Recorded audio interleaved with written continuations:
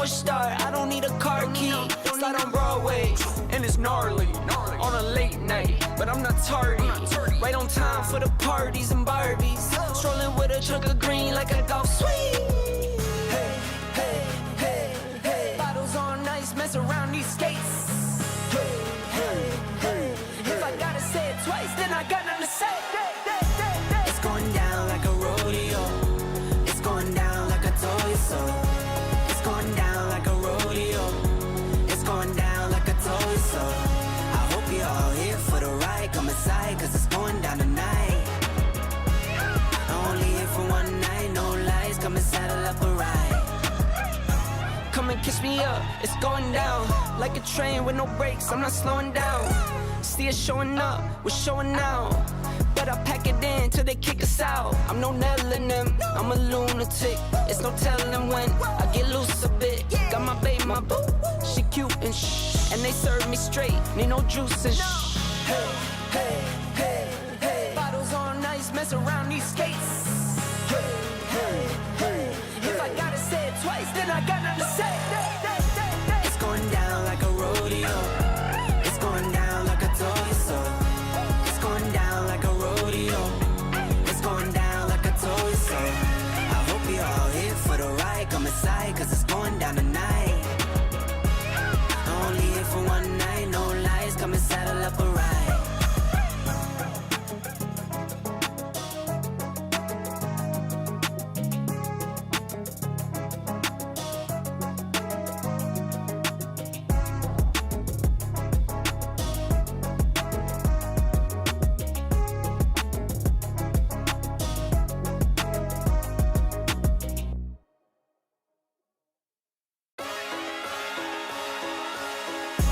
It's going down like a rodeo. It's going down like I told you so. It's going down like a rodeo. It's going down like I told you so. I hope you're all here for the ride. Come inside, cause it's going down tonight. Only here for one night, no lies. Come and saddle up a ride. Need a yeehaw, you know how ye. Here for one night and we just wanna party. In a fast car, a Ferrari. It's a push start, I don't need a car key. Slide on Broadway, and it's gnarly. On a late night, but I'm not tardy. Right on time for the parties and Barbies. Strolling with a truck of green like a golf swing. Hey, hey, hey, hey. Bottles on ice, mess around these skates. Hey, hey. This our time, we run it. Back on top, feeling great. Back on top in the ranks. One shit one, number one, not the mother ones. Other ones feel fake. This our time, we run it. This our side, we on it. This our grind and we want it. Did it and done it, can't outrun it. Stand up if you ready. Hands up if you ready. Say it loud if you ready. This our time, we run it. Hey, hey, hey, hey. Welcome back, guys. Hands up, you ready? Hey, flight attendant. Oh my God, the poll just went to 50-50. Hey, flight attendant. Hey, Leo. Welcome in, Cooterville. Come on in. Close your damn legs. Hey, Cooter Clippers. Hello, Lindsay. Her, not you. Well, let me turn her off because we have a 50-50 poll. I thought we were ready with Aspen and Trish, but we got to wait for the results. Come on in, you guys, and get cozy and comfy. All right, let me see. Who do we got in here? Brantley, Ostrich, Mama Bear. Good to see you. Spaghetti, Sister. Lindsay Hendricks, Southern Ishii. Good to see you tonight. What is happening? Her neon sign always makes me think Fritos. Well, Hidden True Crime is in the lead. Get your votes in, guys. We're ultimately going to watch both. Toe Beans, what's up, girl? Penny, what's up?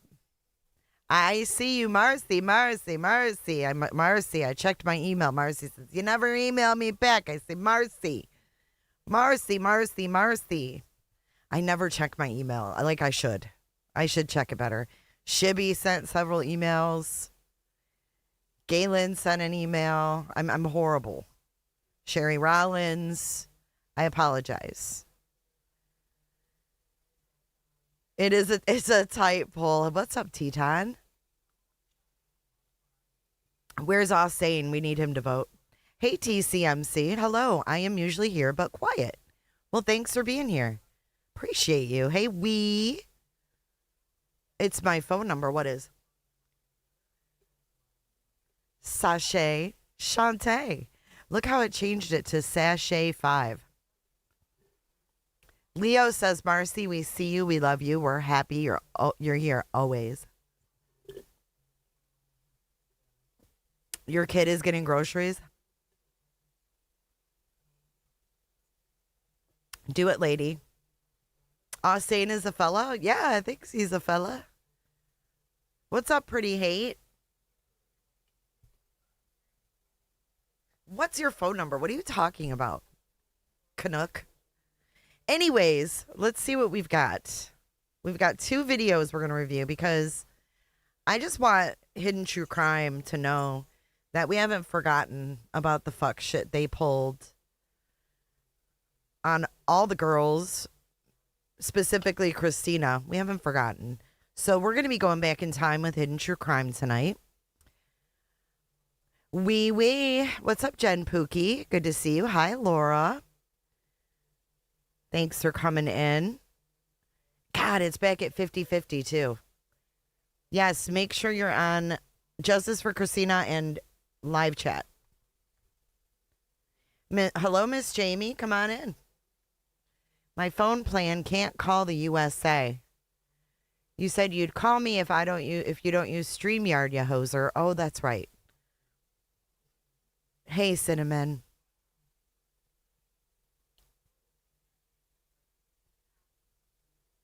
Okay, so Web Sluice is now in the lead. 51%. I am very uncomfortable sitting here. I wanted to do a patio live tonight, but y'all, it is so hot. It's humid as hell. It is so humid here. So what have you guys been up to today? Gladys, Hidden True Crime is HTC. Otherwise known as these guys, Lauren and John Matthias. If you're not familiar,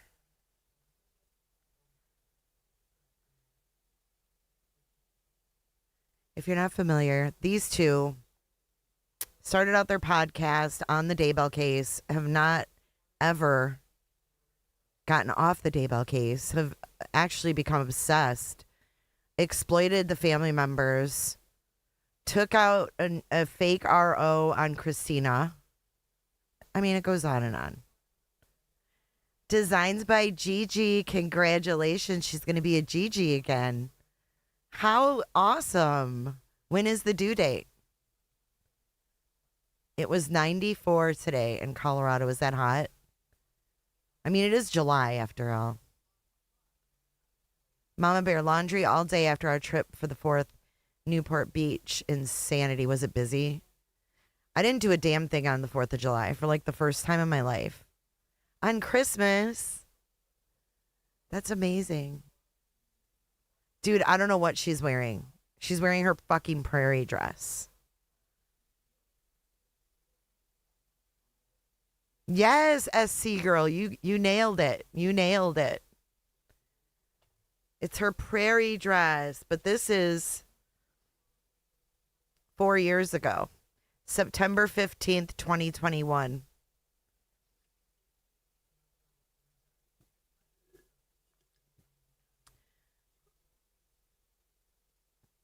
That was 8 faces ago, for real. Hey, Elizabeth W. Hey, Cal. Hey, Earth-sided. It is Creep Town, dude. You guys like that? Creep Town, dude. Danish girl is wearing wool socks. We're over here dying in this heat. The many, many faces of Lauren.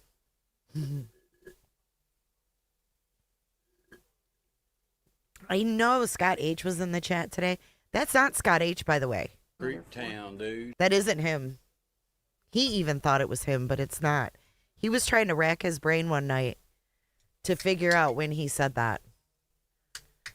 Oh my God, me too, Tobeans. Like, I'm just wiped out. This has really been a hot summer.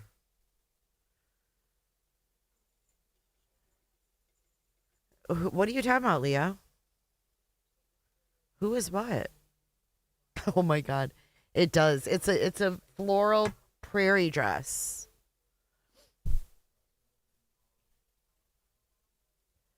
Really, this whole time, who is it? What do you mean?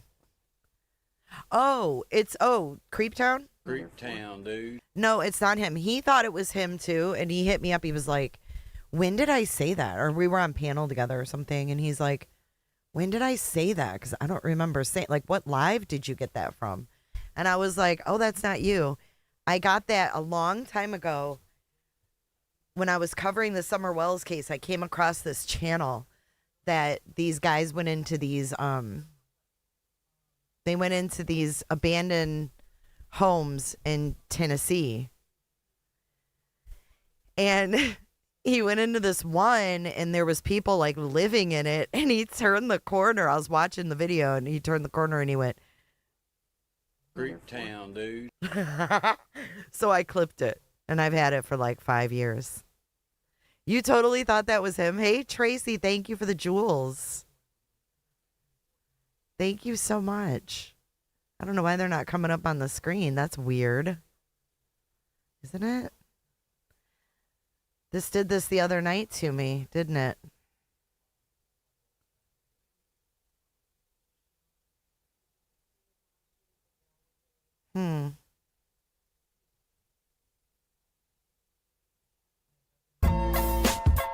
Oh, that worked. That one worked. What's going on? This is a test donation for $52. What? Yeah, that's Scott H. The fuck directly off is. But the other one's not.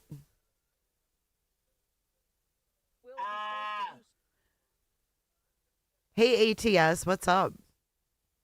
Cal, thank you for the jewels. My freaking alert box isn't working. I just was messing with it before I went live, too. See, I always screw something up. I'm a novice. What can I say? I don't have a producer. Like Lauren has a producer. I don't have a producer.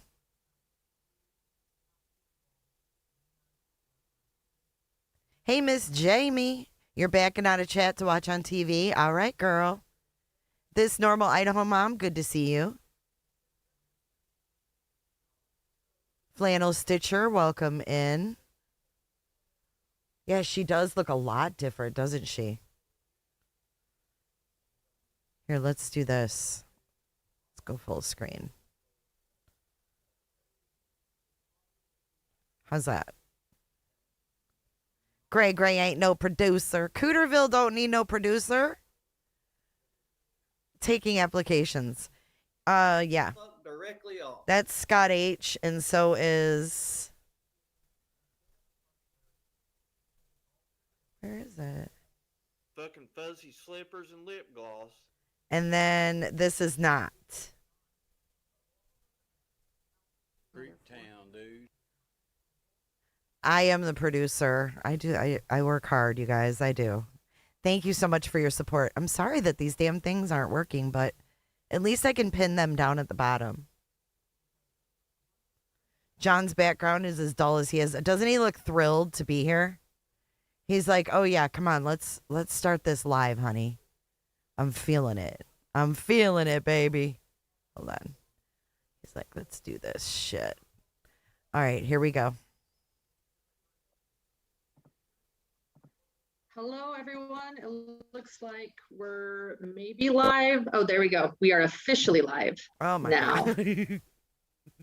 Look at him. He's like, I'm really fucking doing this. I'm doing it. No, I did not. I need to clip that. You want to clip it, Leo? He's like, oh my God, I am really doing this. I'm live on YouTube. I'm totally a one-woman show, dude. No one helps me.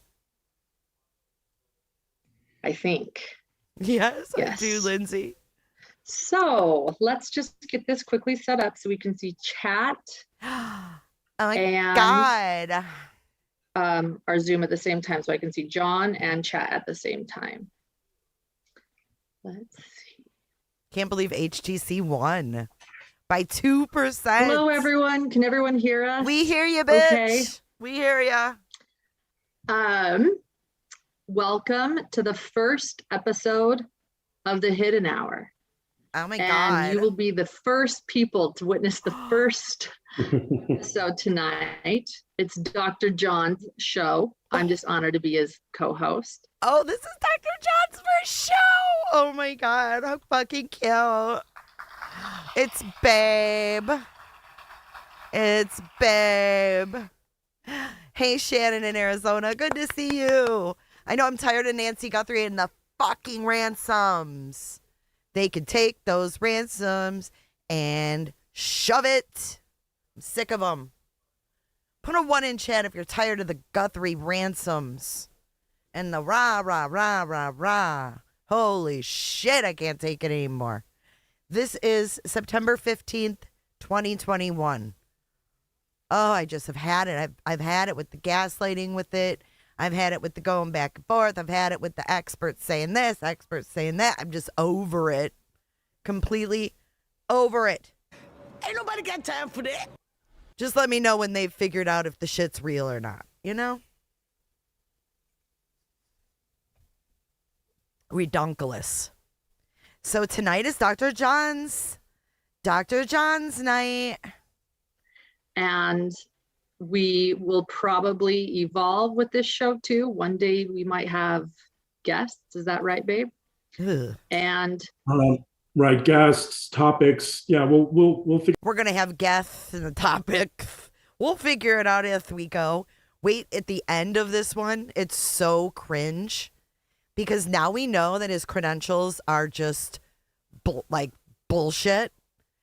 Wait until he has to talk around this last question at the end of this one. It's so funny.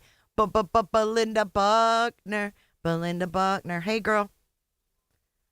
Hey, Rom. Good to see ya. Come on in. We got a little change of pace.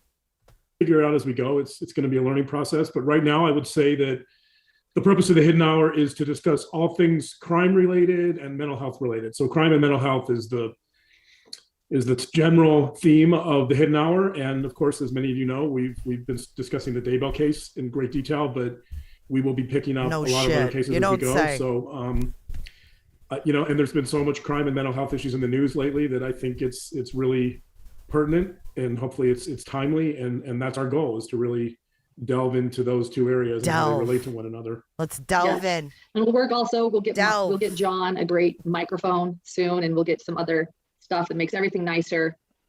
Yeah, donate to us. You'll see us evolve. I need to look at him. He's like, you got the mic, bitch. Why do you get the fucking mic? I'm the one with the fucking credentials.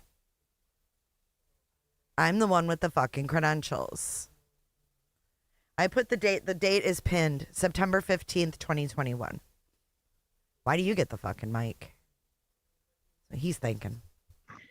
Anyway, we were going to start before the motion and the file came down that everybody saw. Not everyone, a lot of people saw today.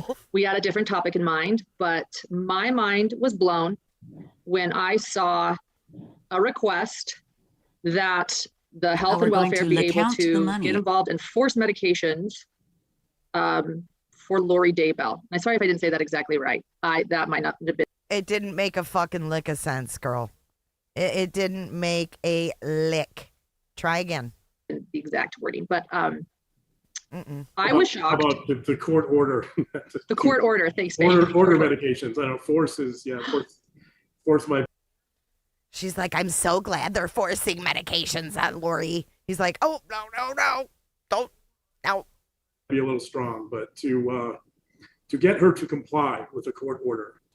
Right. Thank you. Thank you for explaining that. And the thing for me was thinking, what? She really hasn't been on medication this whole time, because we know, hey, Scott, we have a very good idea of her diagnosis. And so, well, first off, why don't you, is Oh, there you something you do? want to say about that? And we'll go from there. What are your thoughts when you saw that? Were you shocked she wasn't on drugs? Lance. Medication? By drugs, when I say drugs, I mean medication. Yeah. Well, I mean, you're probably referring to antipsychotics, yeah. But He's like, did you see his face? He's like, this is not going well already. Watch. What's up, Scott H? Good to see you tonight. Hey, Susan. Watch his face. well, I mean, you're probably referring to antipsychotics, yeah. But yeah, I mean, my first thought was He's like, this is terrible. we're getting a more detailed glimpse of Lori's personality, right? Like, this is someone who's manipulative and deceitful. And, Right here. you know, I talked about the whole notion of Machiavellianism in our last. Machiavellianism? Look at him. Machiavellicism. Did I say it right? YouTube Live, and we're seeing some of that here, right? I think, like, how can you have I assume there's a court order for her to take medication. I mean, I guess we haven't confirmed that. We haven't seen the court order, but she's, you know, somehow after several months, she's. Why do you think you don't know shit? You don't know shit. What's up, Free Ricky? You don't know anything about her mental disorder or anything that has to do with her medical. Look at this. Oh my God, this is messy already. Ugh, the tongues.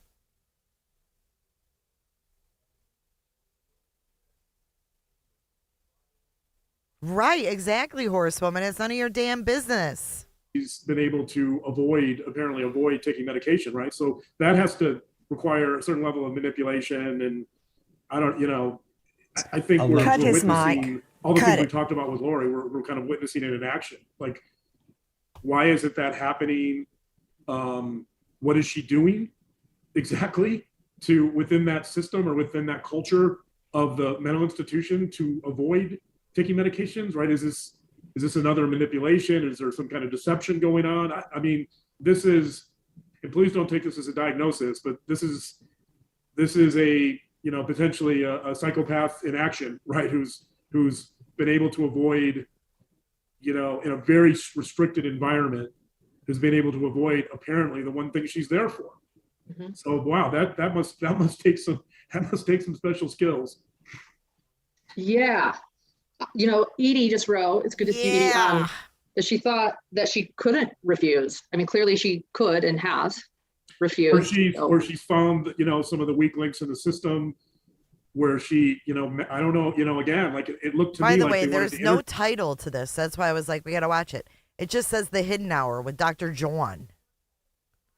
Some of the people at the hospital, right, to kind of figure out what's going on. But, you know, is this a manipulation? Is she working with certain, you know, is she able to manipulate or you know, to influence certain people that are supposed to give her meds? I don't know. It's fascinating. I mean, it's really astonishing in some ways that, you know, it's been months and nothing's changed. You know, that this is the same person that Gladys presumably had a role in some murders and has been manipulative her whole life, and she hasn't changed one bit.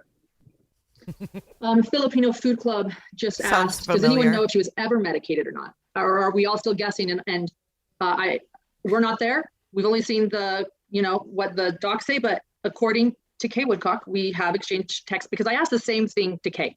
I won't. Here we go. Already dropping Kay's name, sharing shit that she texted with Kay about. Probably didn't have permission to say it on the stream, but did anyway, because she doesn't give a fuck. At least the lawyers read her text, but let me be clear what I asked her. I said, is it really gross, true that she's Michelle. not had any meds since being incompetent? So she's reading verbatim the text between her and Kay. Unbelievable. And Kay started the text by saying in caps, exactly. So that's what we know right now from Kay. And she's angry because what has she been doing in there? Yoga? You know, what in the world has Right. Lori Daybell been doing to be able to get to a And this is in 2021. Just straight up picked up her phone. Oh, I texted Kay about this, and then just reads it verbatim. They're disgusting, dude. They've been disgusting. And going back to 2021, now it makes me realize even more why I never trusted them in the first place. Exactly, SC. Remember they shared Colby's as well? They shared Colby's text, and he called them out for it, and they act like it never happened. better place so she can be competent to stand trial. In addition to that, I want to talk about what we believe the diagnosis is. I cannot say that we can confirm the diagnosis because we have not seen medical records, but a screenshot between a YouTuber and what the mark means told the YouTuber. Oh, I wonder who the YouTuber was. Let me guess. Awin Reese. Awin Reese getting Lori's medical information from Mark Means, and people think she's a victim of anything? No. A YouTuber. Dude, she was me either. Normal Idaho mom. She is trouble with a capital T. YouTuber is, and what the mark means told the YouTuber is adult onset schizoaffective disorder is what the evaluation. What the fuck? What if this her like somehow fucked up her trial or something? What are these people doing? Why was that Awin girl trying to act like she was a fucking friend of Cresha's? Do you know if this trial would have gotten fucked up or does get fucked up because of this in some way, shape, or form? I'm looking at you, motherfucking Awin, for putting this family through this. I mean, what is wrong with these people? Sharing medical stuff with YouTubers, and then she's giving it to these fuckwads? For what reason? For what reason? Dude, she was talking with Lori Daybell's lawyer before the trial and shit. That is really, really inappropriate if you ask me. Hey, body. Later concluded when he allegedly concluded when he saw and evaluated Lori. Hi, Crystal. And so knowing that, well, first off, why don't you tell us again? You've told us this before, Dr. John, but you didn't tell us this while we knew for certain that this was the rumor that Mark Means was telling a YouTuber this is the diagnosis. So why don't you first explain to us what adult... And they're literally saying it like it's no big deal. No big deal. Why don't you tell us, Dr. John, what this YouTuber said? What Lori's lawyer said to the YouTuber? Holy shit. They just act like it's no big deal. Her medical. Onset. Now, I don't know if this could screw up, now that she's already been, tried, convicted, sentenced, all that. But it just doesn't seem very on the up and up, if you ask me. And what kind of doctor would want to get that kind of information in that way? You've got to question his integrity for not saying, no, this is highly unethical. This is highly unethical to do on our show. It's highly unethical to have the information, but it's even more unethical to do it on our show. This guy's a joke. He's a fake. He's a fucking fake. Schizoaffective disorder is, and then I'll ask my second question. Oh, they make me so mad. So schizoaffective disorder, at the most simplistic level, what I would say is it's schizophrenia with a mood disorder. So in other words, it would be symptoms of schizophrenia. And so that would include one of three what we call active symptoms of schizophrenia, which would be hallucinations, delusions, or disorganized thinking. Or he should know better, but he doesn't. You know why? Because he's a quack. He's a quack. speech. And so it would be one of those three things. She's writing down who's given the most super chats. Don't let her fool you. With a mood disorder. So a mood disorder would be depression or maybe bipolar disorder. Shut up, for Lori, John. it would probably be something like depression, but it's essentially schizophrenia with a mood disorder. So ugly bitch. it makes it a little more complicated. You know, if you're gonna use antipsychotics, and let me talk about that briefly too. So the second generation of antipsychotics, which would be like risperidone and Abilify and Seroquel, there's a number of second generation antipsychotics that would be used to treat. Can you feed your wife some of those? Maybe just crush them up, put them in her fucking drink. I don't know. Schizophrenia these days, and usually if you go from a baseline of no meds to meds, usually there's about a 70% chance of significant improvement from the medication. So we know the medications work well for the most part, right? So so the problem here is when you throw in a mood disorder, it gets more complicated. You know, I could see, so it's possible, Kay indicated that she's taking no meds, so that's obviously problematic. Kay indicated she's taken no meds. Throwing fucking Kay under the bus. I hate these people too. Trust me. They are the bottom of the barrel, but dressed up and branded to look like they're fucking legit. They ain't the first, and they won't be the last. But it's possible that maybe they gave her some meds at some point and stopped because they have to use some combination of antipsychotics and probably like a second generation of antidepressants too. Like, I don't know what, Lexapro, Paxil, there's all kinds of newer antidepressants. And so that, there's going to be drug interactions. There's going to be, it's going to be a little trickier to combine those two and to kind of address the combination of depression with schizophrenia. Okay, so I'm just going to stop this mofo right here. He's not a psychiatrist. He shouldn't be giving advice on medications, in my opinion. He shouldn't be giving any of this. None of it. They shouldn't even know. They shouldn't even know.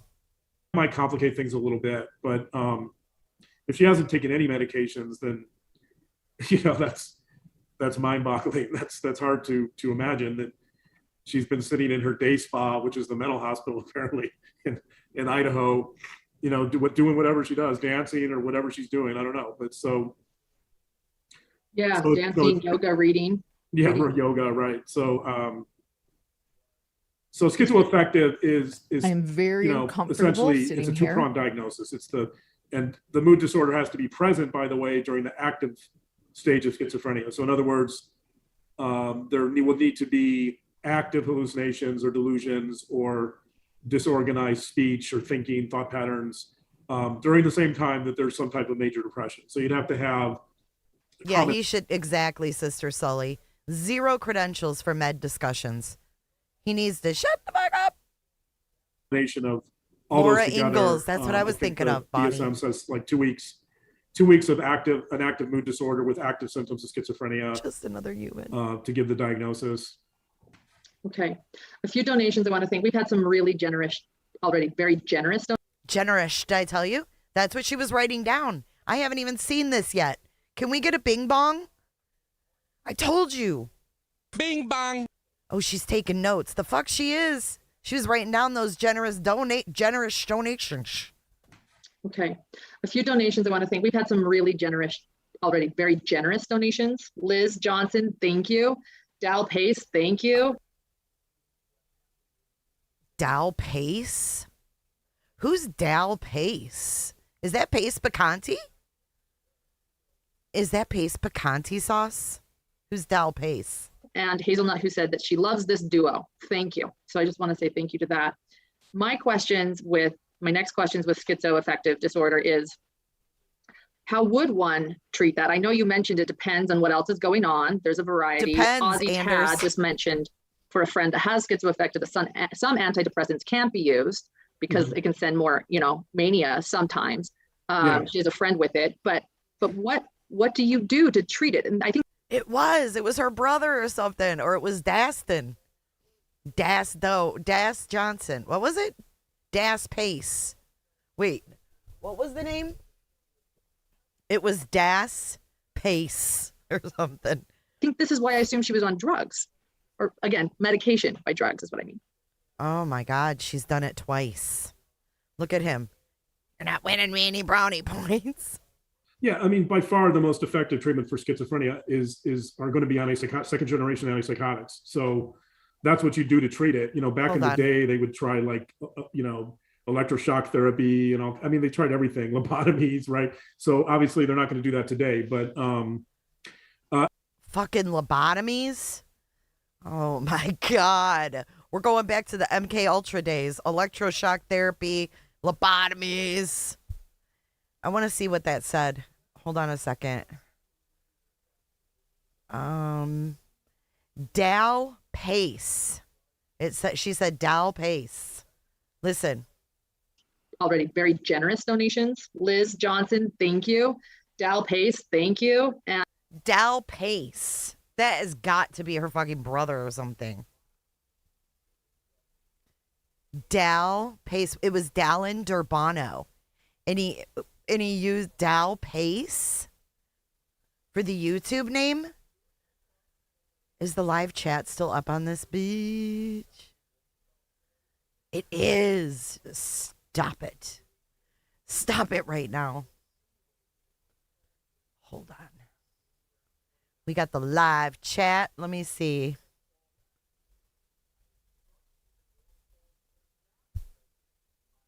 We got Hazelnut.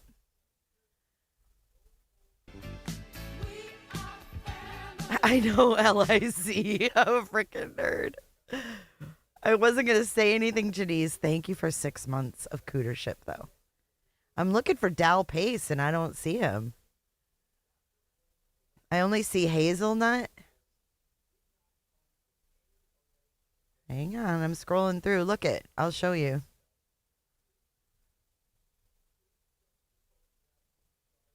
His face. See over here? You can see the chat. There's LIZ dropping 50 on him, Jack. And then Hazelnut. I love this duo. But I don't see anything from that Dal guy. Nothing. I mean, make it make sense. Did he ask for a refund? What's going on? Yeah, there's like nothing. Oh my God, there's Colette. There's Colette. Oh shit. No, I don't see his dono. I'm just not seeing Dow. Weird. It's on, yeah, it is. Live chat. Mm-hmm. Show is. It ain't there. Are going to be second generation antipsychotics. So that's what you do to treat it. You know, back in the day, they would try like, electroshock therapy and all. I mean, they tried everything, lobotomies, right? So obviously they're not going to do that today. But it's better understood. There's clearly some, biological basis to it. Now we believe, or, mental health professionals believe that it's based on brain circuitry. So there's been an evolution in mental health where. Hendrix, I'm going to give you the link, or whoever in chat. You guys go see if you can see Dal's donation. He might have me blocked. Yes, that's LIZ, nuts. Oh, shit. God bless. What? America. Hell no, Marcy. We'd never frickin' block you. We used to kind of say maybe it's the amygdala or the hippocampus or the prefrontal cortex or whatever. But now 14 minutes. Now there's a tendency to see parts of the brain working systemically together. So the general assumption is that certain parts of the brain function as a system. And when certain elements of that system are disrupted, then you have problems.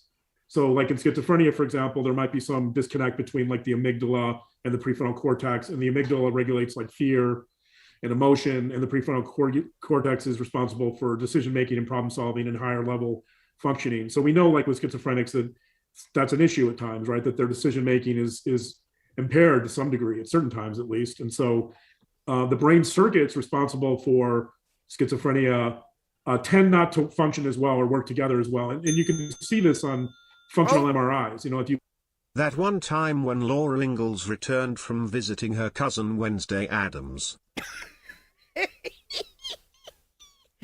Thank you, Pretty Hate, for the cooter chat. Let's play that again.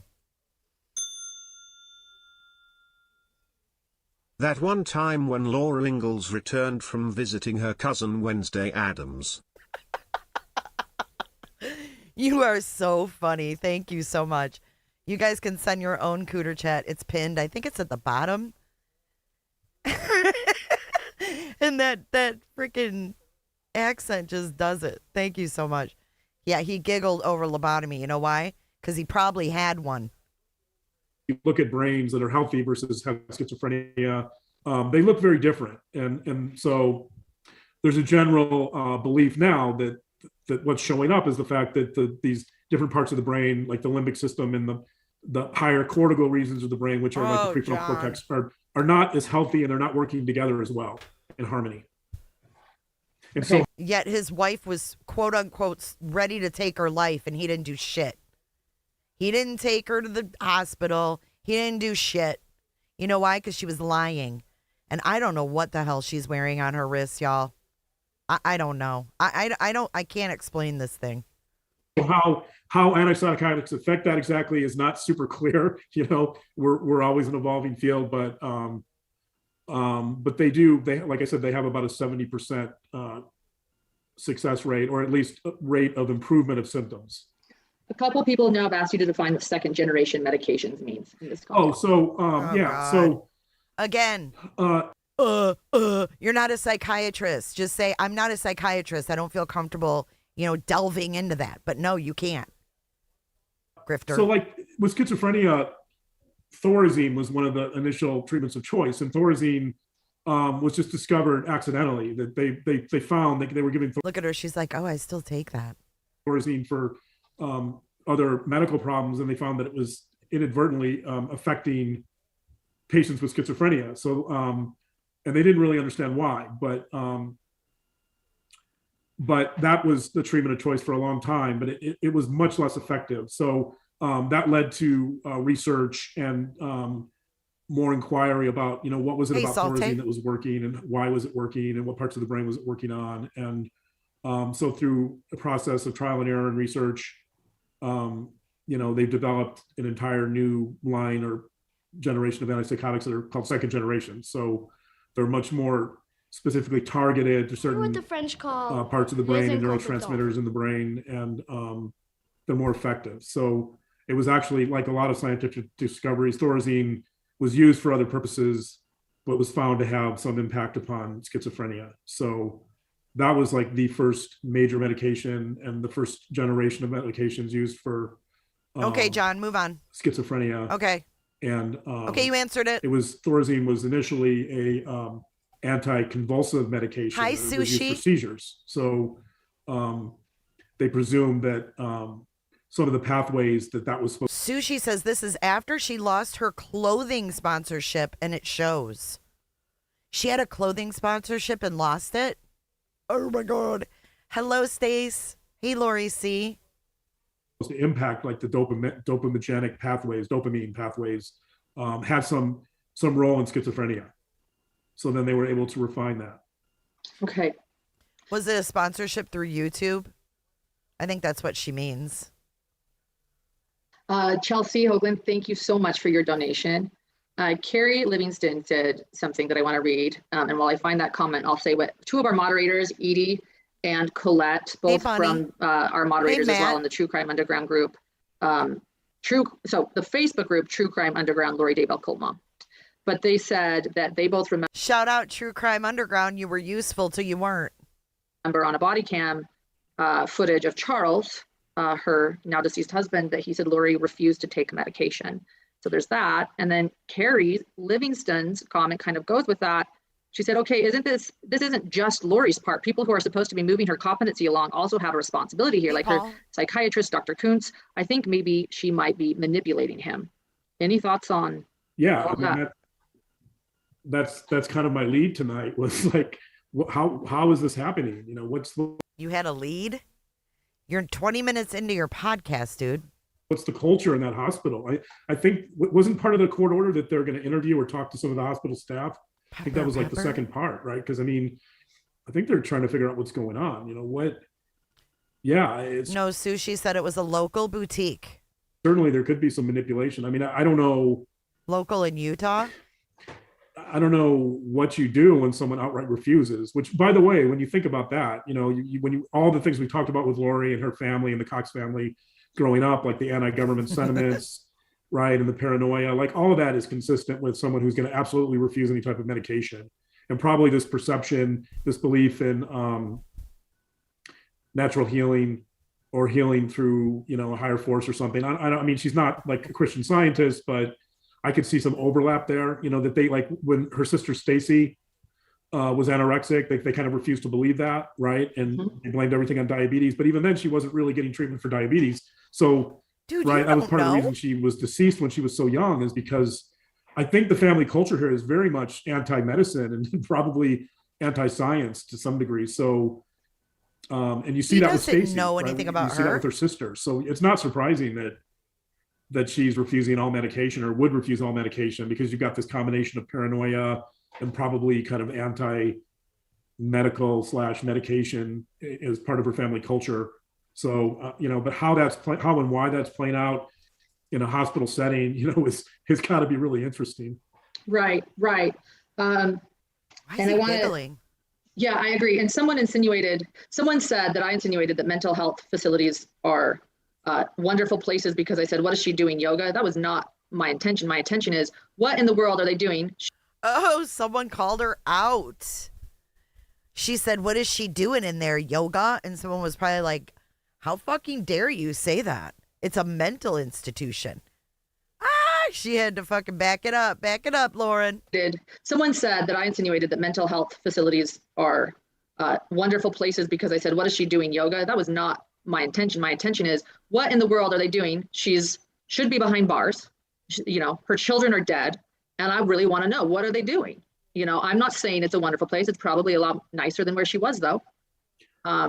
Yeah, so, I mean, they're not the typical mental hospital. Yeah, it's an interesting question. I mean, I don't think you were I think you were being a little sarcastic, but not didn't mean to be condescending.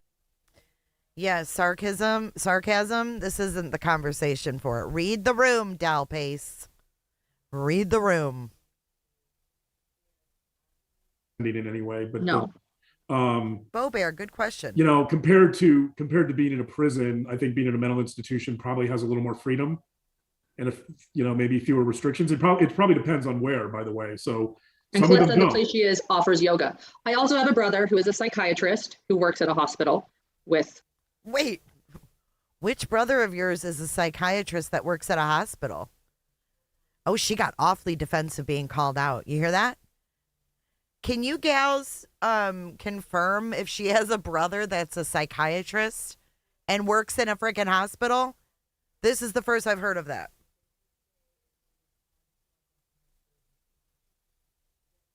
Janice, are you still here?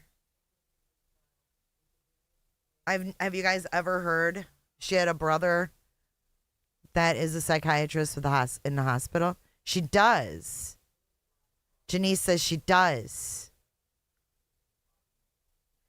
Right. Why doesn't he come on instead of John? But right. I mean, I have a brother that's a lawyer. Does that make me any better at the law? No. I mean, I really don't. But if I did, I would sit here and I would say, well, you know what? You know what, Andrea? You know what, Scott Reich? Like, my brother's a lawyer. I've never heard that either. But wow, she gets defensive. Listen. You know, maybe fewer restrictions. It probably depends on where, by the way. So. And Cliff said the place she is offers yoga. I also have a brother who is a psychiatrist who works at a hospital so I am familiar as well. What? That has nothing to do with what? You're not familiar. And when you say the Cox family is, could likely be anti-medicine. How come she's never talks about this brother? I've never heard that before. And anti-doctors, you're not saying that the Cox family is making this choice, but just sort of maybe where Lori that really does her Idaho mom refusal. I'm saying, I'm saying that the Total family badass. culture that she grew up in shaped her beliefs about it. Yeah, The family culture has a major influence upon upon what the decisions he's making now. That she's flow. I think she's assimilated a lot of those beliefs probably, and we're seeing them play out You're at so the moment. funny. right. So that I don't have any. Yeah, no, I don't. I doubt that the family. I don't know enough about what they would tell her, but I don't. I'm not saying that they're having a direct influence on her in the mental institution. He didn't or the seem mental happy hospital. when she said that either. Right, Hey, TM. right. And an RN just commented, Hazelnut, again, thank you for the donation earlier. And she said that she's an RN, and yes, it's much nicer than the jail would be. And that's what the comparison was. And it was, again, sarcastic. You're being sarcastic by saying Lori was doing yoga. Yeah. So there are a lot of questions coming in. Would a late onset schizoaffective disorder, would it come out because of a psychotic break? Like, do you think Stephanie Bing Bong? We talked about this, Yes, we have. After the last episode where we talked about this issue, I want to remind you, you actually got on the phone with your brother, who's a psychiatrist, and said, hey, which is because we had talked about it. You said, hey. Oh, she got on the phone with her brother. Here we go. I put it down on regular speed. Let me know if you can even handle it. What do you think of someone who gets diagnosed with schizophrenia at age 48? And he said would be highly, highly unusual.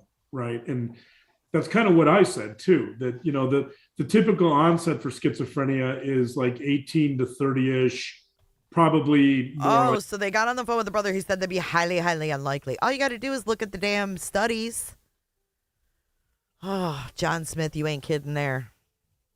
She looks like an apple tonight. I'm going to go back to 1.25. Like 18 to 26-ish for males, maybe a little later for females, 28, 30.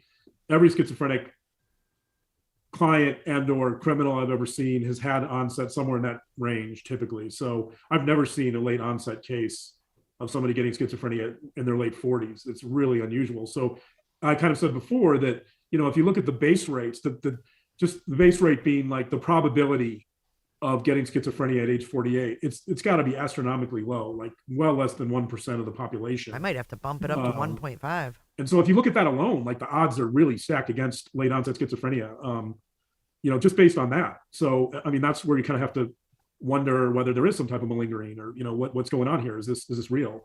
I'm sure they sent in some really, really qualified people to assess her. So, I'm not doubting the evaluation at all, but do it, lady. But it is still a peculiar situation. And you're saying a whole lot of nothing. You and I were talking earlier about the Matthew Coleman case. He's 40. He turned 40, and the family, although a family friend has now said that he feels like he had a psychotic break, and that the only way he would kill his kids. So those of you who followed that case and know that he killed his two children, both under the age of 2, right? Or God, like you 2-ish. people are morbid. Yeah, the Matthew Coleman case is a recent case. I'll just give a brief background for those that don't know. We've done a couple episodes on our Patreon account. We'd like to bring it here to the Hidden Hour and continue with it because there are a lot of similarities, very sad similarities with the Daybell case. But a surf school instructor named Matthew Coleman, one day as the family was getting ready to go camping, so he had a wife and 2 very young children. The oldest was 2, the other was, I can't recall, but months, I think an infant, a boy and a girl. They were packing to go camping. The wife claims that there was no argument before or anything, but that he just got in the car and left with the 2 children and didn't know where they went. She called police that night because she was concerned they didn't even have car seats in his car. And when the police came, she kind of said, well, I don't think that he would harm them. I'm sure, that they'll be back. And so the next day they were back and she was again very concerned. They tracked him. They found him in Mexico. And at that point, he had murdered both of his young children. A very, very tragic story. And the probable cause statement, when he talked to police in law enforcement in Mexico, he said that QAnon conspiracy theories, he thought his children were going to grow up to be monsters and that he needed to kill them because his wife had demon DNA. And he also used the term that he needed to save the world. And so he stabbed his children with a spear fishing gun. Hey, So Floppy. there's the background, and yeah, tell us the latest, Dr. John, on that.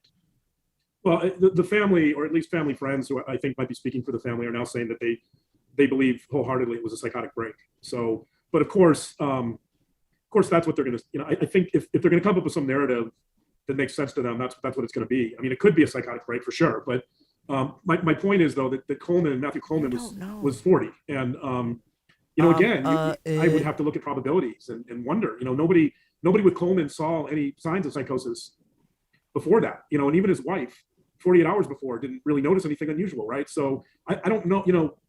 It's pretty clear to me that by the time he put him in the car, he knew what he was going to do, right? So it's an interesting explanation, but I don't know if it's totally believable. But on the other hand, I don't know if our listeners are familiar with Herbert William Mullen, but there's a lot with Herbert William Mullen was a serial killer who had schizophrenia, who went on this killing rampage. He's much older. I think he's probably like in his 70s now, but or somewhere around there. He's a wackadoodle. But he had similar. His killing spree involved. He saw a hitchhiker, and he stabbed her, killed her, like disemboweled her, cut her apart, and left her body parts on the side of the road. Like, it was really brutal. But part of his crime spree was that he believed that God was telling him to do these murders, and that he was preventing earthquakes and all these calamities, and right, like,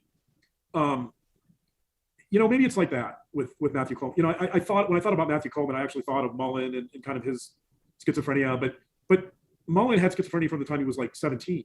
He was diagnosed early, right? And so Matthew Coleman at 40, just to have it's different in that sense, right? Like, it's a little more unusual, and just like Lori. So if you just look at the probabilities, the odds are against it, but that doesn't mean it's not possible. So the way it's possible is if there's some really traumatic event or some major trigger or some stressor that's overwhelms their ability to cope. It overwhelms any type of resiliency or ability to adapt to whatever it is. Thank you, Gigi. That could definitely push someone. Congratulations again, Gigi. So it's possible that, Lori, we talked about this. There's what I call the diathesis stress model, or the vulnerability stress model. He just doesn't stop. There might be some genetic predisposition to schizophrenia or psychosis that gets activated or occurs when there's a major stressor. So, sitting in jail waiting for trial or waiting for charges, knowing that you might be put on death row, I would imagine, is got to be a pretty big stressor. So I don't know what that stressor would be for Matthew Coleman. It doesn't seem like there were any, except for this delusion that, that somehow, his kids had this DNA, and, but I mean, even if they did, there wouldn't be any imminent threat. I know, his kids are so young that they're not going to go out and take over the world at age 2 unless they had special powers. But special power. He is so out of touch with reality. What the hell is he talking about? It's a little, his is a little. The best part is at the end, though, when he's like tongue tied. You guys are going to laugh. Yes. Mr. Tongue gets tongue tied. Different in the sense that I can't imagine what a stressor would be. Maybe there was something in the marriage. I don't know, but maybe there were financial issues. I don't know, but usually if there's going to, like, in either of those cases, if there's going to be some type of significant. Was that a jab at her, Miss Spanks? Significant psychotic break that's going to happen overnight. There's going to be some major trauma or stressor. I would typically think of something like PTSD, right, where there's a life or death event potentially that impinges upon one's mental health. Well, so that's a good segue to a question Colette Cox, and someone else responded as well. Colette asked, do Lori's mental health crises match up to times when Chad seems to try to disconnect publicly? Above that, she actually total asked, sham. And I can't find it. She highlights them well with her little question marks, but it was, would, a psychotic break happen if she was brainwashed? I wrote out, if she was brainwashed by Chad, would that be like a way to lose her mind? And in addition, does it match up to when he pulls away? And then someone responded that they've been wondering the exact same thing. Would she sort of, can't find it, guys. This chat goes so fast and I've even slowed it down. But they said that they had a similar question wondering about her decompensating, like when that happens. And Tyler Chesley, thank you for your very generous donation. John, we've had so many generous donations tonight. We're so excited. Obviously, people are excited for the hidden hour. And so thank you, babe. And I'll ask. Thank you, babe. Hey, babes. Babes in the chat, can you please hit the like button?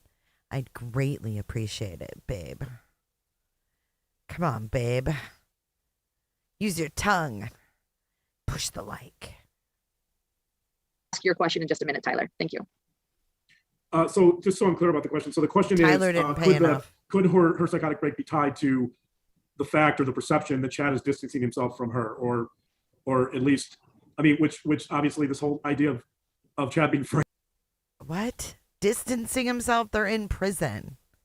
They're in prison. Floppy Fizz says gross. Well, it's true. They like the. You guys are fucking crazy. You said gross. Ew, bleh.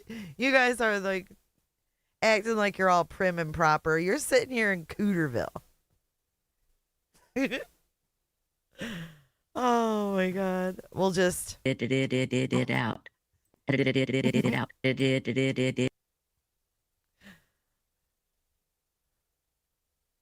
Shotgun. This is 2021 and they're still doing it. Yep. Brain would be consistent with that. It could be. It's hard to really. Sure. I mean, they're in separate cells, separate parts of the jail. They can't Lick communicate. that light button. I'm sure that's taking a toll on her. I'm sure that she's worried about his story and whether he's going to turn on her. And right, there's probably a lot of stressors there for sure. For somebody who is potentially really dependent upon Chad for a lot, I think that separation would create a lot of stress. Again, I don't know. If I had to guess, I wouldn't think that would lead to a psychotic break, but neither Lori nor Chad are the most resilient human beings. So maybe it wouldn't take a lot, to really create the conditions for her to, for lack of a better term, to snap. So that's certainly possible. Yeah, that's an interesting. I haven't really considered the stress of that, but yeah. Aussie Tad says that if she agrees, if she's borderline plus rejection from Chad would probably flip her out. Colette added the question she had that I couldn't find earlier, and the exact way she asked it was, if Lori was brainwashed, would we expect to see some of Chad's control to begin to lose its power by now? So that was a different question she had that I really botched. So, hi, Lisa. In other words, if she starts to get better and she was brainwashed, but now she's not, does he start to lose You guys, any that power? reminded me. Have you guys seen Lauren's latest TikTok? Oh my God. Speaking of going prairie dress to all nips in. No one will want to stop that ugly bitch. When we have a palate cleanser, I'll get it ready.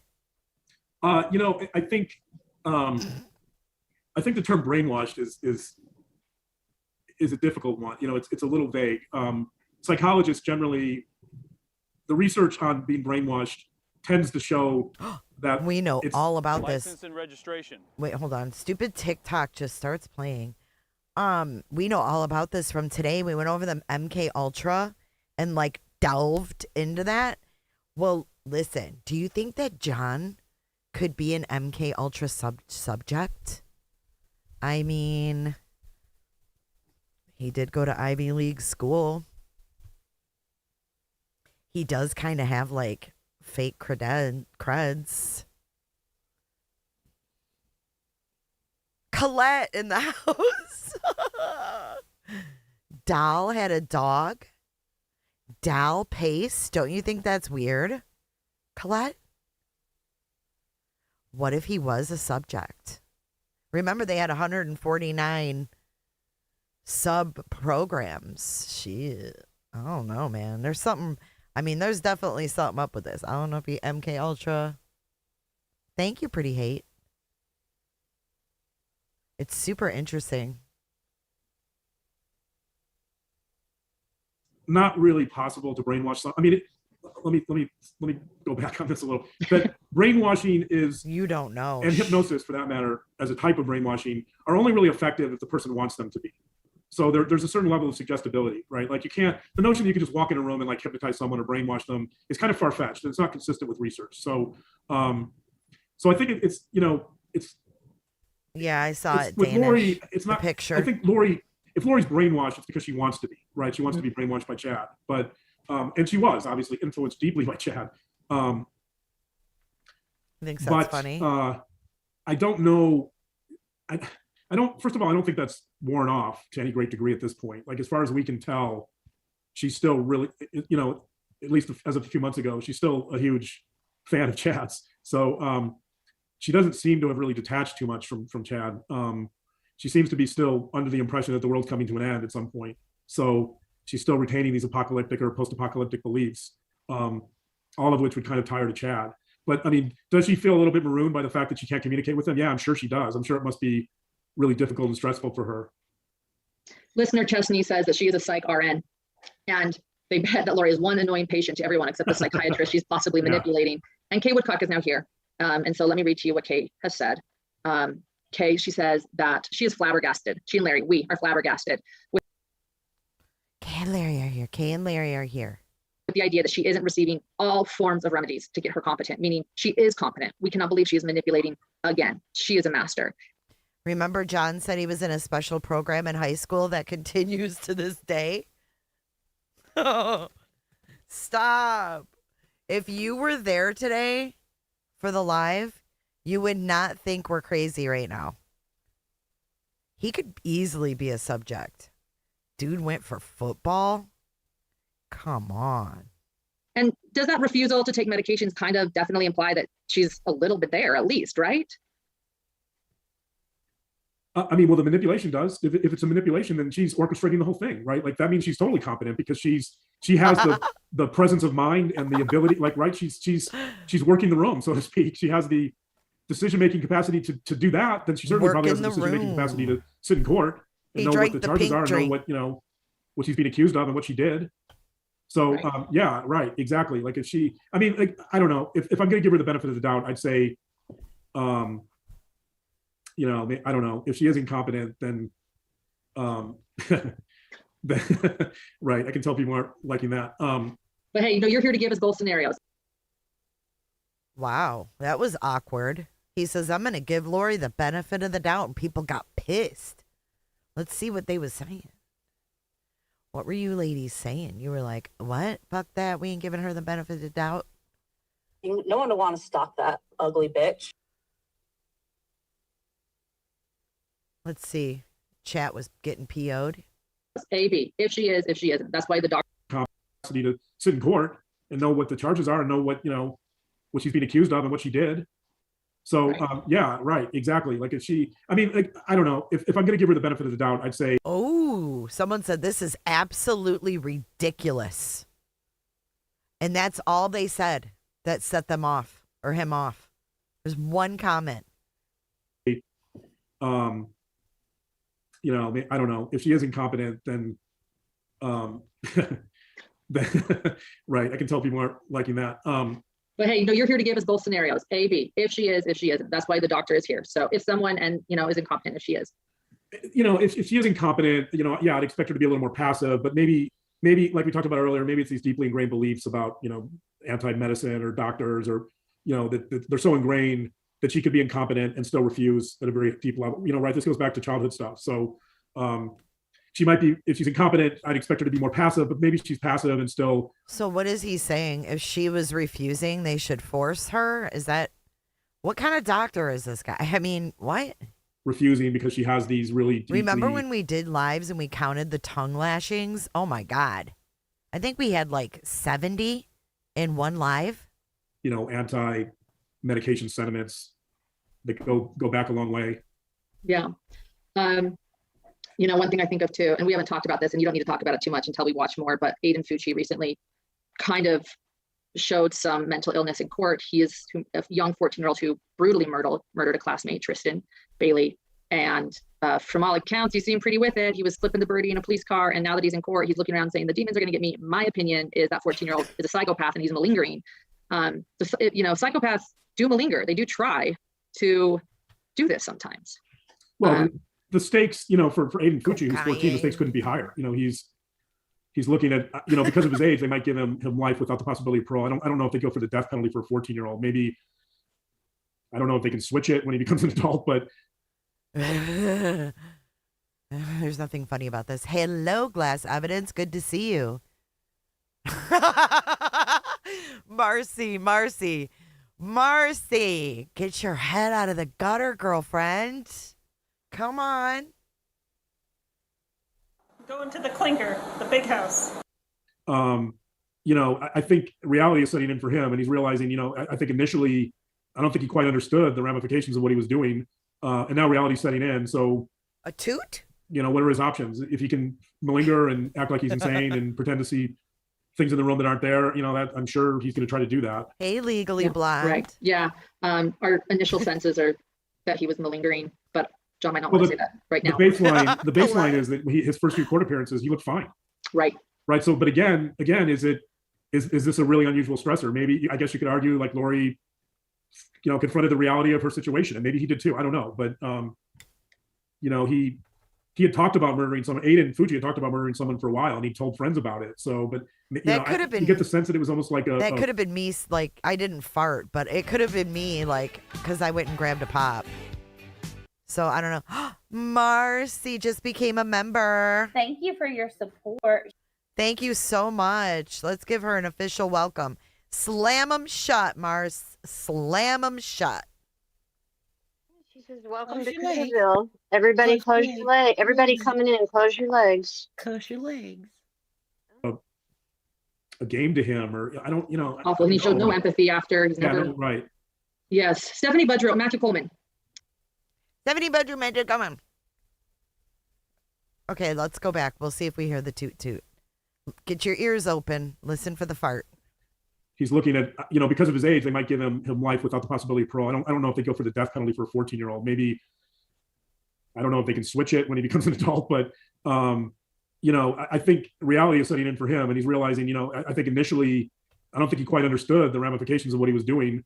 And now reality's setting in. So, what are his options? If he can malinger and act like he's insane and pretend to see things in the room that aren't there, that I'm sure he's going to try to do that. Yeah. Right. Yeah. Our initial senses are that he was malingering, but John might not want to say that right now. The baseline is that his first few court appearances, he looked fine. Right. Right. So, but again, is it? I'm not sure if I went back far enough, but he said it was malingering. So I'm sure his fart is malingering at the mo. Is this a really unusual stressor? Maybe, I guess you could argue like Lori, confronted the reality of her situation, and maybe he did too. I don't know. But, he had talked about murdering someone. Aiden Fuji had talked about murdering someone for a while, and he told friends about it. So, but you get the sense that it was almost like a game to him, or I don't, Awful. And he showed no empathy after. He's never right. No, almost like he was programmed to do so. You're bright-eyed and bushy-tailed. Yes. Stephanie Budrow, Matthew Coleman. Stephanie is one of our mods. Thank you for being here, Stephanie. Matthew Coleman admitted he killed his children because he believed they were going to turn into monsters. Oh, and the emphasis is admitted. He admitted to this. But Lori hasn't admitted to anything that the public knows. Doesn't admitting with a very strange reason, wouldn't that indicate mental illness?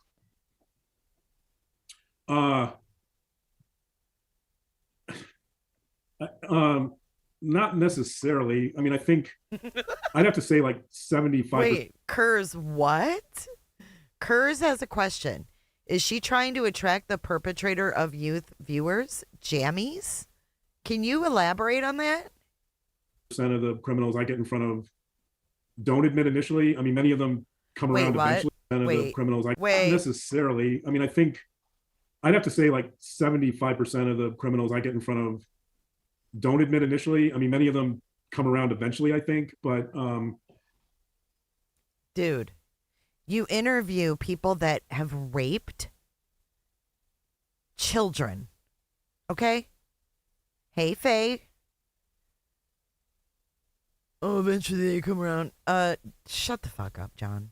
Admitting would actually imply that he's able to deal with reality to some degree, right? Like he's admitting, I mean, the reality may be wildly skewed, thinking that his kids are like monsters or lizards or whatever, but still, like it shows that he had some awareness of what he did, right? It shows that he wasn't like in that moment, he was aware of his surroundings and he was aware that it was his kids. I don't know, it actually, if they want to go with like an insanity plea, that's not going to help him.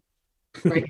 So, I mean, it seems like he was kind of oriented. Maybe he wasn't when he did it, but still, like the fact that he admitted would actually kind of imply that there was some conscious intent and that he had some grasp of reality.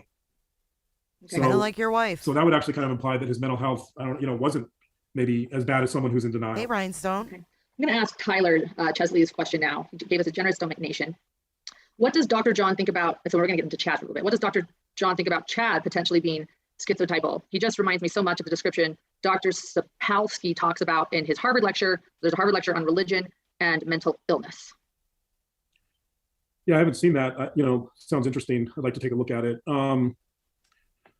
I don't really. I think they're in separate rooms in this video. She's actually at home. I mean, he has some of those features, but. Hey, Carolyn, good to see you. He tends to be. I mean, he's not super socially isolated. he goes to conferences and speaks, and I think I've thought about that. I don't really see him as being schizotypal per se. I think there's definitely some narcissism. I mean, he's not the most sociable guy, and he doesn't have the best social skills, but he's able to function socially at a fairly decent level. He doesn't really have kind of the bizarre mentation that you'd expect from schizotypal, at least that I can tell. I mean, I could be wrong. Maybe testing would reveal some of that, but yeah, I think there's some overlap there. I don't know if I would go with that diagnosis, but I think it's a good observation. Yeah. Thank you for sharing that. Here's another question Betty? that hasn't been on chat, but I thought it was great by Patrice. She emailed us this Dear Dr. John question. She said that I have a family member. So we're back to Lori, because Lori has this diagnosis, whether it's real or not. There's a diagnosis out there that a lot of people are becoming familiar with. That's, this adult onset schizoaffective disorder, if she has it. Dear Dr. John, I have a family member by marriage. Oh my God, you're so right, Curse. It is like a 1970s nightgown. I actually had one of those when I was like 7 or 8. Little sidebar here, okay? Story time with Jay. I had one of these fucking nightgowns, and they had that. It was the real like rough material that was like flame retardant or whatever. Well, it wasn't washed, and I put it on, and I broke out into hives. I had hives all over me the size of quarters. It was horrible. Horrible. Okay, back to the video. Oh, and thank you, Northern Beans. We're celebrating 22 months. We celebrated, I think, 37 on the other channel today. With arms wide open. So proud to be a cooter. With legs open. Slam them shut, girl. Marriage who has Well, you can leave a little room. Yes, all itchy. And I'm telling you, it made me break out. It was horrible. I had to go to the freaking emergency room. Horrible. Induced schizophrenia. The story I am told is that it initially manifested in him preaching in casinos and subsequently has migrated to seeing bad and good spirits in people and other wacky things not pertinent to the question. My question is, if a person has schizophrenia, are they predisposed to think they are godlike? And if so, what part of the Daybell-Vallow case could possibly be explained by it? So would a person be able to function in society and appear normal to others? Did this person send you a damn book? Where are you reading this from? So let's just focus on there were 3 questions there. If a person has schizophrenia, let's start with this one. Are they predisposed to think that they are godlike? So that gets into different types of delusions. So one of the 3 prongs of schizophrenia are hallucinations, delusions, or disorganized speech or thinking, like grossly disorganized speech or thinking. So you have to have one of those 3 to give the diagnosis. So let's that would fit in the delusional category, right? So you got it, Flo. There's a lot of different kinds of delusions, and there's actually there's some delusions are fixed beliefs that are resistant to any type of reality or evidence, and some delusions are called bizarre delusions, meaning that they're kind of like thought insertion is a bizarre delusion. Thought insertion. Bizarre delusions would be like the CIA implanted a thought in my head, or like an alien being planted a thought in my head. So there's really different kinds of delusions, and the fixed ones are a little trickier to kind of figure out because. Thank you so much for the reminder. Pretty Hate said, FYI chat, when you do a cooter chat, it goes through StreamYard and just shows your screen name. It doesn't show your PayPal or Venmo in case you're worried about that. Thank you for that reminder, Pretty Hate. Some of those could be cultural, and that's where it gets really confusing. Like with Lori and Chad, they grew up in families and environments where some of their beliefs are explicable by that, right? So they are resistant to reality to a large degree. Chad, for example, kind of living in this fantasy world that doesn't exist and probably will never exist. There's definitely something delusional about that in the sense that he's not living in the real world per se. But in the conferences he attends, it's perfectly understandable, right? So it's kind of hard to ferret out. But the question. He's a psychologist. He's a doctor of psychology, I believe. Thank you, Rhinestone, for 4 months in Cooterville. She said, my 102-year-old grandmother has better taste in clothes, Warren. You're asking is there are religious delusions about, like with Matthew Coleman, saving the world, right? There's delusions of grandiosity, which is that someone thinks they're special or talented or in a really major way that doesn't fit reality. There's delusions of persecution, that the CIA and the FBI are always, tapping our lines and trying to get us. There's somatic delusions about constant bodily. Damn, he just brought up the CIA shit. I'm telling you, hey, Gene Zambini. I love saying your name. Gene Zambini. The print hides the money stains. He is describing his wife. Floppy fins, thank you so much. These two are like nails on a chalkboard to me. The self-importance is nauseating. Yeah, they're disgusting, but we're getting to the fun part when he gets tongue-tied. It's funny. And then we're going to watch some Aspen. Well, first, we're going to have a palate cleanser. We're going to see, look at what Lauren's been doing over on the Tiki-Takis. We're doing that next.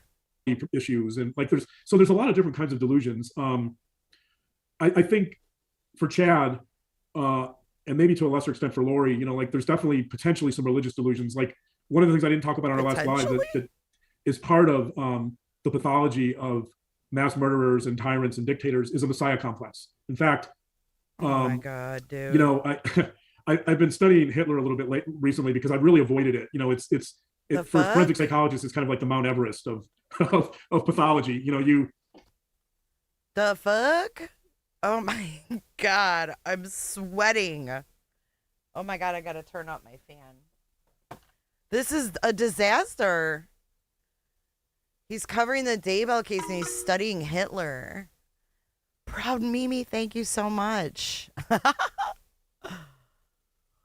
You don't really want to climb out tyrants and dictators is a messiah complex. In fact, you know, I've been studying Hitler a little bit recently because I've really avoided it. You know, it's for forensic psychologists, it's kind of like the Mount Everest of pathology. You know, you don't really want to climb Everest unless you have to. He just said forensic psychologist. But if you're willing to, you know, it's the view is great and it's a great challenge and you're probably going to learn a lot. But so probably, you know, I mentioned Hitler a little bit, and I was kind of making some comparisons to Daybell. I mean, it's a really loose comparison, by the way. You know, I don't the fuck? What is going on? I think he just, I think he did too, Molly. I think he just added that, but I didn't know he was saying forensic back in 2021. A little bit, and I was kind of making some comparisons to Daybell. I mean, it's a really loose comparison, by the way. You know, I don't see Daybell at that level, but one of the most distinguishing features about Hitler was he had a messiah complex. That Hitler thought he was chosen to restore Germany to greatness, and he believed he was the only one that could do that. So it was a delusion that was bordered. It wasn't just grandiosity; it bordered on the religious, right? It was this delusion of being a messiah, and Chad certainly has some of that, right? And maybe to a lesser degree, Lori, because Chad convinced her of it. But when you think that you have, you know, the vision of the future, and you write books that suggest that you're the one out of 7 trillion people that's going to deliver that vision of the post-apocalyptic world, that's kind of getting into that messiah complex arena. Huh? Right. Lindsay Bountiful, thank you for your donation. And she asks that maybe I'd ask you the percentage of those who have schizophrenia. And yes, we know that she has schizoaffective disorder. Hold on. This girl just gave a super chat, and listen what she called her. Lindy Baneful. Dude, her name is Lynn's Skin and Beauty. Look. Lynn's Skin and Beauty. Listen, she says. That maybe I'd ask. Right. Lindsay Bountiful, thank you for your donation. And what the fuck? Into that messiah complex arena. Right. Lindsay Bountiful, thank you for your donation. Lindsay Bountiful? Okay, girl, go on with yourself. And she asks that maybe I'd ask you the percentage of those who have schizophrenia. And yes, we know that she has schizoaffective disorder. Other people said that. We explained what that was exactly at the beginning of this live. But now, what does he have on? Justice for who? God, they are so phony. Look at those claws. Caw-caw, caw-caw.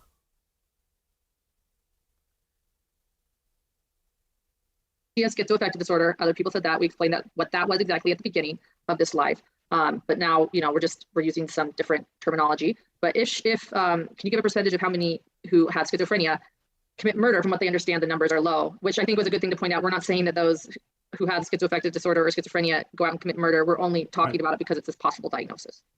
Yeah, that's so this is right. This is a whole. This gets into kind of the forensic arena. And right, the forensic arena with his tongue. That's the question: is there a relationship between schizophrenia and crime? And so, they've done surveys showing that the vast majority of schizophrenics or people diagnosed with schizophrenia will never be violent. So it's 80% or above. However, there is some indication that schizophrenia plays a higher role in homicide than someone in the general population. So, and again, that's not to say most people with schizophrenia are not violent whatsoever, and they're never going to kill someone. And but compared to someone without the diagnosis in the general population, who's they? And yeah, what survey? I'm telling you. Maybe 2 MK Ultra subjects met each other. For men, the number is something like 8 to 22% of men diagnosed with schizophrenia will commit some type of violence and or even homicide. So in the general population, that number is way less. So, like more like 2%. So, there is a correlation between schizophrenia and potentially homicide that's not great, but it's way higher than the normal population. And I think the reason for that is because it has to do with the notion of self or selfhood. That I think when somebody gets to the point like Matthew Coleman, let's use him as an example. Like, I think what happens with somebody like Matthew Coleman is they start losing their sense of self. They're like those boundaries between the external world and the internal world start breaking down. And ourselves, our identities are kind of what keeps us oriented to the world, right? They're like how we make sense of the world and how we navigate in the world. And when those boundaries start disintegrating, I think, there's potential trouble ahead, especially if you have these beliefs that suggest that you need to take action to save the world, right? Or you have to do something drastic to make things right. I think that combination of kind of the self-disintegrating, which is more prevalent with schizophrenia, than it would be for the typical person, and kind of these extreme beliefs, that's probably a volatile combination. Thank you. Because Kay Woodcock was late, and I'm sure a few other people were too, because our numbers have gone up, I want to reiterate that at the beginning of this episode, John and I were both shocked that Lori was not on medications. And to me, I don't know how anyone would expect her to regain competency. God forbid Kay be late. Without medication as part of that treatment, and we were dumbfounded. So while we're kind of speculating on some things now, I would recommend to anyone now listening, head back to the beginning to kind of hear our base thoughts about hearing this news today. Dr. John, I know that you and I wanted called it the hit an hour because we're going to just go about an hour, and we've hit an hour, although we did start, I think, a few minutes late. So let me bring up something else from last week. Is that okay? Is there something else you want to mention about this really quickly? I don't think so, unless people have some. I mean, I hope I've answered. Okay, you ready? This is where it's unscripted, right? People have questions. I know, hidden hour. Okay, his neck is hidden. Listen, this is where it's unscripted. Quite a few questions around it, but if people feel like there's some questions I didn't get to. Look at this super chat. These people feel like they have to explain why they're giving a lower donation. Look, Chelsea, she says, just paid for Patreon. It's the lower donation. Crazy. I'd be happy to answer those. But what was your question? My question is, and Chelsea Jackman, thank you so much. She said she just paid for Patreon. Thank you. So she said she's just paid for that, and she's saying she's giving a lower donation tonight. It's not as very generous, so thank you. And she asks if Lori Vallow could have been schizoaffective long before the diagnosis. If she has it, yeah, that's possible. If she does indeed have that. Oh, thank is that right, you, John? Marty. That's adult onset's very rare, and so. Well, I think the answer is there could be some predisposition. She could have. It seems like there might be some history of schizophrenia in the Cox family. So there could have been some predisposition that didn't manifest itself until all the stress started hitting her, or these stressors started piling up. Right. Thank you. Yes, and we do know, Charles in body cam footage was saying something was wrong with his wife, and people have said there were some changes. We got a cooter chat. Lollipop, lollipop, oh lollipop, yum. Ding, ding, ding. Lollipop, lollipop, oh lolly, lolly, lolly. Thank you for your cooter chat, wine girl. Now quit your whining, wine girl. Thank you. If you would like to send a cooter chat, It is greatly appreciated, and it bypasses the YouTube 40% and all that bullshit. Thank you so much. And we get the cool guy. Oh, last week we Wait, hold released on. an interview. No, not an interview. I always say interview because Oh my God. Hold on. Yes, she was a true crime YouTuber. She came around for Daybell. She started doing some things that were not so kosher, and she gone.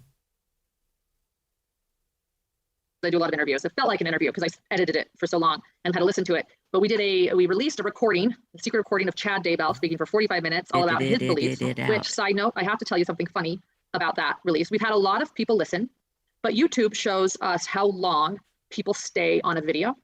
So you can compare to other videos. And our views were high. The amount of people staying were low. Chad Daybell is probably a person most people are fascinated with. Lori and Chad, this horrendous crime is because of them. Yet my interviews with everybody else, from Eric Smith, his friend, people are staying longer on that interview than listening to Chad Daybell. In other words, everyone that says Chad Daybell is boring, proof that nobody can handle listening to Chad Daybell. People could handle about 10 minutes tops of his 45-minute speech. I got a kick out of that, thinking that people would listen. I would rather listen to any other interview we have and not listen to a recording by Chad Daybell. But beyond that, yeah, it's like fingernails on a chalkboard. How long are you gonna What do you think you are? Sit there with that? I know, and it kind of shows probably how much that attention really did mean to him, because if he was that boring and that dry, to have the sort of attention he was getting probably really was special to him. But one thing that we were going to address in tonight's podcast, and we didn't get to it because we changed directions with the new news tonight, was Chad Daybell's near-death experience. He writes about it in his book too, but he shares about it, and a lot of people have talked about it. The fact that he jumped from a cliff at Flaming Gorge that he claims is 60 feet. Our mod, Julie Olden, did some research. The highest cliff jump in Flaming Gorge is only 50 feet. And it wasn't the highest that he jumped from. So, he's probably jumping from 15 feet. I'll give him that. And he hit the water. I think it was more like 5 or 10, but but okay. Yeah, let's go with 15. Yes. Thank you, Colette, for your donation. So thank you, he jumps off this 15-foot cliff. He sees a light, which Julia Holden also pointed out was probably the surface that he was looking at because he was deep. And his body went deeper than his spirit, probably felt like that because you hit hard. Comes back up, and then he claims there was a near-death experience. There was no going unconscious. There was no going to the hospital. There was no, almost drowning experience. And people are, as Colette said it, I thought it was funny. She's like, I've never heard of someone saying such. He's like, don't bring it up. Thank you for the flowers. He's like, don't bring it up. My Mack truck experience was also fake. Or whatever she just said. There was no drowning experience. Look at him. But there was a Mack truck experience. And what was the animal that he escaped? A moose or something? Did he, what animal did he escape?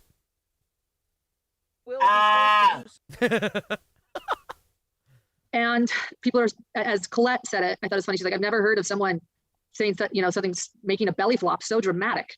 And Bruce, I've been listening to our episodes again. I believe that it was either episode 11 or 12 where we talk about his near-death experience, and we talk. Look at him. He's like, I've had several near-death experiences.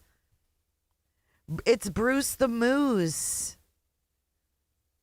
Oh, the buffalo herd. Oh, yeah, that parted like the Red Sea. And then he got thrown out of a Mack truck, or hit by a Mack truck, right? Mama threw him out the car. Telling you, this guy. We need to put these on. Talk about one of our sources close to the Daybell case, and they agreed, close to the Daybell family. We have a source close to the Daybell family, and we shared that. Wait. One of our closest sources close to the Daybell case, then she changed it and said, the Daybell family. Which one is it? Or is it both? Because you guys were getting messy in the investigation.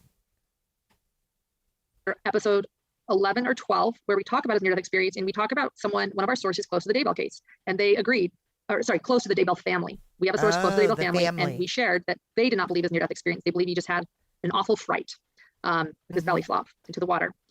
And so I got you and I talking earlier today, or last night, when we were finally alone without our toddler, about Chad's resiliency, that he shared so many boring stories in this speech, proof because of how many people could even handle listening. They were boring, and made them so dramatic and traumatic. Even his near-death experiences were really, really, that big deal. So it does seem like Chad does not have a lot of resiliency. And I wanted to ask you about that, which means we're now officially over our hidden hour time, but I still wanted to get into that awkward since it's a recent release. So, my it's already starting out good. I don't know if he just didn't listen to a word she fucking said or what, but I'm going to put this back down to 1.25 because it's funny. And we need to go back to the toddler thing. Yeah. And so I got you and I talking earlier today alone without our toddler, is what she said. Or last night when we were finally alone without our toddler, about Chad's resiliency, that he shared so many boring stories in this speech. And remember, we found out later that her kid said, "Is Chad Daybell coming for Thanksgiving?" That is disgusting. Just so weird. Proof because of how many people couldn't even handle listening. They were boring. And made them so dramatic and traumatic. Even his near-death experiences were really, that big deal. So it does seem like Chad does not have a lot of resiliency. And I wanted to ask you about that, which means we're now officially over our hidden hour time. But I still wanted to get into that a bit since it's a recent release.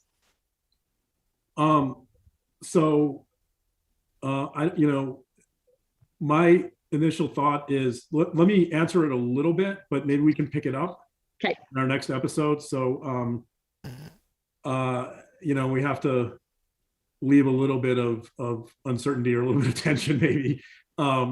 Right? Isn't that what we're supposed to do to get people to listen again? Right. At least the Amazon documentary you're watching sure did that. So we had to keep watching the next episode. Right. So we'll do the same. Yeah, I think it's a great question because, people are always asking us and hopefully we talk about this on our podcast. The question is there an antidote to kind of Chad and Lori's really bad mental health? In other words, what makes for good mental health and what makes for a healthy human being? And so one of the things I really like about crime is the fact that I get to see the absolute worst in people, but I also get to think about how could this person. Dude, that's really dark. Look at her. She's like, oh my God. One of the things I really like about crime is the fact that I get to see the worst in people.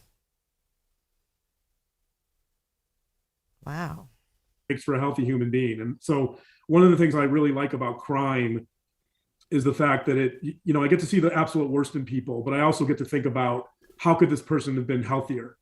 How could they have been a better human being, and what would have contributed to that? And I think more so than most psychologists who deal with, people with a lot of serious problems, I have to reflect a lot on that issue because crime is so far, it's such an outlier on the extreme end, that I get to see the worst pathology, but I also get to think about what the healthiest part of people looks like. And so, a short answer is resiliency, that people who are healthier tend to be resilient. And some of the elements of resiliency are cognitive flexibility, Stephanie Garrett, and cognitive complexity. So cognitive flexibility is just the idea that when we're confronted with new information, that we're open to it and that we have the flexibility to adapt to it. And obviously with Chad, if we're using Chad as an example, there's zero cognitive flexibility because he's living in this fantasy of the future.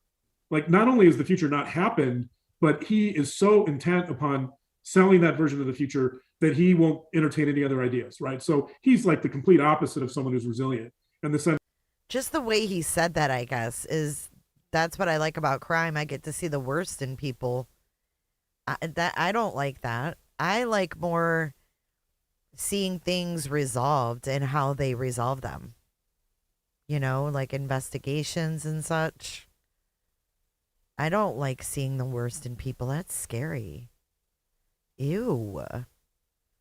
Yeah, that's not good. Jen says he is so winded. Oh, he just loves himself. That when new information, happens, that he's he's not able to integrate it or adapt to it, and he has no cognitive flexibility. He's just going to go out and sell his books that have one version of the future, and he's going to stick to that version. And that's someone who, you know, is going to struggle probably to do business with the real world to some degree. Right. Thank you for sharing that. And then the issue of cognitive complexity would be that the more we learn from the world, so the more we're able to take in new information and the more we're able to learn from that, the more complex our representations of the world get, right? So like an expert in any area would be distinguished from someone who's not an expert because their representations of the world are much more complex in certain areas. So, you know, a classic example, and there's been a lot of research on this, would be like a fighter pilot. So they've looked at the way expert fighter pilots. I think he likes to look at crimes and be like, how'd they get away with it? I think that's why he liked Koberger so much. Maybe he was one of the answers of the survey, and he said, if you were gonna kill somebody, how would you get away with it? He's rambling so bad, Leo. Oh my God.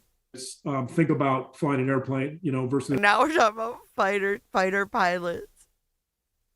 Novice ones, and they're very different. The experts have way more complexity in the representations of how the plane works and how they engage with the enemy and all this other stuff. And they have way more links between all of these. Cognitive psychologists call them nodes, but they're conceptual representations of the world, and they're just vastly different from fighter pilots that are just starting out. And so oh my God, the same thing applies to novice fighter pilots are extremely inexperienced compared to experienced fighter pilots. If you were going to kill someone, how would you get away with it? All areas of life, you know, being a parent, right? Like we learn as we go, and our cognitive, right? Like, so the same thing applies to all areas of life, you know, being a parent. She's like, what's that? What does that mean? Parent? I'm still 15 in my mind, right? Right, like we learn as we go. Yeah. Huh? And our cognitive representations become more complex and nuanced the more we learn about our child and his needs and how other parents do it. And so, but it applies to work, it applies to kind of how we see the world. And so the thing I would say about like Chad Daybell is very limited cognitive complexity, right? That his representation of the world in probably many areas seems to be really, really simple. And so if you see things really simplistically, you're probably not developing an accurate representation of the way things are.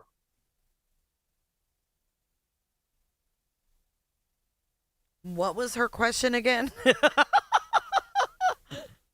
Thank you. Thank you. I knew you'd have a great answer to that. Marcella, thank you so much for your donation as well. It was a great question. We're going to try to answer those questions on Friday, but I have written down your question, Marcella, and so we'll try to answer that Friday. Anything else you'd like to answer, babe? Some people are saying you need a good background. You've got a white background that's turned blue. So you also probably need a good light in there and some curtains on your window as the lighting changes. Someone suggested ink blots. I actually have the Rorschach test in frames, but I doubt you'd let me do that because John feels like we should protect it a little bit, but we'll see. That is available. So people, give your suggestions for a background for John, and we'll get you some lighting, babe, and a microphone. And this show, we're excited. They said you don't even need to manipulate or leave us hanging, is what they mean, because you'll never manipulate us, but you don't need to leave us hanging with something that we want to see. They said they will be here next Wednesday for the hidden hour. And we're so excited that you guys are with us on this first episode. Like I said, this is going to evolve and we're going to keep making it better. So.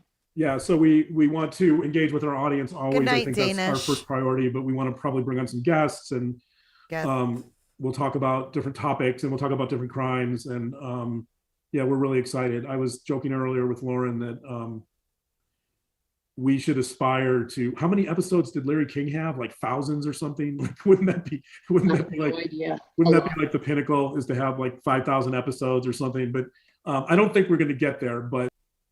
Did he just compare them to Larry King? The fuck is going on here? Oh my God, I can't with him. And I will say this, one of the worst moments I've ever had in 5 years one of the moments that pissed me off to no end, unlike every other moment on any show I've ever been on. This person was on the show, and somebody, a viewer, asked a question of me that was extremely emotional. And I was pondering the question. You could see I was getting emotional. I was going to give one of the best responses I've ever given. And you know what happened? Because this person couldn't handle the fact that I was getting emotional, they cut me off. Yeah. They absolutely cut me off, refused to let me answer because they couldn't handle that emotion in a male, especially in a male, that raw emotion that I was about to express. And I was so angry. If this person wonders why she's not on our channel, you might want to look at yourself. You might want to look at the fact that you cut me off in one of the most critical moments on one of our shows that I've ever had. You might want to look at the fact that people didn't like you. You might want to look at the fact that you spoke over Lauren and myself. You might want to look at the fact that you thought you owned this channel when you didn't. You might want to look at the fact that there was a groundswell of people who despised you. And I will say this, one of the worst moments I've ever had in We needed a little palate cleanser after all that. Jeez, this man baby is, oh my God. You know, we want to make this, you know, as excellent as we can. And we have fun doing this, and we're really. Oh, and by the way, he's talking about Lori Hellis, and I heard that she is battling cancer, and I just want to send good thoughts, prayers, vibes her way, if we can, in chat. It's a horrible, horrible thing. Hopefully she's doing well, and hopefully we'll see her soon. Really grateful that anybody listens, to be honest. Someone said you need something on the back of your wall to hide. That's a little inside joke. John doesn't know I told the truth, but I told him what's behind this giant flower. And so they know that I placed the flower there to kind of cover that up. So what's behind the giant flower? Because I'll show you what's here. She's got a picture of JJ and Tylee here and a second one right here. So I don't know what the fuck is behind here, but she's got the victims' pictures on display. See with the one up here? Hey, Blazy, good to see you. Oh, a punch hole. It's an inside joke. Interesting. someone said you need something on the back of your wall to hide. That's a little inside joke. John doesn't know I told the truth, but I told him what's behind this giant flower. And so they know that I placed the flower there to kind of cover that up. So, yeah. That's a little weird, huh?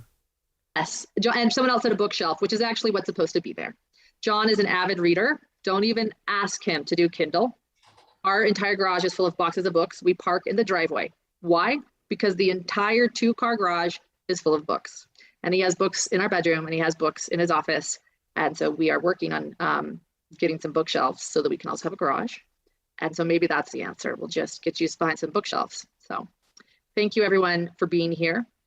Thank you, thank you. Thank you for our mods that are here as well. All of them showed up. Julie, Stephanie, Edie, Colette. I'm sorry if I missed everyone or somebody. Wow, we got Stephanie over here. We got Colette. Lauren, you lost some really, really good people. Let me tell you. Right. Get a fucking library. They're probably getting all moldy. They did park their old beat up car in the driveway. Oh, that's nice to hear, expert. I heard she was doing good, all things considered, but that was a bit ago. We sure did, is she? Her loss. That's here, modding. Thank you. And until next Wednesday, and then I will be here for TGIF, 7:00 p.m. Pacific time. That is in the works. I'm going to work on, I've been talking to Lori Hellis. Lori and I are going to definitely keep doing our thing. Yeah, Lori, look at him. She fucking cut me off. Look at his face. That bitch that cut me off? What? What? What do you mean you're going to keep doing your thing?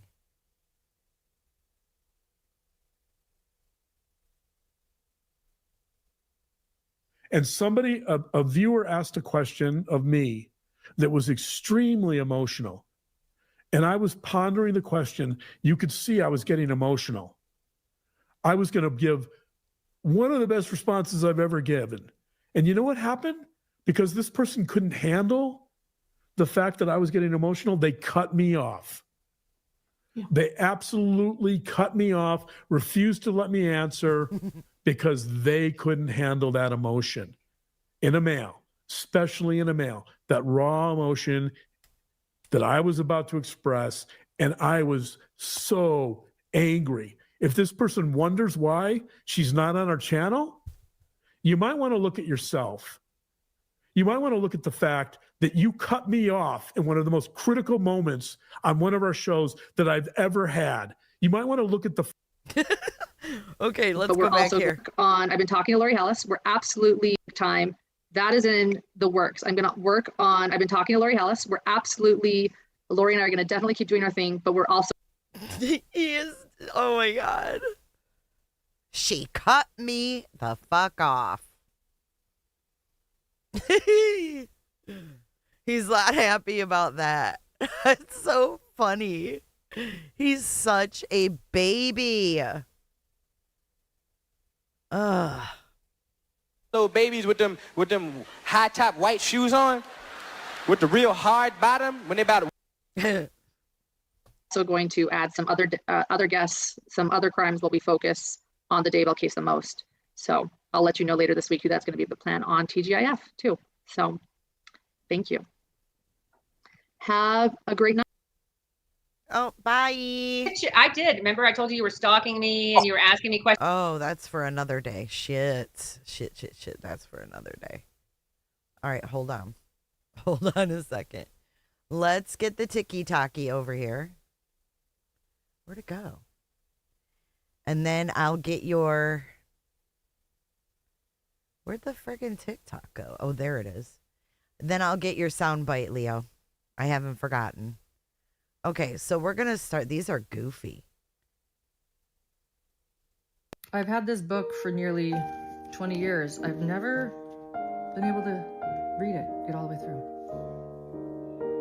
Wait, hold on. I've had this book for nearly 20 years. I've never been able to read it, get all the way through.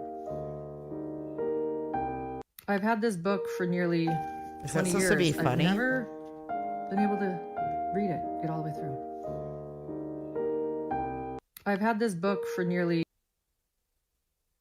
Aspen Conner, look, speaking of the devil. Were you too distracted? Oh.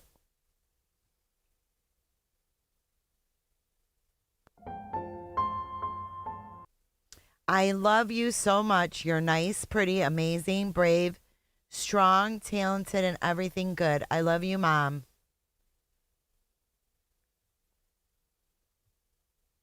A dog has no use for fancy cars or big homes or designer clothes. A waterlogged stick will do just fine.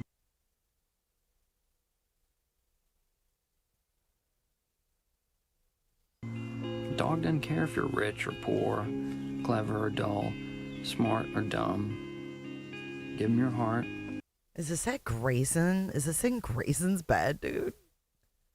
What the fuck? What's going on? Save Lily. And I'll give you his. Oh my We're God. going to LeCount the money. Thank you, Liz. L-I-Z. For old time's sakes, baby. It's a beautiful day to be an American, man.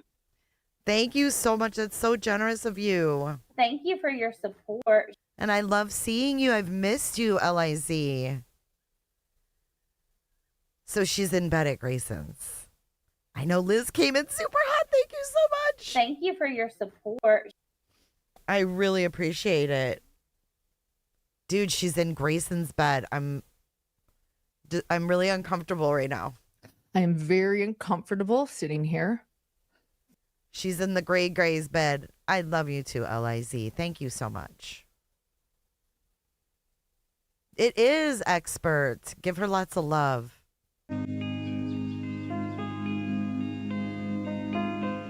How many people can you say that about? How many people can make you feel rare and pure and special? Awkward. How many people can make you feel extraordinary? Yeah, if you become a producer, do you sleep in this in the what? A dog has no use for fancy cars or big homes or designer clothes. Is this that living room? Is that the door that cop came to? Faye says, is she talking about the dog or Gray Bay? No, seriously, isn't that the living room where they were holed up? Is Ausane here? Oh my God. Ausane, I've missed you. Yeah, I think this is the living room. Hey, Dental. I think that's that living room where the cop came in the door and they were holed up with the dog and the blankies.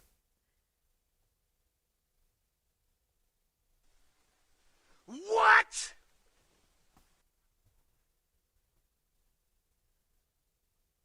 Her claws. A waterlogged stick will do just fine. A dog doesn't care if you're rich or poor, clever or dull, smart or dumb. Give him your heart, and he'll give you his.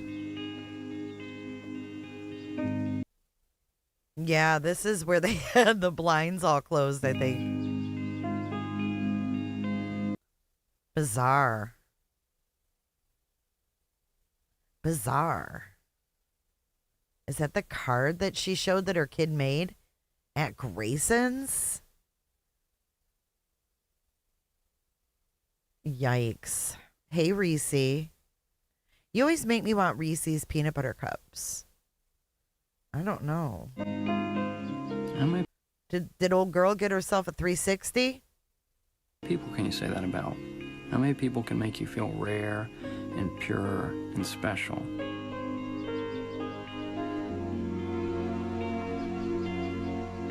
How many people can make you feel extraordinary? A dog has no use for fancy cars. Surely looks like she just woke up, though. I told Ted he's a sound drop over here. If you call Gigi. You want me to call Gigi? She probably did because Christina has them. That's what I was thinking. What? Sariana said, did you see the pic on X that Lauren put out yesterday of her with her mother in the hospice bed? What? She put it on X? Is it an old... Let's go to X. What the hell are you doing, Lauren?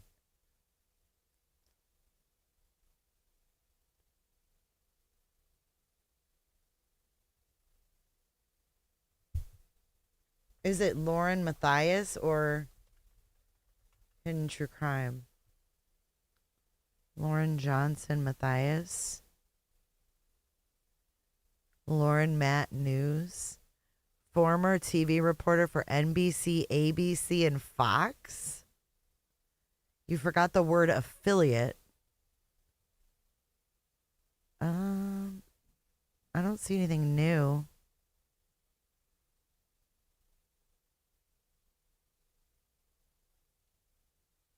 Is it on their Hidden True Crime? She put it on their True Crime thing?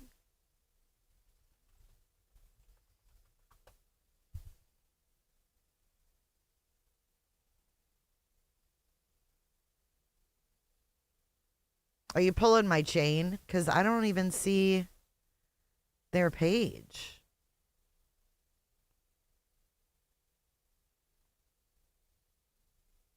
I don't even see that they have a page. Oh, there it is. I'm bad at this. Hidden True. I'm really bad at X. Sorry. I just like to go on there, oh my God. Oh my God, Lauren.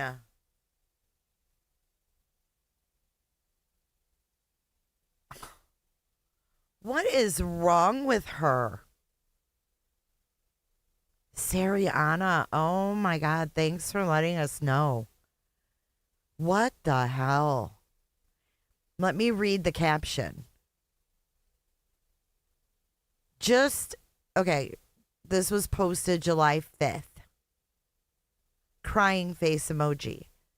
This morning, an unedited photo. I don't think she'd mind me sharing. I played her favorite hymns, held her close, and told her she's my greatest gift. While quietly playing on my phone, my little boy captured this without me knowing. Crime can wait. Our mamas can't.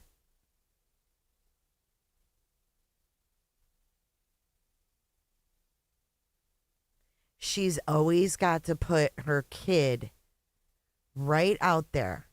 And now we've got the kid and the mom in one swoop.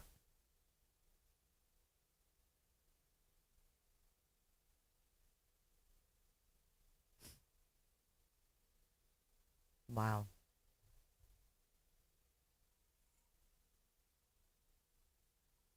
She went to Utah for Tammy Daybell's cousin's wedding, so she probably decided to go visit her mom. Oh my God. Because her mom is in Utah, right? Her mom has been there for years. Oh my God. Unbelievable. I could never. She says, I don't think she'd mind me sharing.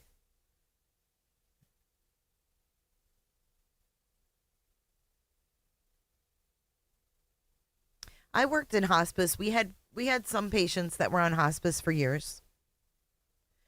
As long as there's a decline and they can keep justifying it. Doesn't happen often, but she's obviously not well if she's been there for years. Yes, during the 9-hour live, she cried that she would be visiting her mom, but instead she was doing the 9-hour live. How do I tell what time it was posted?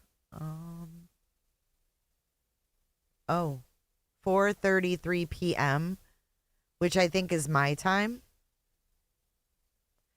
4:33 p.m. on July 5th.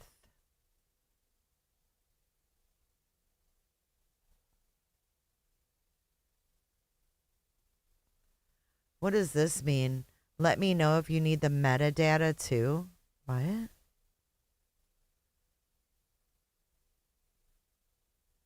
Oh, she says, yes, I'm the luckiest woman to have her as my mama. Is this your mom, Lauren?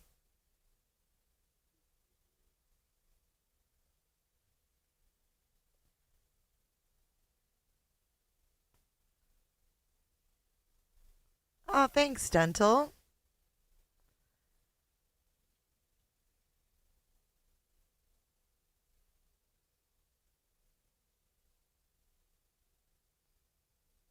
She is so weird. And then this. It's so good to see you, Dental. Very gross. Ugh, just when I thought she couldn't get any lower. Blech, blech, blech. Disgusting. Just absolutely disgusting. Where'd the TikToks go? What happened to the tiki-taki? I lost the tiki-takis. Oh, shit. Did I close it out? Why do I keep showing jolly old Sanny? Hang on.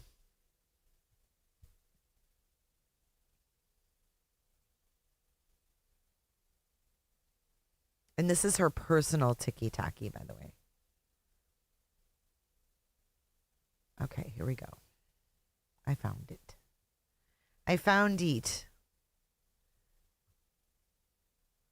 What's the matter, is she?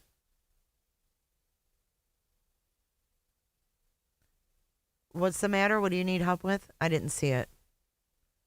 No, I would never, Janice, never, ever. No.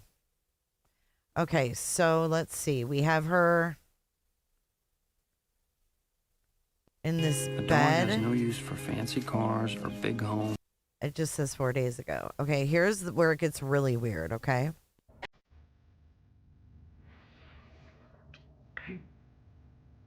Yeah. Move there. Here, look.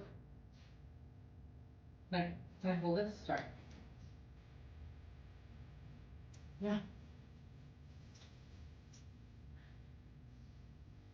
Let's do this. Can someone explain what in the hell is going on here? It's a trend, okay.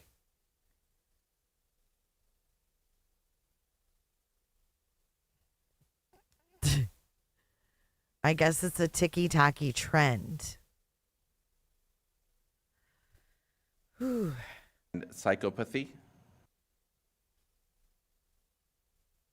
Okay, here, watch again. Hey, Sparks. Yeah.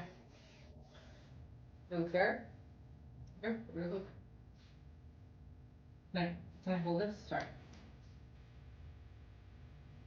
Yeah. Let's do this. So stupid, right? I thought she was trying to be Amanda. What was the girl that got in trouble in Italy? Amanda. What the freak is her name? I thought that's who she was trying to be. And why does this not look like her at all? Heavy filter. Heavy eyelids. Question. Where are the 46-year-old trad wives? What? What? I personally would rather watch somebody make homemade granola with 25 years of experience under their belt. So I'm just... What is going on right now? What in the world is going on right now?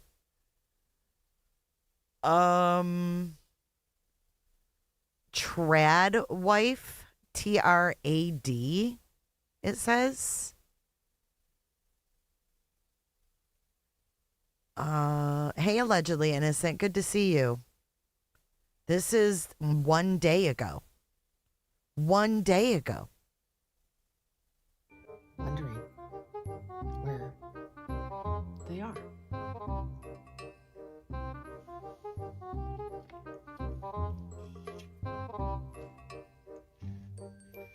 Question. Where are the 46-year-old trad wives?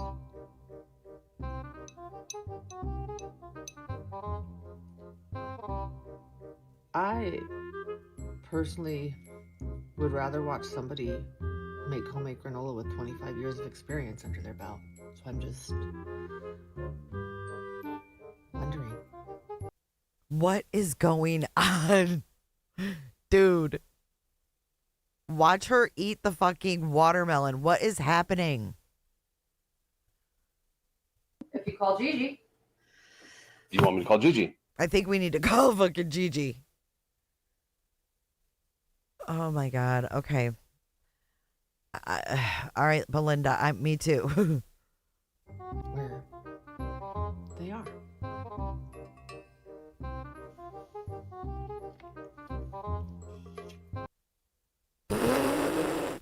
What is happening? Is this real life? Hold on. Oh, hold on a second. I feel like, you know what I feel like I'm watching? I shit you not. I feel like I'm watching National Lampoons. Like she's the wife in National Lampoons. You got to get the full effect. Armagerd. Hey, Crush a Crash. Good to see you, girl.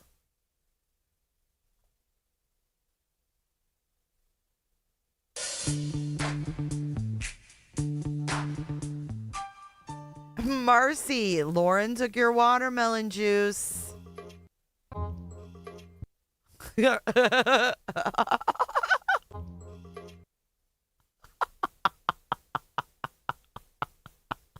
This is the dumbest shit I've ever seen. Question. Hush, my nails. They've been this gold color for a long time. Where are the 46-year-old trad wives?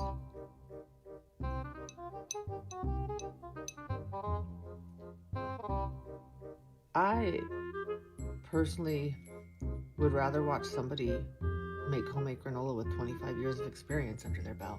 I'm just... This is so cringe and awkward. Thank you, Heather L, for the flower. I appreciate that. Thank you. Wondering where they are. Thank you for the sparkles. I'm feeling all like 976 babish.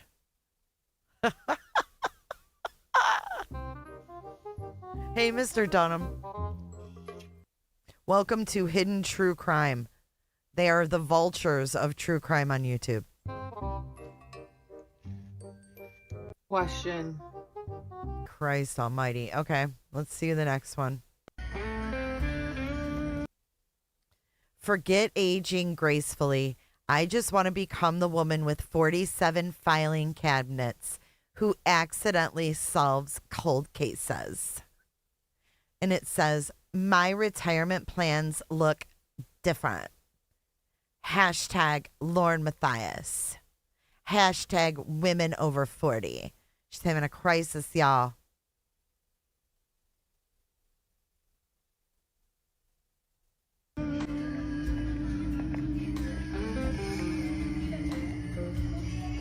What is she doing? Thank you, Ishi. 6'7". What in the world is going on? She's like looking around all paranoid.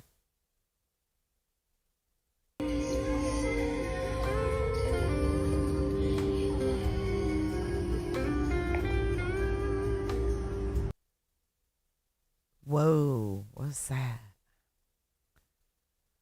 What is going on? You'd think she had a stalker or something, the way she's looking over her shoulder.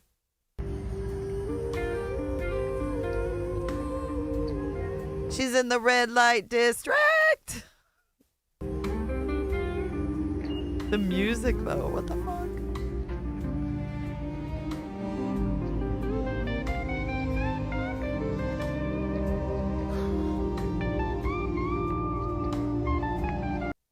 What the fuck is this? This is crazy. Look at me. I'm pretty. So pretty. Thank you, Jips, for the big pile of poop jewels. Happy poop. Whoa. What?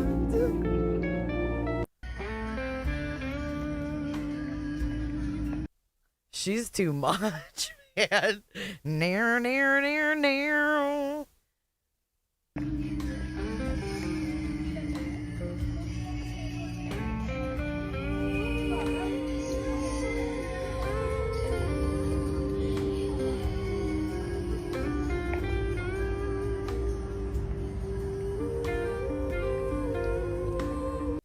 Dude, there's something wrong with this woman. There is. Come on.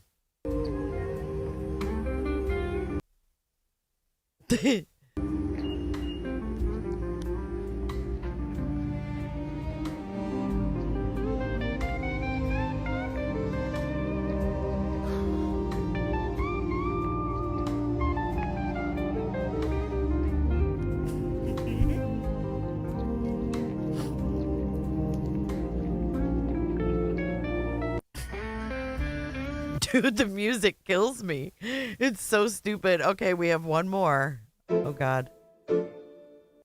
This is, oh, my God. Oh, my God.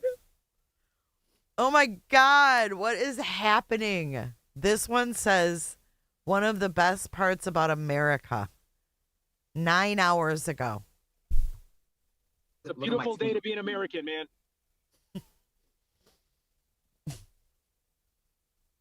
Okay, are you guys ready? Here we go. Wanna be Christina much? This is so fucking weird.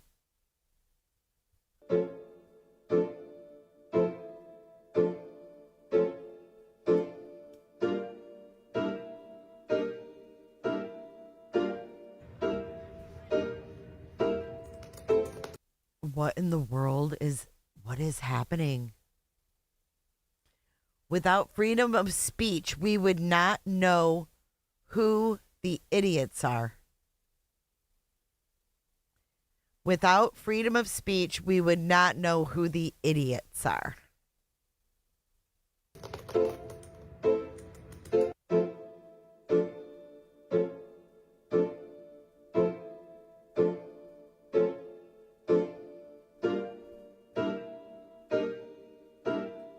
That there was a lot of leakage.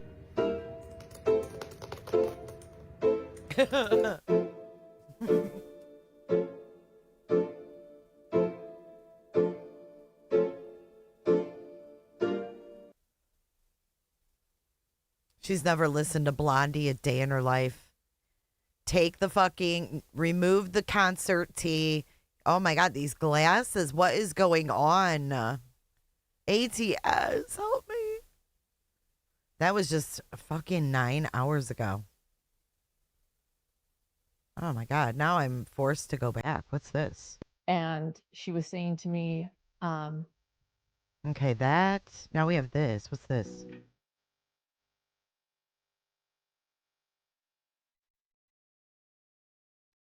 Fuck. How can I? Oh my God, hold on a second. I gotta mute this. We'll just watch the. Oh my God. Grayson. It's Grayson's birthday.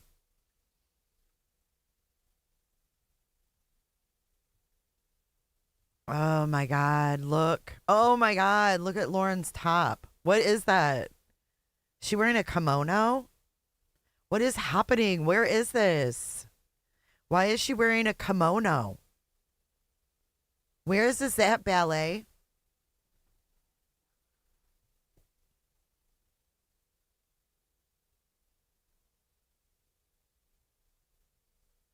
Jeez. Tommy Bahama. The one dress she wore cost $2,000. You're shitting me, Jenny. The fuck?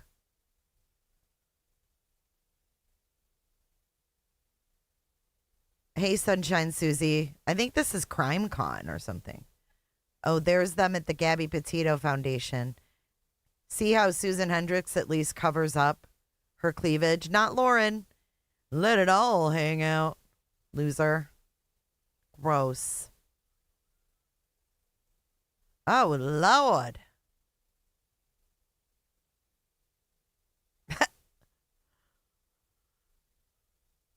Kind of looks like the prairie dress picture. Memories. I think Lauren has a thing for anybody that'll give her attention, to be honest.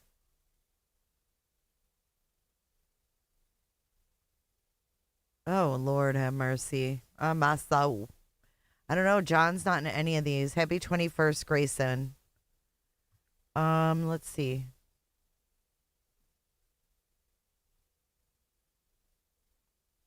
God, she looks different in every one. Where's the volume? Where the hell is the volume on these things? I hate friggin' TikTok. Look at that freeze frame.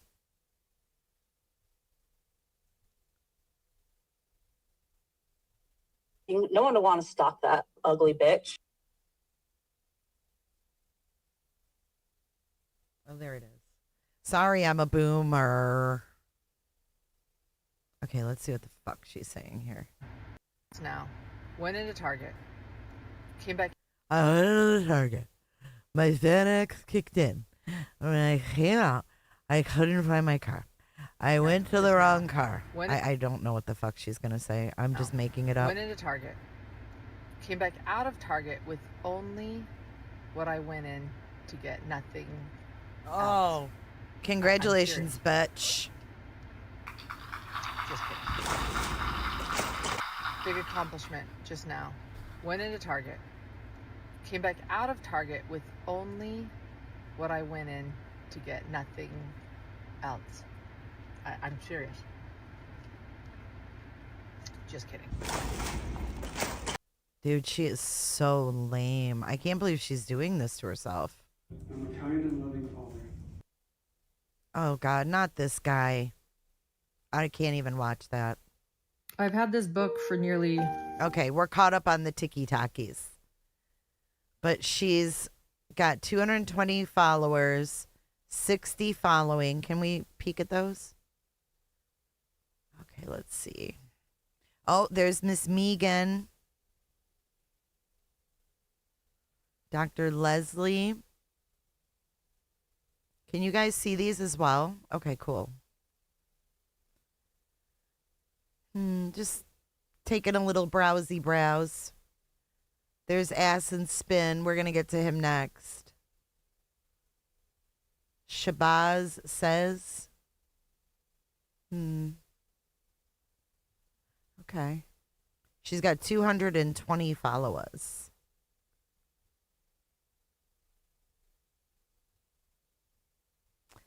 Oh, look, the murder shits. Look at the murder shits. Ski, Utah. So anyway, yeah. Host of Hidden True Crime Off the Clock-ish. We'll keep an eye open for new TikToks since she's so cringe. God, how embarrassing. Speaking of embarrassing. Oh, my God.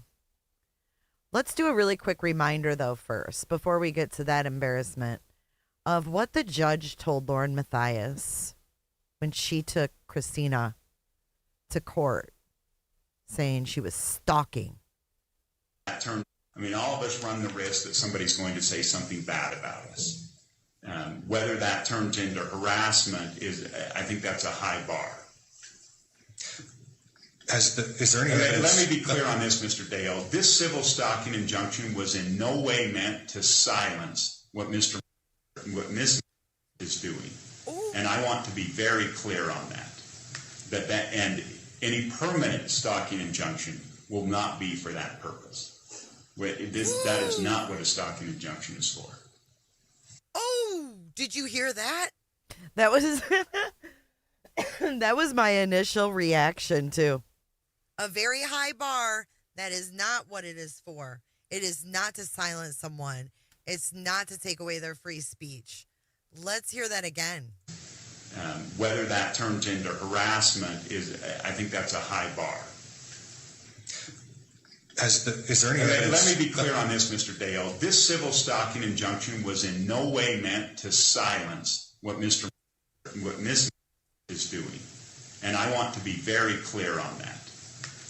And any permanent stalking injunction will not be for that purpose. That is not what a stalking injunction is for. Family and boom, Miss Prairie Dress. Like I said, from prairie dresses to TikTok. What is it called? TikTok trends, you said? From prairie dresses to titties and TikTok trends. John Matthias. The continuing saga. We're not going to let her go. No one would want to stalk that ugly bitch. How dare she? How dare she do that to our sweet Christina? How dare she? Justice for Christina. All right, you guys. Now, oh my goodness. Oh my goodness. Welcome to our next shit show, if you will. Would you guys like to play, like, Weird Ingo or something? I don't know, just to liven it up a little bit. I can produce that in like 1.2 minutes. I'm pretty sure I can pull it off. Because this is a doozy. Okay, this one is a doozy. This is Aspen and Tricia on June 29th of this year. And dude, he is zooted. Like, zooted is going to be... Oh, I got to download that. Shit. Thank you for reminding me, Hexy. Let me do that right now.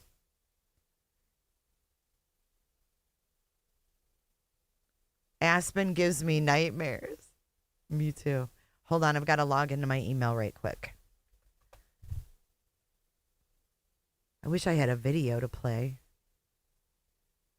Oh, shit, I got to convert it?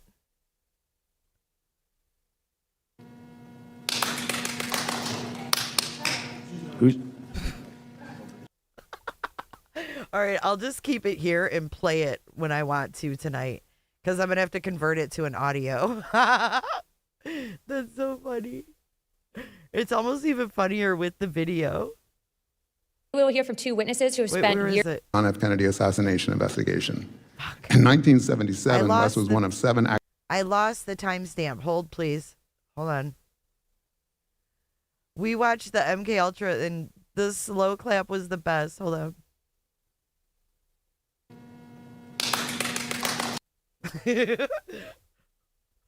Not only the funding of it, but the cover-up involved in the aftermath. Can you acknowledge that? I'm sorry, that's not my understanding.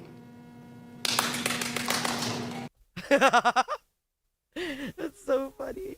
Only the funding of it. 11039. Okay, I'll download it. Thank you, Leo. That's freaking hysterical. Okay, what was I going to pull up again? Oh, yeah, the bingo card. You guys want to do a bingo card? There's 277 of you here. You guys want to do a bowlingo or whatever we call it? Weirdingo? Count the money. You have to buy your bingo cards, though. I'm just kidding. Let's see. Just give me 1 second.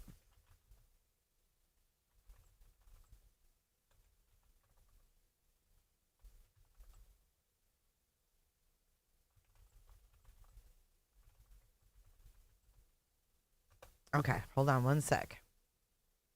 Dollar slots. Web slots.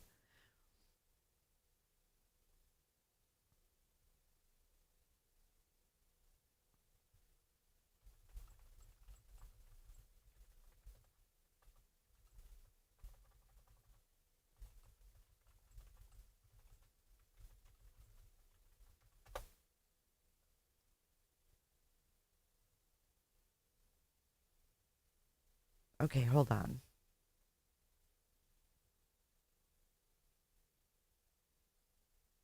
Maybe I have something for you guys to watch.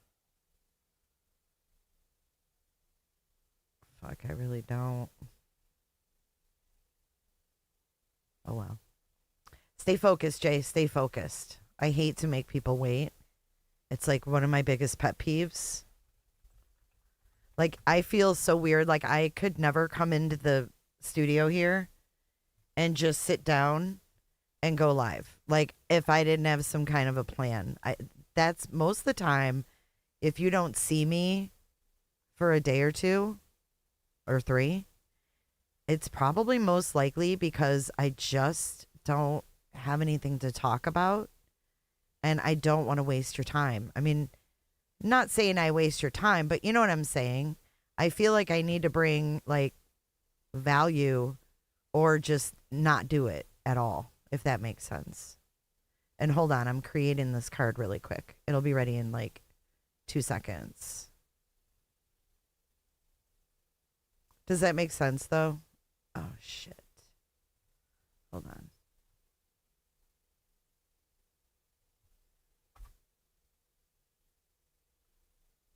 Her prairie dress.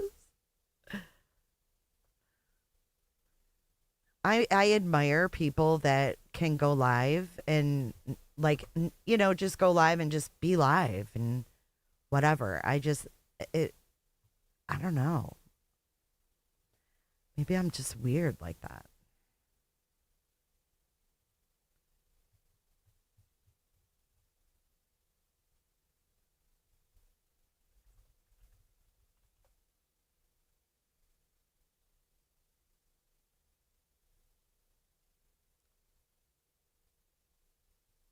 Okay, hold up.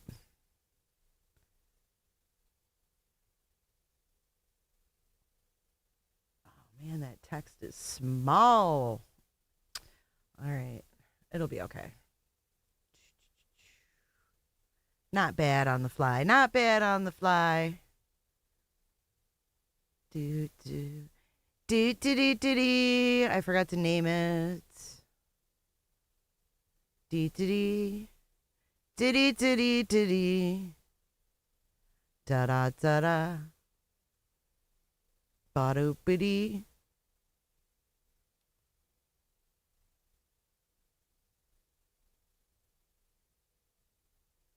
The slow clap. I need a slow clap if I ever get this thing working. Okay, here we go. Let me adjust. Let's do some adjustments. It's really hard to read, but I'll try to make it big, okay?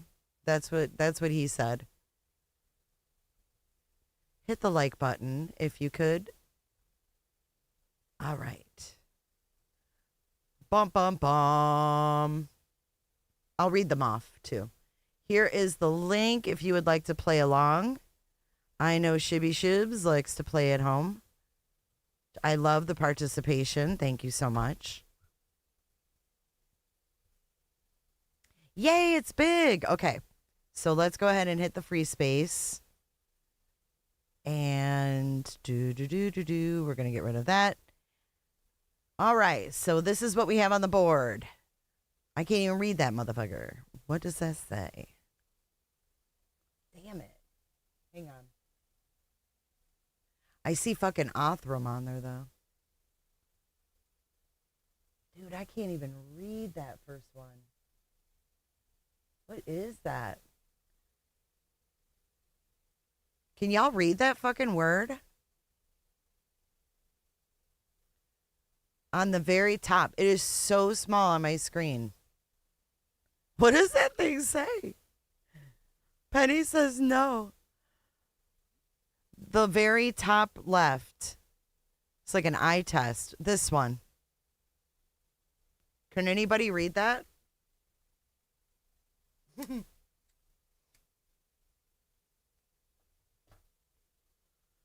Nobody can read that.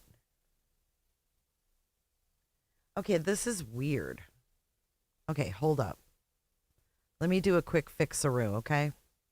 I think something got a little farked up here.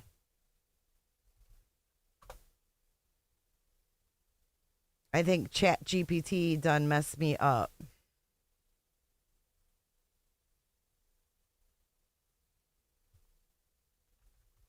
We'll get it. It'll be worth it, guys. Okay.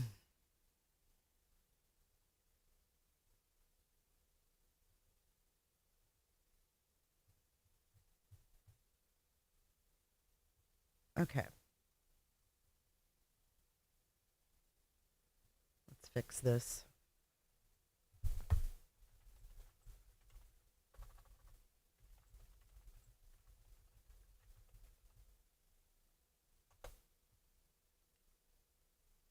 Oh, Kels is here.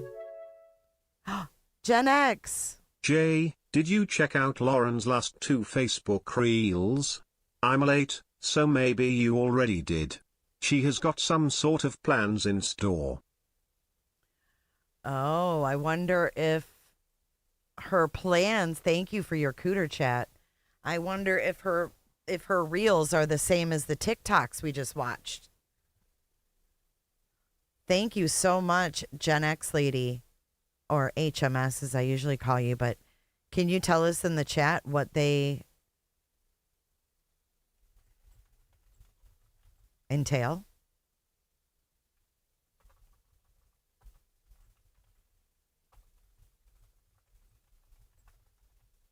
I just called my chat GPT a dumbass, by the way. Hey, Higgies. What you up to?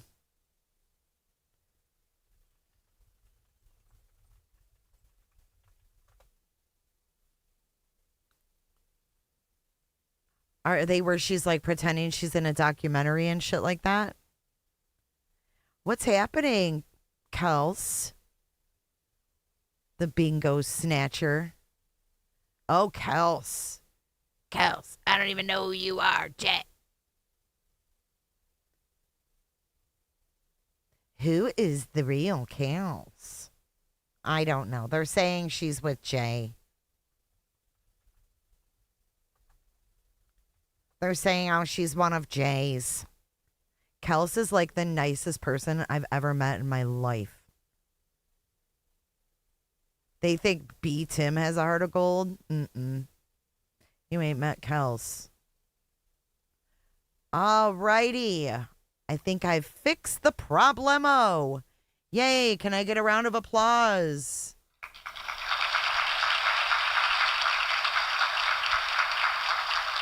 Well, maybe I shouldn't congratulate myself yet, but I think we have a card that we can fucking read. Woohoo! See how I pulled that shit off? Buzzy couldn't even figure out how to play bingo on her channel if she tried. Jack. All right, we've got Weirdingo. Let's go ahead and get our free space. Let me get you the link. And then we shall begin. Thank you, Leo, for having faith. Damn it, Duke. Thanks, horsewoman. All right, let's do this. On the bingo card, Weirdingo, we have Crime Con, Stephen Smith. If I'm not mistaken, Hidden True Crime. Long answer.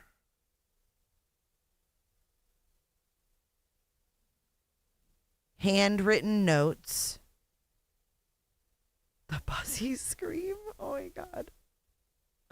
That's supposed to scare you out of your chair. Hey Casper, good to see ya. Handwritten notes mentions Othram. Boots on the ground. Judge was amazing. Let me preface. Interesting point. Maggie Murdaugh, natural charm, rabbit trail, media credentials, Idaho mention. I wrote it down. I will say, absolutely. Name drop someone. Koberger mention. Talks about the jury. That's fair. Side story. Thank you, this normal Idaho mom. Oh, Aspen is methy in this one. Oh, yes. This is a complete shit show.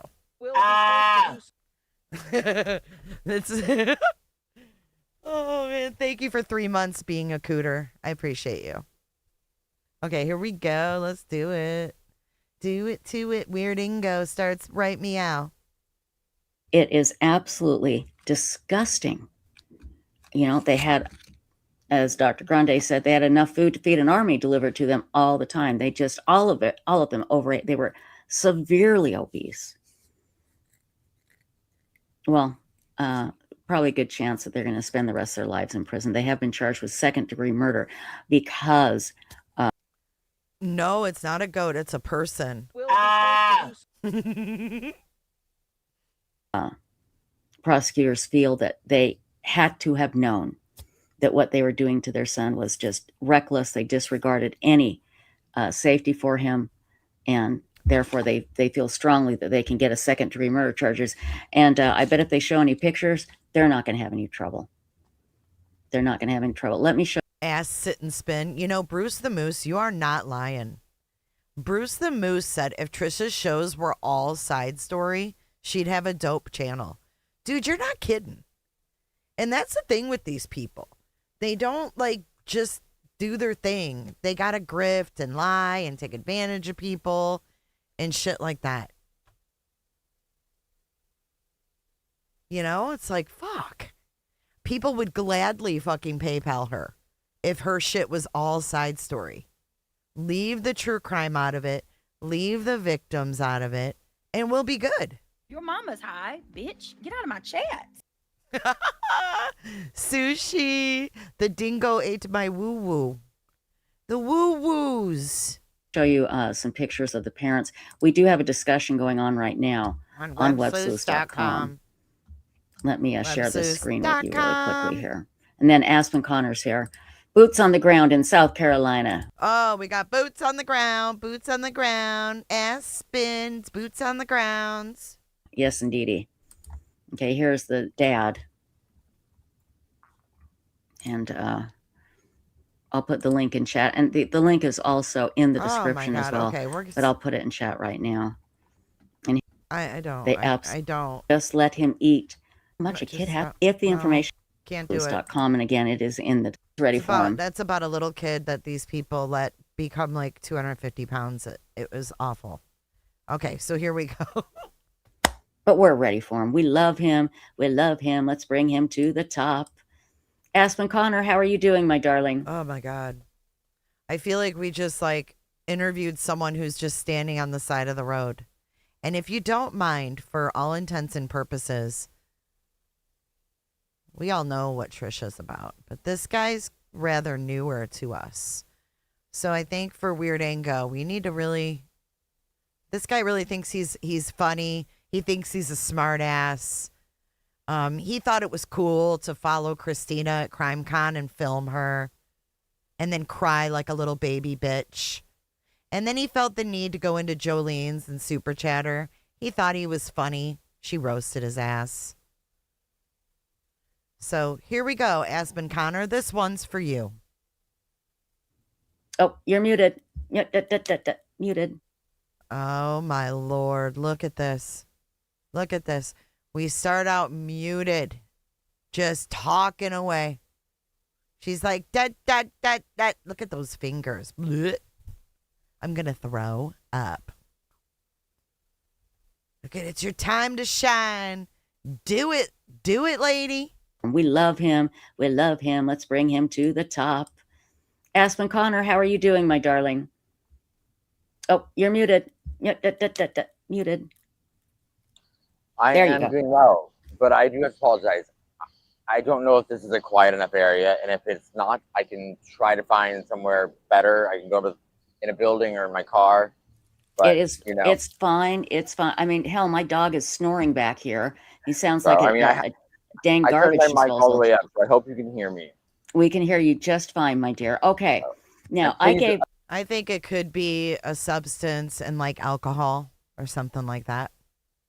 He has previous charges for alcohol, DUI, having a controlled substance in his system when he went to film for the Delphi documentary because he got close to the Delphi victims. This guy's name, he goes by Aspen Conner, but that's not his real name. It's a fake name. Please aware, let me know if someone sneaks up behind me. Yeah, if somebody comes up behind you, like with an axe or something, we'll yell, we'll scream. In the genre we're in, you would think that I wouldn't, have my back to a wooded area. Wooded area in the dark. Not real smart, Aspen, but hey. I'll do anything for you guys. Anything for you guys, Tricia. I know you will. That's why we love you. You knew you had to come on live, and so you'll risk your life to do it. Thank you. Okay, now I gave a little update on why you're in South Carolina, because we didn't realize we would be here at this time this year. But Alex Murdaugh, dude, like what are you doing? Because 2 murder convictions were overturned thanks to Becky Hill. We went through that briefly, but he appeared in. Is Becky Hill on the board? Oh no, Stephen Smith. Okay. Court today. I want to know everything.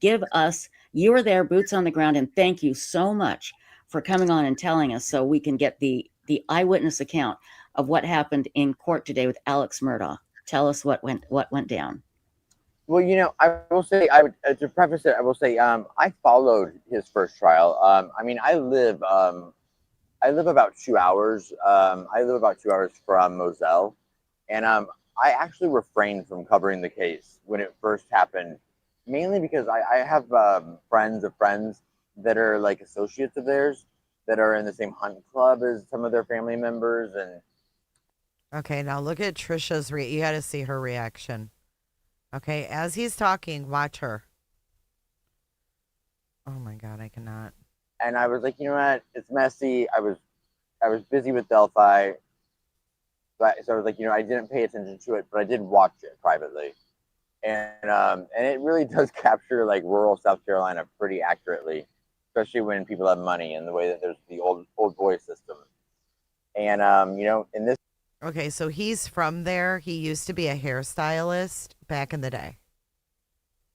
case, it caught up to this family, and to the point where, unless I'm mistaken, I didn't see one family member in court today to support him.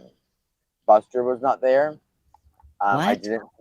But, well, I mean, I will say, you know, it was a status hearing, so I mean, I can see a father saying, you know, hey, it's a Monday morning, stay at work. You know, like I'm sure he'll be at the trial. There's been no indication that he doesn't support his dad. But yeah, so you know, I've had some downtime on my hand and on my hands, and I was like, why not? I had some downtime on my hand. I mean, on my hands. Oh my Lord.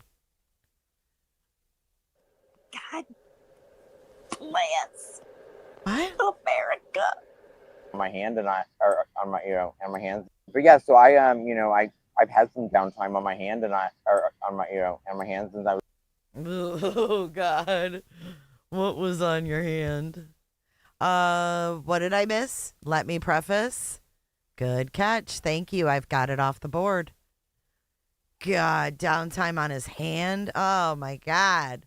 Look at Tricia. It's almost like you're losing out if you can't see her. Look at her. She's like, oh, dear God. Dear God, she says. Ugh. Have you guys, speaking of that, Rom, have you ever seen those fans that hold ice? I saw one of those at Home Depot. They're like cooling fans. They're really cool looking. So you know, I've had some downtime on my hand and on my hands, and I was like, why not?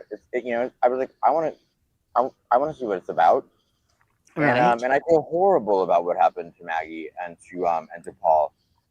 And okay, we've got Maggie. I feel horrible. You have those cows? Do you like them? You know, I mean, just because, you know, there's been a lot of criticism of Paul. I mean, you know, what he did was not good. It was bad. And let's, you know what, let's, Aspen, hang on. I did not go over that. He basically drove a boat drunk and ended up killing a young woman by. Wow. It's pretty ironic to sit here while this guy's got multiple DUIs. Multiple. This is rich. Huh. Oh my God, man. Over that. He basically drove a boat drunk and ended up killing a young woman by crashing the boat, correct? He did. And he had a long history of adolescent, more than careless behavior. Almost, you know, arrogant, unapologetic, just absolute. Kind of like you. No, I mean, he seemed to be very loved by, you know, like by Maggie and by Blanca. I don't know if you saw her in Vegas at the Crime Con. Her panel was very fascinating. I believe it's online. I have a lot of. All right, we got to hit the Crime Con button. We got Crime Con. Respect for her, and she loved Paul. Like she, I mean, and sometimes, you know, kids like that need love, but they also need some boundaries, and it doesn't seem like there were many boundaries in place for Paul. It was a very wealthy family, and so they kind of got away with everything, I believe. So you know, and this was in a small town in Hampton County, South Carolina, which is close to the coast near Beaufort or Beaufort, South Carolina, which is where the boat crash happened.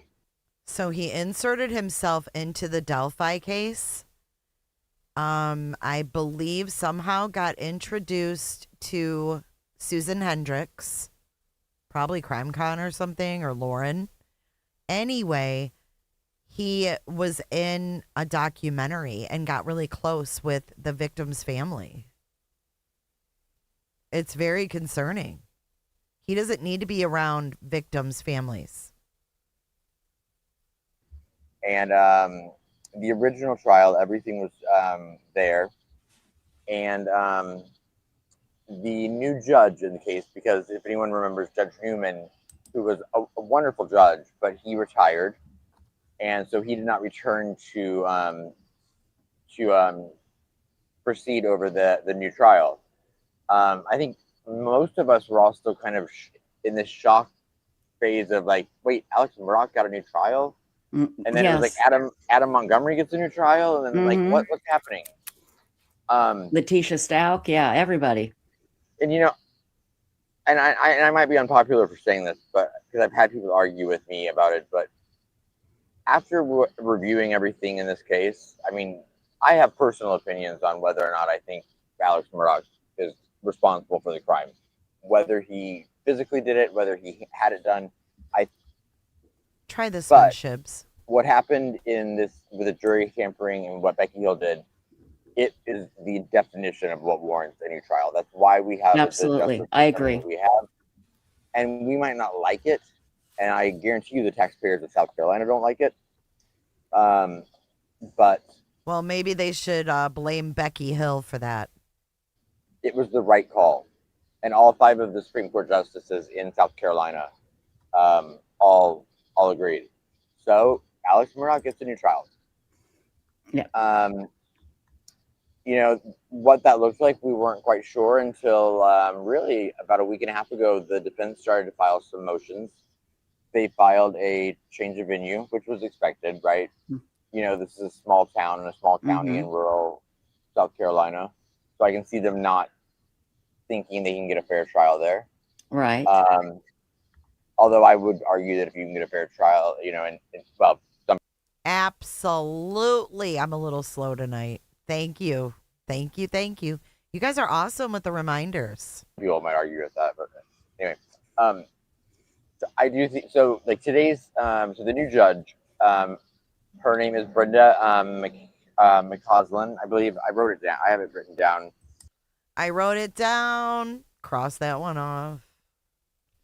Is Brenda? I wrote it down. I think that's what it is. Jesus Christ, these people. Handwritten notes. Yeah, I crossed that one off too. Got you. Her name is Brenda McCausland. I believe I wrote it down. I have it written down. She is incredible. Good. I mean, she is one of those judges. I didn't know anything about her. I know she was a prior defense attorney. She chooses the words that she says.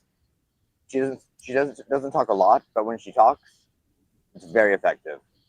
And typically when she asks a question, she knows the answer. And so, you know, there was one instance, and I'm jumping ahead, but where she, you know. Whoa, one instance. This dude is, yes, he did. And so, you know, there was one instance, and I'm jumping ahead, but where she, you know, she asked both of the attorneys, the prosecution and the defense, you know, how they felt about something. And before either could answer, she said, well, let me tell you what I did. And then, you know, and she took matters into her own hand and like got the answer that she was good. And she started off by walking into the courtroom by saying, welcome, you know, if this is your first time in Lexington County, South Carolina, which is close to Columbia for anyone. He said, if I'm not mistaken about the name, mark that one. That doesn't know. And it is her home district. So that is where she normally rules over, which is why they had the preliminary hearing there. Right. The what? Rules over, which is why they had the preliminary hearing there. Mm-hmm. Right. The what? Rules over, which is why they had the preliminary hearing there. Mm-hmm. Oh, okay. Right. Convenient for her. Both Dick Harpootlian and the Attorney General are nearby. Everyone's actually not too far from the area. Mm-hmm. And she started it off by saying, "Welcome to welcome to our county. Like, we're so glad you're here." This is Aspen, boots on the ground. And then she basically just kind of said, "I just want you to know this is how I do things. And, I will be fair, I will be patient, but when I speak, you'll know whether or not you should argue or not." Good. I just want to say hi to Lauren here, Lauren Matthias from Hidden True Crime. It is. Oh, look at how his face. Oh, look, it's Lauren. This is her buddy. So good to see you, my dear. Glad. Oh my God. Look how he went from that. Oh, it's Lauren. Hi to Lauren here, Lauren Matthias from Hidden True Crime. Oh, goodness. Name drops and Hidden True Crime. We got both of them. God. This is crazy. Well, there's the only side story I can give you is that he told Tricia that he would be her bodyguard at CrimeCon, and he was busted following Christina around. But the cover up. Whoops. Yep. It is so good to see you, my dear. Glad you're here with us. That's our good friend. Let's just say hi. Whoa, what was that? See you, my dear. Glad you're here with us. That's our good friend. Let's just say hi. The fuck was that? Oh my goodness. She is name drop worthy to them though. The hell? Good to see you, my dear. Glad you're here with us. That's our good friend. Let's just say hi. Hi, Lauren. Oh my God, what was that? Icky. Hi, Lauren. Good to see you. Here, Lauren Matthias from Hidden True Crime. It is so good to see you, my dear. Glad you're here with us. That's our good friend. Let's just say hi. Hi, Lauren. Hey, Lauren. Good to see you. Lauren is always a wonderful asset because Lauren will be the first one to go out of her way to, like when she found out I was going to this, and I didn't know anyone that was going to be there or anything like that. And she was like, this is great. This is, this is how I did things. And, you're there for the right reasons. And, Oh, she encouraged him to go. I think it's going to be a good experience for you. I did it with Delphi, but that was a little bit different because I followed the case so closely for so long. Right. Whereas this, I'm coming in a little bit more cold to the case. I'm like, I don't really know what's in those waters. So. Right. Well, yeah, and Lauren is very, very helpful. And what the hell does that mean? Oh, the judge was amazing. Didn't he say that too? And it doesn't surprise me at all. Oh. Right. Well, yeah, and Lauren is very, very helpful, and it cold to the case. I don't really know what's in those waters. So. Right. Well, yeah, and Lauren is very, very helpful, and it doesn't surprise me at all that she reached out to you to help you with this, and I'm glad she's with us tonight. So, Alex walks in. What did he look like? The judge did. Oh, interesting. It was interesting. So the hearing started at 10 a.m. Eastern time, and I was worried about getting there early. I ended up getting there. I was late, shocker. So I got there around 8 o'clock, and I was like, oh no, hearing starts in 2 hours. Am I going to be able to get in? I had no problem getting in, but I will say by the time the hearing started, it was a pretty full courtroom. I'm sorry, your comments are cracking me up.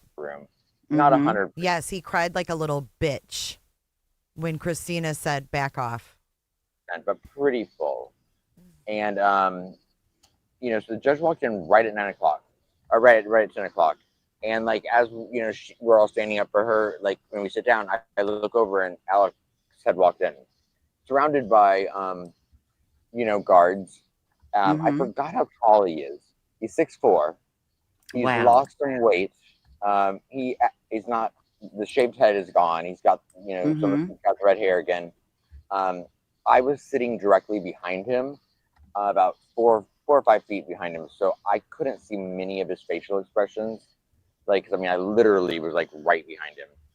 Yeah. And but I was surprised by his stature, because the last time we saw a picture of him, he was shaved head, the mugshot.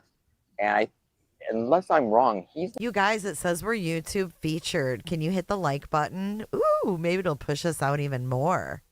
Kresha, I missed you during the MK Ultra discussion today.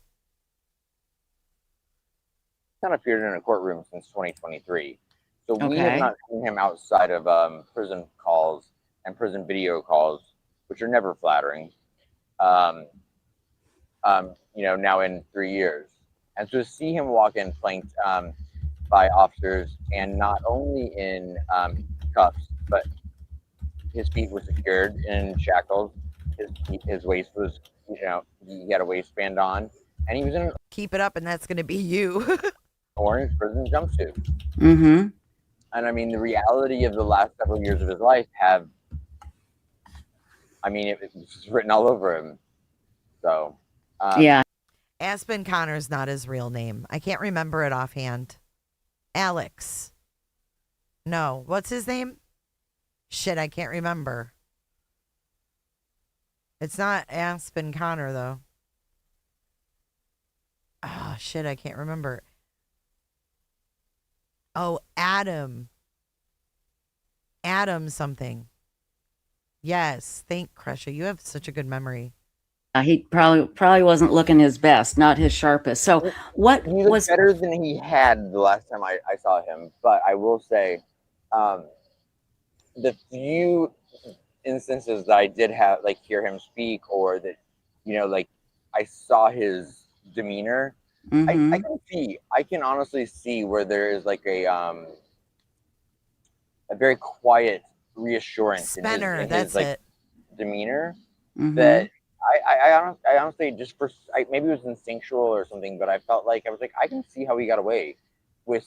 Weird. Look at look what this changed it to. Look at my pinned comment.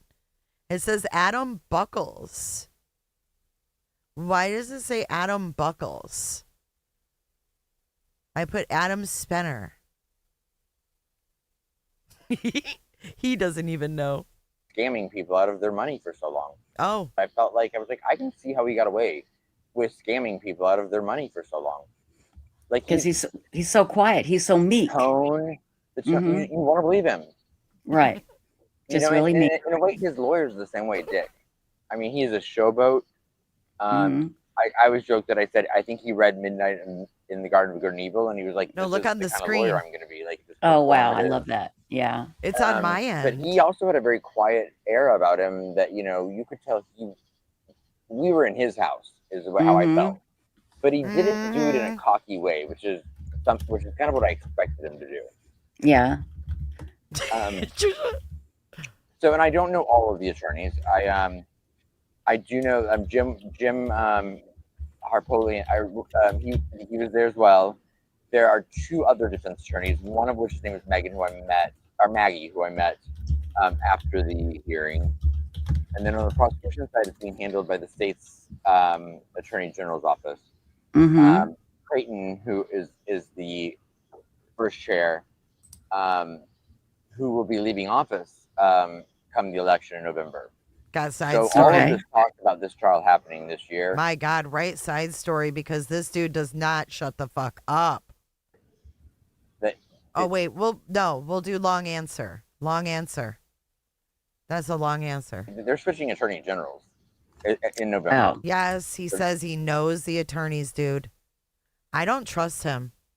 I don't trust him after Delphi and him getting in there and getting close. No. You got some bingo? This trial will not happen this year. No. So what was the hearing about today? What was decided? Oh, God. So the hearing today was and I'm assuming that's probably why it wasn't as packed like early on. Like I think they'll get busier and busier as they become more substantive. But it was basically scheduling some procedural things, the things that they addressed. Hi, Leo. I love you. Not all of which they came to conclusions on, but they wanted to talk about whether or not he was allowed to wear civilian clothing, because the defense thinks that it's Oh, my God. Riveting. for him to be on TV in the orange jumpsuit, and that even if potential jurors see any of the preliminary hearings, they'll already have formed an opinion of guilt based on his appearance. Right. And in his words, I mean, he was very exaggerative. He literally, the words that he said were, and I wrote them down because it was, he said, You okay, bruh? Bruh. Is he okay? Whoa. What the fuck is going on? This looks like one of those wigs in the UK they wear in court.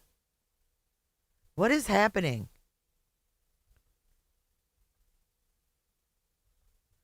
Right. And in his words, I mean, he was very exaggerative. He literally, the words that he said were, and I wrote them down because it was, he said,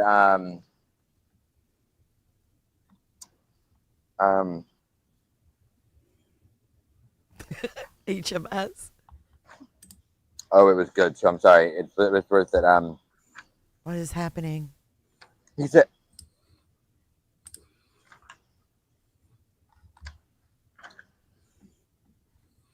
We're fine. We're good. We're just watching behind you, making sure nobody's coming up behind you, wearing a scream mask, Well, I mean, hey, if they do, you'll have more content. That's true. I'll have a lot of content. Absolutely. Wait, Stacey Monroe, she typed Brillo pad, but on my end it says glitter pad. Oh my God. I can't do this. I'm going to die over here. I can't.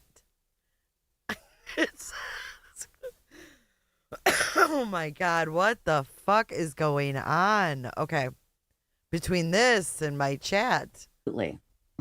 We're just watching behind you, making sure nobody's coming up behind you, wearing a scream mask, Well, I mean, hey, if they do, you'll have more content. That's true. I'll have a lot of content. Absolutely.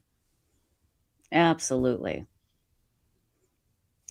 Neil Campbell said he wanted a laptop in his cell, but the judge checked with the warden and he said, absolutely not.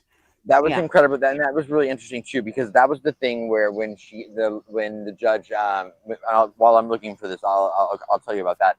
When the judge asked them about their, He can't do two things at once. Who's he kidding? While I look for that, I'll tell you this story. Okay. How they felt about that. Which, I mean, I'll be honest, I do see the benefit to when you have, like we hear about these terabytes and in all these cases, I'm like, I understand, like, it's hard to like haul these things in, haul them out.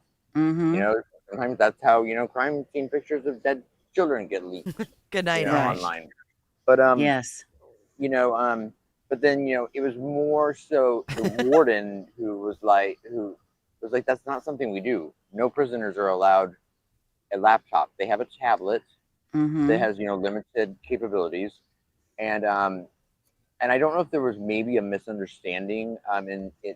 When I read that, the motion, hey, Mel. I read it very clearly as he would use. Hey, Melanie, welcome to the chat. She goes, I never have time to get in the chats. You guys are funny. Welcome in.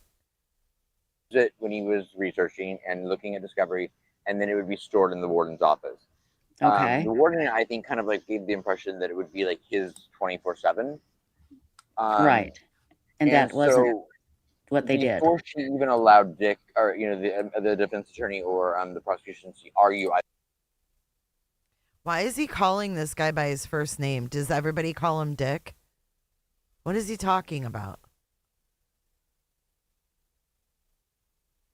He says the warden, I think, kind of like gave the impression that it would be like his 24/7, right, what they did before she even allowed Dick, or, the defense attorney.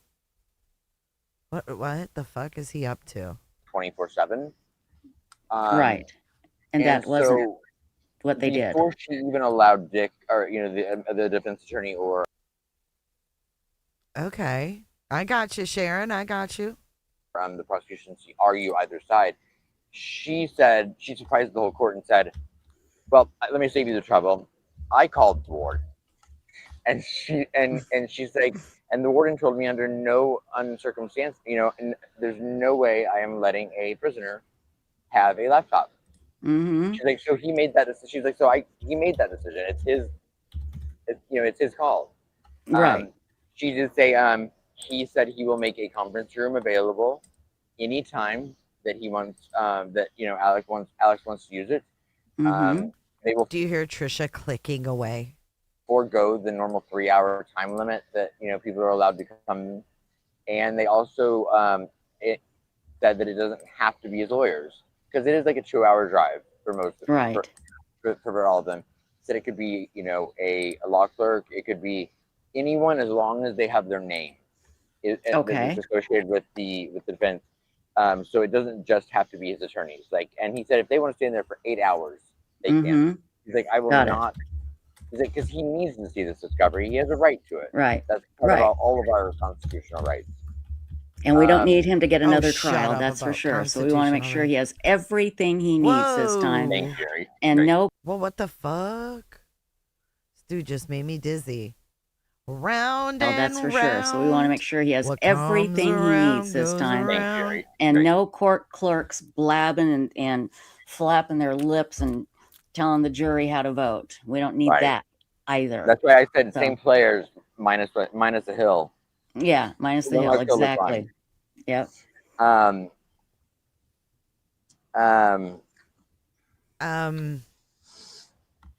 so when the judge entered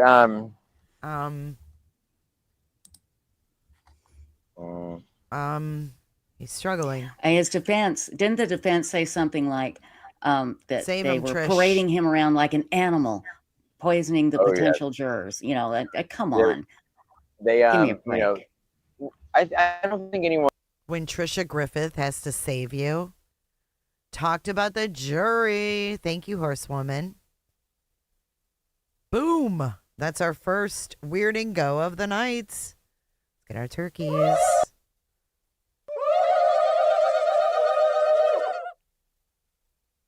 One that watched the first trial is surprised by Dick Harpodian, and I apologize if I mispronounce his last name. The spelling to me is one of those words that I like. The T shouldn't go where it is. I'm like, so I may mispronounce his name, but that's okay. I will say he is enjoyable to watch.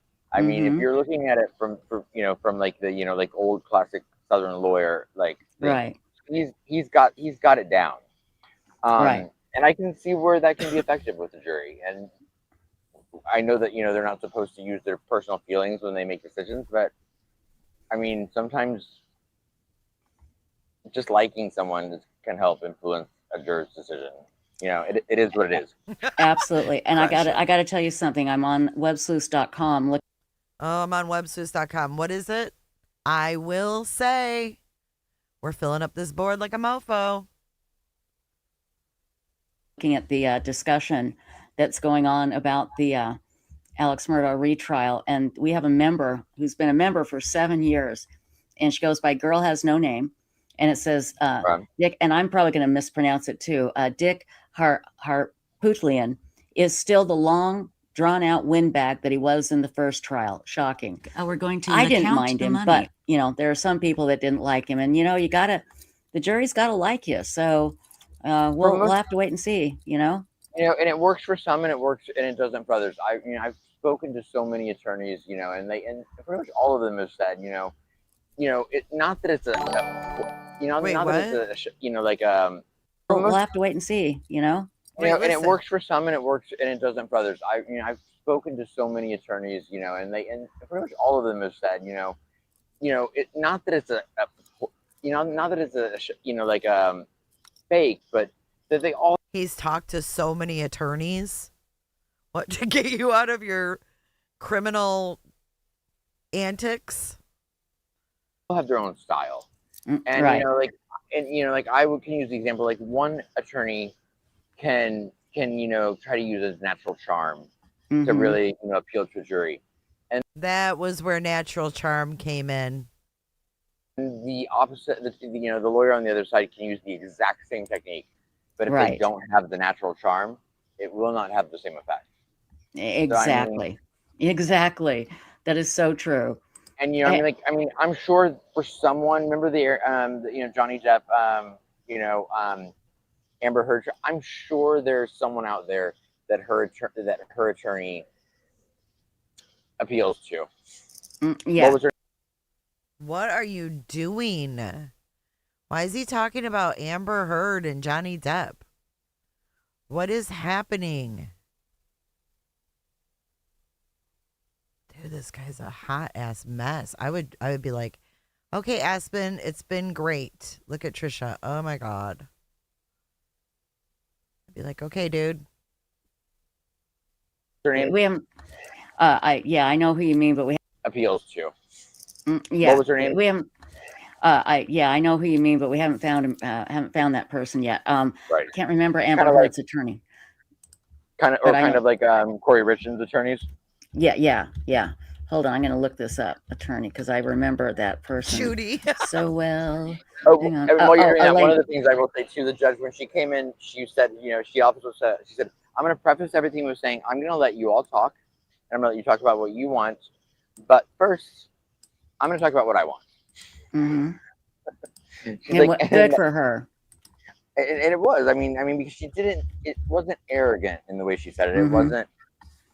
It wasn't confrontational. It was just like, here you go. Here it is. There was no hesitation in her in the way she spoke. There was confidence. I mean, she was intelligent. I didn't hear him say rabbit trail. Did y'all hear that? Immediately gained a lot of respect for her. That may change, throughout these proceedings. We'll see. But she seemed like she's very willing to be fair. Good.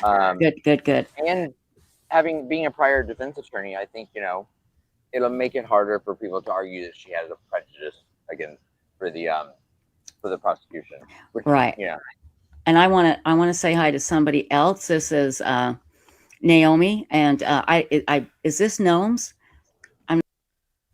Oh my God, Gnomes and Lauren are in the chat. Gnomes and Lauren. Gnomes is the victim from the trailer kids trafficking case. She says, hello, everyone from Southern California.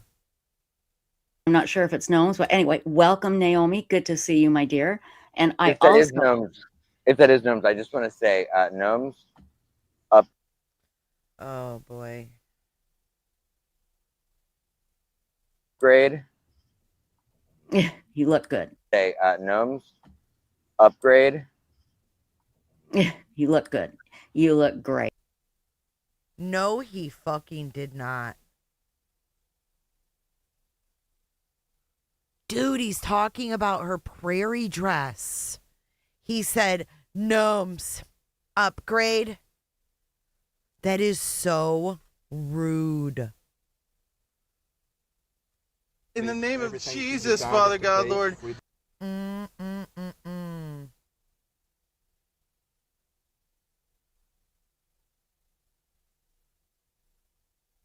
Gnomes. Holy shit.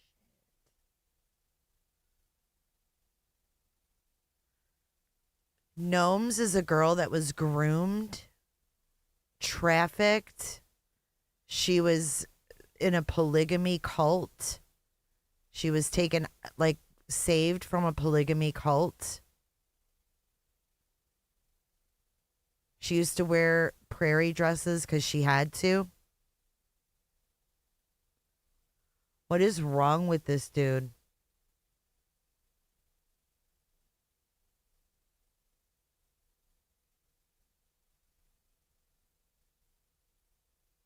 No, she's not the doctor. She's the victim. And look how excited Laura, or what's her name, gets. Wow. Upgrade. Dude, she was trafficked and a victim. And look how excited she gets. Watch. Defense attorney, I think, it'll make it harder for people to argue that she has a prejudice against for the prosecution. Which, Right. Yeah. And I want to say hi to somebody else. This is Naomi, and is this Gnomes? I'm not sure if it's Gnomes, but anyway, welcome, Naomi. Good to see you, my dear. And here he goes. If that is Gnomes, I just want to say, Gnomes, upgrade. You look good. You look great. And I also want to read what Megnut put on websleuths.com. He is freaking disgusting. Yikes. He thinks he's funny, too. He doesn't care what these victims go through, guys. He doesn't care. These people don't care. If this was on my show, I'd be mortified. Tricia leaves it up. Look at the title. Bedridden and found dead. Cops were in shock. That's about a little baby. That's about the little baby we saw at the beginning. Oh my God, these people make me so Gnomes, sick. Upgrade. You look good. You look great. And I also want to read what Megnut put on websleuths.com, talking about Murdaugh's defense attorney. Trisha's even nervous. She's like, oh my God. She says, Harpootlian is stopping short of threatening the court with indefinite delays if Alex doesn't get a laptop. He isn't stopping short of accusing the prosecution of prejudicing Alex, jail clothes, shackles, opposing the laptop. Oh my God, Lord help me. I gotta speed this up. I gotta speed this shit up. Oh my God. He's coming for you, Barbara. He's coming for you. What the fuck? Have we missed anything on here? No, not yet. But the judge shut him down. The judge contacted the warden. They, like you said, you already said this, they will not allow Alex a laptop in his cell for his safety, and that's right. But he'll get a tablet. And he's not on a swing. He looked down. He is sitting on a bench. He'll get all the time he needs with the, with the research documents.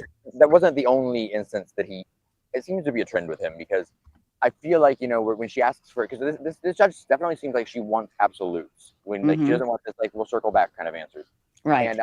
And she even went as far as to say, for the next pretrial hearing that they scheduled for August. Which they scheduled for. Can you hear me? Oh my God, this is a disaster. This is an effing disaster.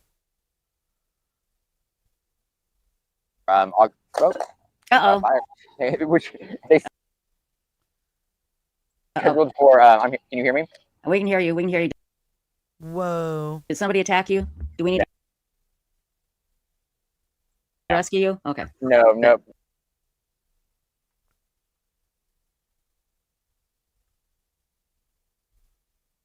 Yeah, I don't think he's on a swing.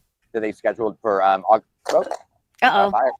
Which they scheduled for. Can you hear me?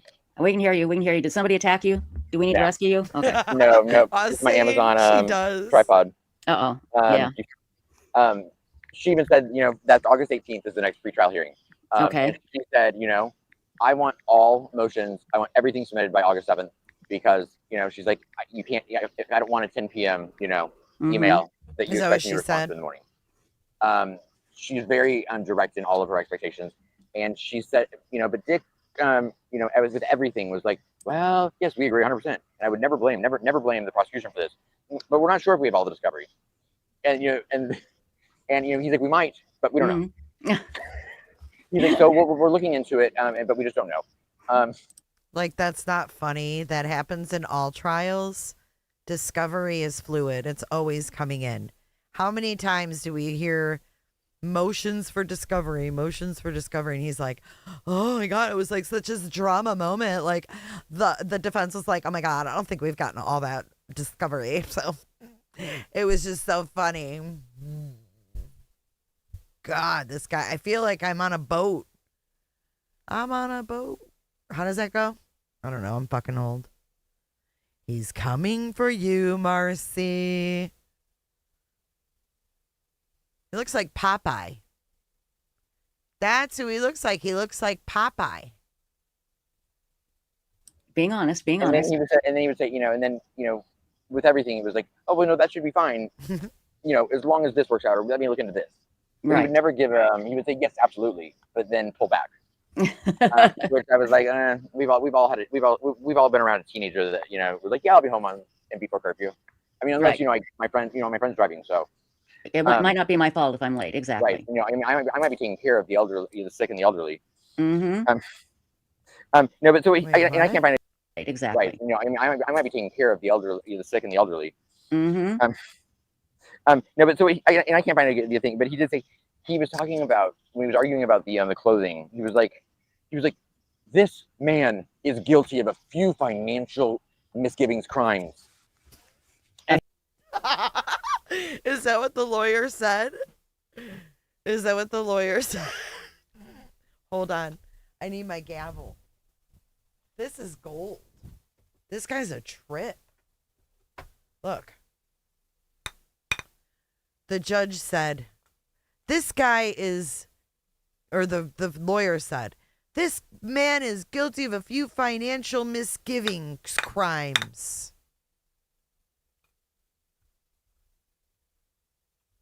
Talking about when he was arguing about the clothing, he was like, this man is guilty of a few financial misgivings crimes. And he is chained at the waist and chained at the arms and chained at the feet. Does he deserve to be treated like an animal? And I mean, I was like, way to let the dust settle from that overturned conviction. Yeah, no kidding. Good God, really? This is also the same attorney who recently, when it was not today, but in an interview I watched him. I'm not looking at the chat. I'm looking at the transcript. And say, well, the vote stuff's not going to come into this trial. So luckily for us, to this jury, Paul's just going to be every other dead kid. Who said that? Dick Carpillion. Wait, who? And he thinks that's funny, huh? Let's see, live chat.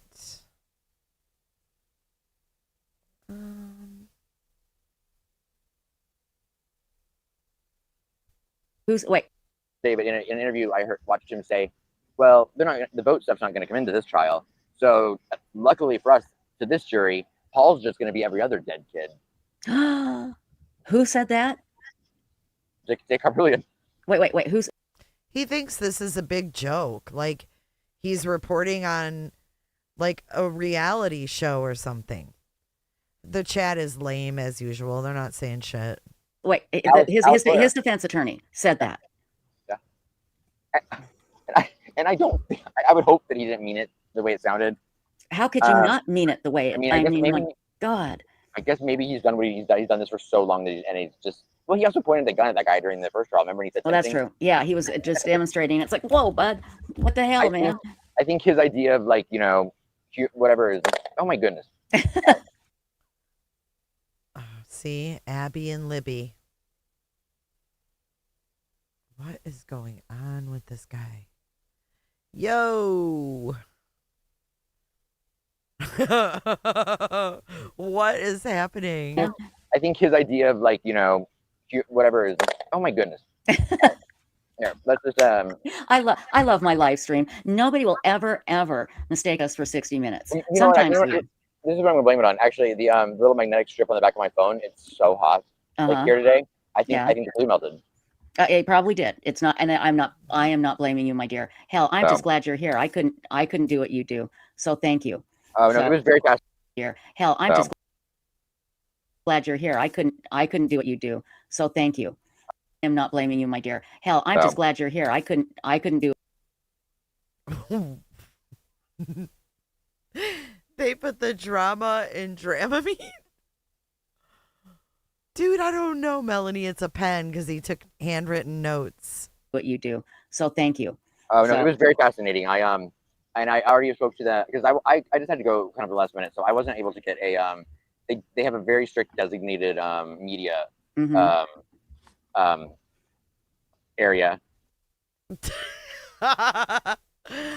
I think that would count for media credentials on the board. The media, it's strict. You're not a fucking journalist, dude. Stop. Media area, and like if you're not on that list, like you have to sit with the public, and you can't. And, like I couldn't bring my phone into the course, so like man. so I already took the steps I needed to make sure for the next hearing I'm on that list and everything like that. So, not that it gains you anything other than you just gonna have your laptop and you're so I'm not taking all of like the handwritten notes. Well, it's a lot easier for you, that's for sure. Well, it'll be a lot easier. I try to read my writing. Yeah, I hear you. But like, and then of course Dick didn't waste any time to bring up Becky Hill every time he could. Because, well, yeah, Becky Hill's going to be the star. None of us could have ever predicted this, but I mean, we were all just so caught off guard by it. He's like in his, I work for the state. I really do work for the state when it comes down to it. Mm-hmm. Right? Oh my God. Oh, good Lord. And I'm saying all these negative things about him, but I'm like, there is in a weird way a charm that he has, and I can't explain it fully, but. Well, it'll be interesting to see how he affects the jury, and I'm sure they can't. I don't know, but I'm assuming they cannot bring up Becky Hill during the trial. I mean, there'd be no reason to. I can't imagine. Well, and apparently there are going to be some definitely things that they have to talk about going into the trial. One is. Yeah, what was that all about? I work for the state. Is that what the lawyer said? I think. Cindy, look at your comment changed to 1-1. I don't know. There are people that are paid to put out a narrative. I think he was saying the lawyer said that. Is they, I don't know about the Becky Hill part of it. They went right into like when they wanted to do the trial, like she was asking how long they expected to take. They were very forthcoming and they were saying, well, if you allow the financial aspects of this into the trial, that will substantially change the length of time of the trial, which makes sense. Mm-hmm. And then the other thing was all about the DNA, and that's something that we can talk about in a minute. But I mean, she wanted definitive answers. I mean, she was like, I don't want to do this. Like, oh yeah, well, like I don't want things canceled or continuances because you're not ready. So she's like, I want to make sure you're both confident with the discovery, and that's when Dick was like, well, we'll have to check. I think we might have it, but I don't know. Oh my God. We've only been on this case for since 2000. Tricia loves this guy. No, Tricia loves this guy, Maury. He told her he would be her bodyguard at CrimeCon. She hung out with him all at CrimeCon. He filmed Christina at CrimeCon like a weirdo. I don't know. It's all very strange to me. 2021. Yeah, how many years exactly? Birds of a feather. Like Stephanie Ferraro says, Alec has no redeeming qualities. I just want to say one real quick thing while you look at your notes. I want to say hi to C. Cheadle. C. Cheadle is undergoing some chemo. We are so glad you're here tonight, my dear, and we hope you're doing well. We are always thinking of you, and we love you. So continue on. What else happened today? Anyone deserves to ever go through. Absolutely.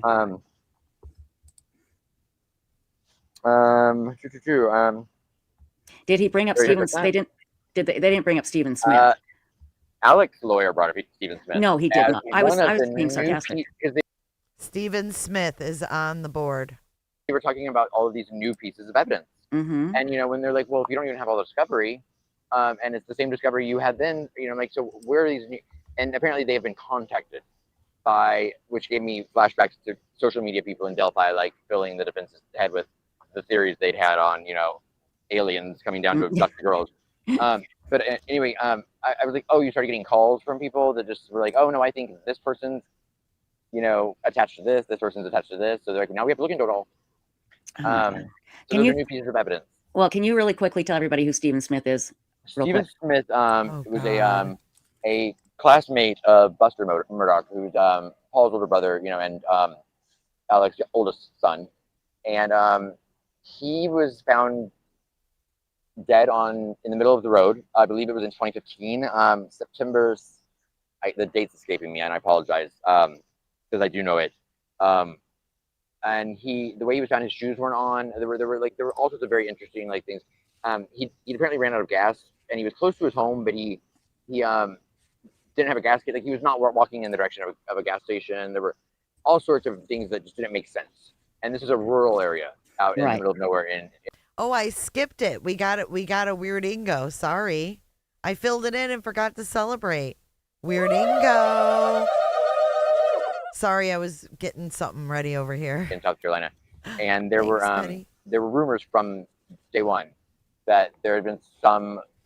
I'm not going to, I would love to see the clip of him crying. Unfortunately, I wasn't there, but I'll show you what happened before he cried. Check it out.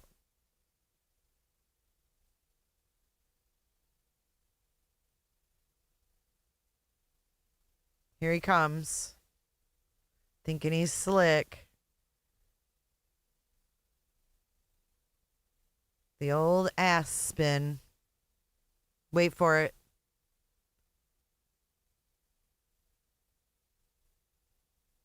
Oh, Aspen Conner, out of the way. Thank you. Just, I want away from that man. Get me away from that man.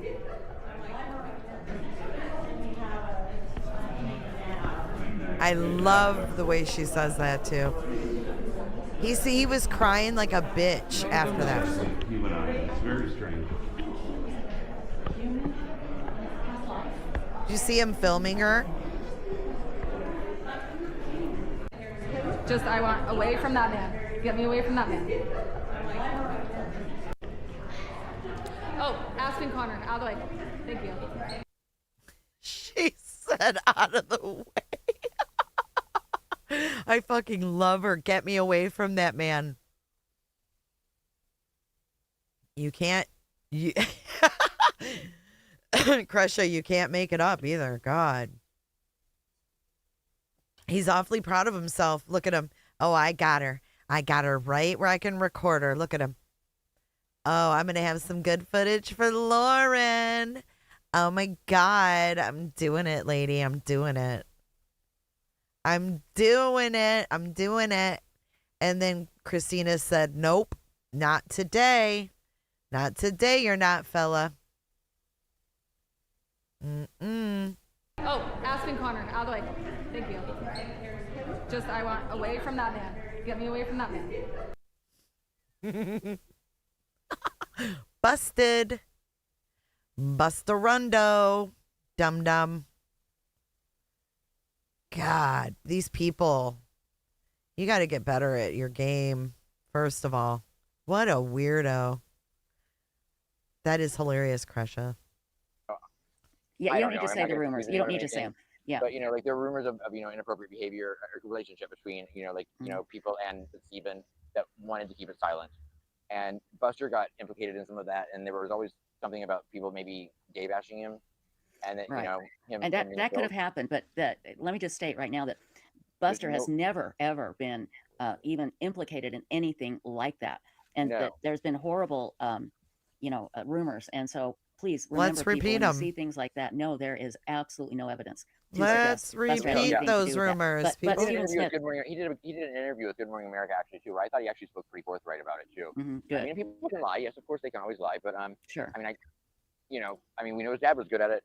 But the one thing I will say is, even though I feel like Buster, did get maligned a little bit in that if he is innocent, of anything to do, and I don't think he had anything to do with it. Right. if it weren't for what happened to Hey, Maggie and Paul, Attack. I don't think Stephen Smith's case ever would have been reopened. I don't think that Yeah, kid, I think you're I don't right. think we know his name. And, for, a kid like that in a small town in South Carolina who did not fit the mold that everyone probably painted people into, there were probably a lot of people that were uncomfortable with him in the first place. And Right. he deserves just as much justice as He as absolutely Maggie and does. Paul. That death is very questionable. First they said he was hit by a car. Now, no. No it's, broken, No, that I mean, needs the to Karen be. Reed thing there, where there's no broken, Right. no glass, nothing. And Yeah. I know that's one thing. Some people don't like her, some people do. But Mandy Matney, I really feel like it, did a lot to really bring that case to the forefront. And she, Right. Mandy Matney. In honor of Christina. Christina said, nope, not today. Ass, sit and spin. She said, get me away from that man.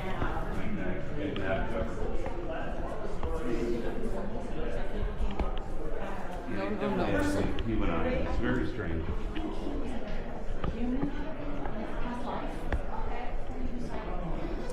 What was the humanized comment about?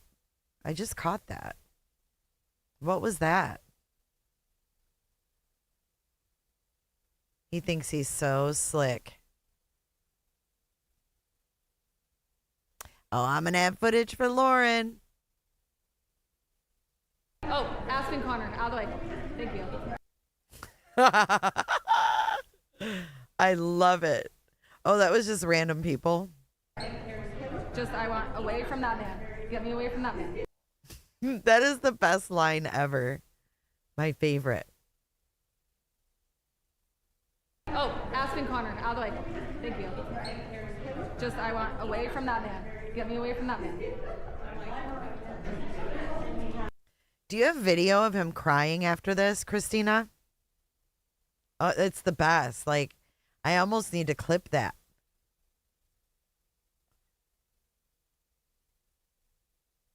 He really thought he was pulling one off, too. He walks past those big dice, the big Crime Con dice. Oh, Aspen Conner, out of the way. Thank you. Just, I want away from that man. Get me away from that man. Oh, he pulled a friend aside. You weren't face to face. Gotcha. Unbelievable. Okay, let's finish the weirdingo. I think we came close to So busted, I don't know Krisha. everything about that, but So I do busted. have a lot of respect for anyone that goes out of their way to bring a lesser known case into the forefront, because I mean that's what we should all be here for, is to get everyone the same level of justice. Exactly. And Stephen Smith and his family certainly deserved that. I'm just surprised they brought it up. But anyway, And the way they brought it up though was weird, because he alleged that there may be connections between Paul's murder and Stephen's murder. Oh, please. Like maybe the same person killed them both. Okay. And maybe it might have been the dog. Oh, Trisha's had it. Oh, no. Look at, when he said that, look at her face. She's like, okay, dude. Nope. We're not doing this. Maybe connections between Paul's murder and Stephen. Thank you for the pizzas. Oh my God, whoever just sent me the pizzas, thank you. I appreciate that so much. Thank you. Murder. Oh, please. Like maybe the same person killed them both. Look at her. She's like, oh my God, we are not doing this. Okay. Maybe it might. No, she's not having it. She's like, okay. Maybe the same person killed them both. Okay.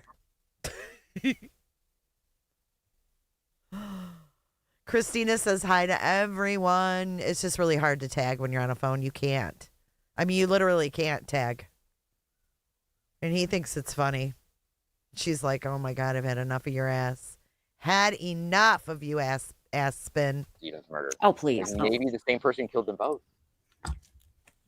Okay. And maybe it might have been the dog. Blanca might be harboring that, the murderous dog. Mm-hmm. And that's what it is. But no, I found one of the most interesting parts of today. This is probably, and I don't want to go into too much detail, even though it's all in public. So when I was reading the motions, one of the things that the defense wants looked into is, they said that there is unknown, unrelated male DNA that was found underneath Maggie Murdoch's left hand, the fingernails on her left hand. Mm-hmm. We don't know how much. We don't know like in what we don't know anything other than the original trial. They didn't do anything with it, and the defense wants that tested, and they want to know if it's an unrelated male and it's unknown, who is it? So they SLED, they don't have the capabilities, and neither does the FBI, to use the technology that would be required, I think, with the level of sample they have. Like Othram probably. I don't know, Oh. but I'm assuming Othram could do something like Othram mentions Othram. We've got another Weirdingo. Come on, let's celebrate it. Beautiful day to be an American, man. like that. And so in the motion, they mentioned Othram Labs in Houston, Texas. Good. And that they had reached out to them, and the defense put in the motion that Othram said that they feel confident that they would be able to complete the task. Mm-hmm. To the understanding they had of it so far. They just need $45 million trillion. And they're all in. Spit and spooge. You know, I mean, like once they got the DNA, they may be like, no, this isn't what you described to us. Right. You know, but right. They said they feel confident they can do it, and the defense is going to pay for it. Oh well, hey, you know what? Then if it's there, it should be tested. The only thing is, and having known, that we're, and supporting Othram, I think Othram was forthright in telling them. Wait, what? The thing is, having known that, or were, and supporting Othram, what the fuck kind of word salad was that? And if it's there, it should be tested. The only thing is, having known, that we're, and supporting Othram, I think Othram was forthright in telling them that, this process, and I don't know exactly Thanks, which, Penny. because, they have a couple of different techniques. Oh my God, I love the eagle. Look at the eagle has a bomb pop. Thank you so much. That's so cute. Processes that they use. Mm-hmm. I don't know exactly which is what, but they said it can be timely. And they said, so for us to do this, we would probably have to put a rush on it. Right. But what that means, I don't know. And the judge really wanted to know what that meant. He really wanted to know why this private lab, why Houston, what could they do, would the sample be destroyed? And even the defense didn't have all the answers. And I'm sitting there, I'm like, I'm like, oh God. Oh God. Who's there with him? Did you hear that? I'm like, oh God. I heard someone's voice. Look at Christina. Hey, Christina Max says babies. Babies. It's supposed to say Usain. I got woo woos in my chats. I don't know who's that person.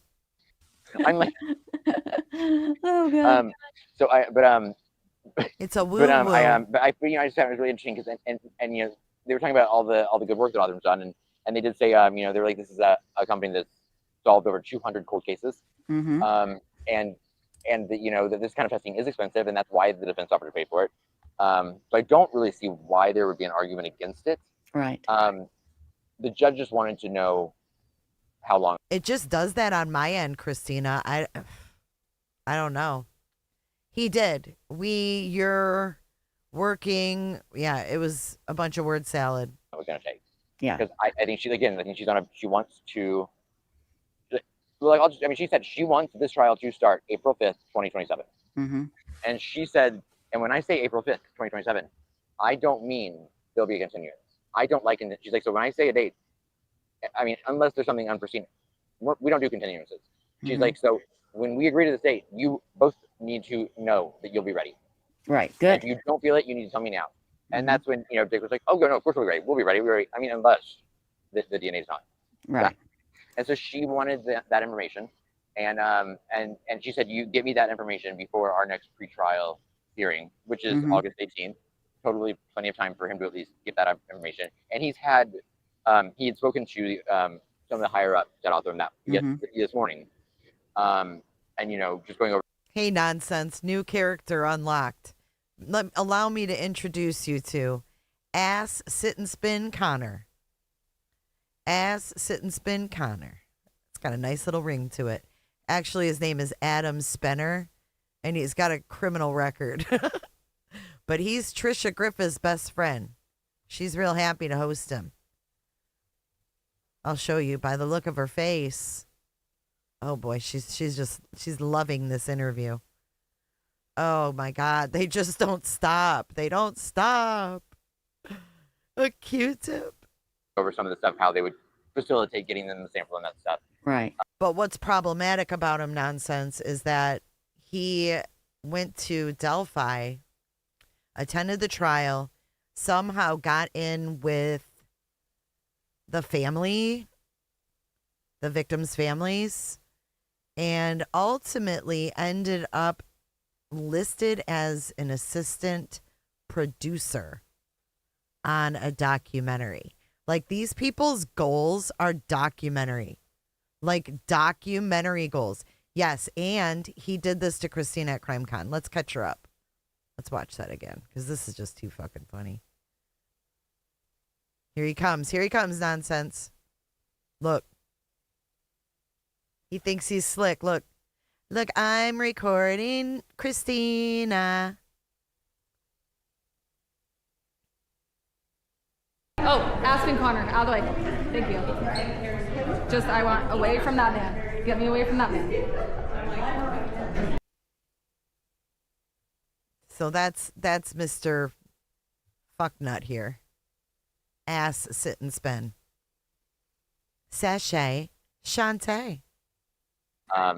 So I mean, and then they brought up the Koberger case even, to the judge, because the judge I don't think was familiar with Othram, and I'm not sure Oh my God, they brought up the Koberger mention off the board. The judge didn't know about Othram, so he was the Othram spokesperson at the courthouse, or what? What the hell? The prosecutor was as well either. And they talked about how that was the lab responsible for Brian Koberger. But so once I think he gets her that information, she said, that may change the day of when I start this trial, but not by much. Right. So she's like, I want you to count on April 5th. Good. She's like, spring break, and she looked at it because I guess Columbia is not far from there, and so you have the University of South Carolina, Clemson's not far, and she's like, Wait, these are the dates of spring break. She's like, I want it right after spring break. She's like, I don't want to interfere with any of that. She's like, this is the when we're doing it. judge. Good. I love hearing that. She's like, they have a new attorney general coming in November. The person running for attorney general that won the Republican primary has been on the prosecution team already as an associate. And so if he How does he know about all this political stuff? The hell's going on here? Wins the general election, that he will at least already have a shorthand in this case. Now, right. The other opponent, who I don't know the name of, do it, Lady Marcy. South Carolina politics, and I try not to get involved in too much politics anyway. Mm-hmm. But they said it would take him 6 months to get caught up with the case, and she said, you know what, November to April. Guess how many months that is? There you go. Which I was like 5. Yeah, he'll have to just read a little fast is all. Well, it sounds like it was very productive. It was. And so really was. Are you planning on going in August at the next hearing? I am, of course, yes, absolutely. And so one thing I will say is, so there is still outstanding. There. Can we mark off Idaho mentioned for yet another weirdingo? Oh my God. Do it.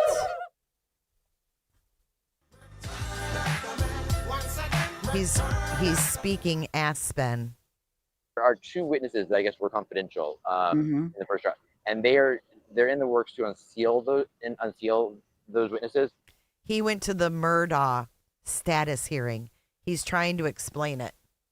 The state's not yet confident that they've redacted all of the pertinent things they need to, and they want to go over it a little bit more before they do, but they fully plan on it. I don't know who those witnesses are. Right. The defense made a reference to them expecting to call 8 witnesses. And then they also talked about the experts that they wanted to hire, and that, it would take them a few months to get them all proficient on this. Lined up. And so so yeah, I absolutely plan. So there is the there's a quiz at the end of this too, by the way. Change of venue motion still outstanding. And I guess typically with a change of venue, they won it out of Hampton County, which is the original county it took place in. This judge is based in Lexington County, so that's why they had today's hearing there. Yeah, Lauren is in the chat, as well as Gnomes, Naomi. And oh, and Christina, you missed it. You know what he said to Gnomes? Tricia pinned her comment, and he said to Gnomes, he gave her the okay sign, and he said, upgrade, Gnomes, upgrade. Yes, he was, heavily involved with Susan Hendricks. The order that they are, the motion that the defense wants for the change of venue, when it goes further than most do, they don't want it anywhere within the 5 counties to take up the 14th judicial circuit in South Carolina, which includes Beaufort County, Jasper County. He knows this because he lived there. Hampton County. There's 2 more, and the prosecution said, that's not really within the law. That you can usually it will automatically go to another county within your same judicial circuit. Right. But I don't think that any of them have. I think it'll get granted. I think they'll grant the change of venue. Oh, yeah, I think they should. And and after crossbody, keep me away from that man. Having spent the day at the Lexington County Courthouse, it's new, it's modern, it's 5 stories. It's equipped to handle a case like this. I think the courtrooms have 200 people, and most of the counties around the areas they're small little old courthouses. Right. So, right. I personally would not see. Why not just have the trial in Lexington County? I think that would be great. It would solve a lot of problems. And I want to comment. Oh God, she's got a comment. Look at it, folks. It's a distraction, just like in the John Bonet case. Oh, she said she had to cut him off for that one. He can go join John and be mad about being cut off. Uh-oh. I want Jesse Roblin says, talking about the DNA. Jesse says, it's a distraction like the John Bonet case. And you absolutely could be right. In fact, if I had to choose right now, I would say, based on the evidence that I've seen of this case, no doubt it's a distraction. It's just an artifact that's not connected to the case. But it could. Oh, boy. He's giving me anxiety, y'all. Like, straight up anxious. I feel like I've been on a boat with Ashley and Lindsay. Could be used as an appeal the hell? If it is not tested. So I think it's a good idea to get tested and let the prosecution used as an appeal if it is not tested. So I think it's a good idea to get tested and let the prosecution show that it's an artifact, and then they can move on. Remember, they tried to do that in the Idaho case. They tried to do it in the Delphi case with hair in Abby's hand. Right. I mean, it is a defense attorney's job to give a. Remember, they tried to do that in the Idaho case. They tried to do it in the Delphi case with hair in Abby's hand. Right. I mean, they tried to do it with the hair in Abby's hand. Why wouldn't that be permanent? Like, pertinent. Sorry, not permanent. I know he's like. I mean, it is a defense attorney's job to give a fervent defense to your client. Exactly. Whether we like it or not. I mean, like, I guess, if you leave any doubt, then they have a reason to argue. That's what their job. That's the defense attorney's job, is to bring this stuff up. You're absolutely right. I think that's part of the reason we continue to see. Tricia's trying. She's trying to get rid of him now. Hi, Aussie, Cheryl, and Amanda. It puts the lotion on the skin. There's so many answers no one ever is going got. Yeah, I could do a 12-hour show on that. Speculation. Yeah, I could do a 12-hour show on that. That's, again, there's so many questions. I think without question, he's guilty, but what the hell? Anyway, we'll save that. Right. We'll save that for another time. All of the pre-trial hearings will take place up. in Lexington County. They all agreed upon that. So they're all willing to have, so like anything before. I just looked at the clock. I can't believe it's 12 o'clock. I have so much fun just hanging out with you guys. For the actual trial will take place at the place I was at today. And again, this staff, amazing. Because, I'm sure these counties are not used to handling this kind of stuff. Well, this is big, yeah. And this is big with a lot of media. And they've... I walk in with all big old baggy pants on that are dressed black. and they're probably, what is this? No, yeah. Hey, oh my God. Wherever you go, Aspen, you are meant to be there, and people are they love you. You walk in and you make Or a they don't. statement, and that's why we love. Or they don't. We don't love you. We do not love you, Aspen, at all.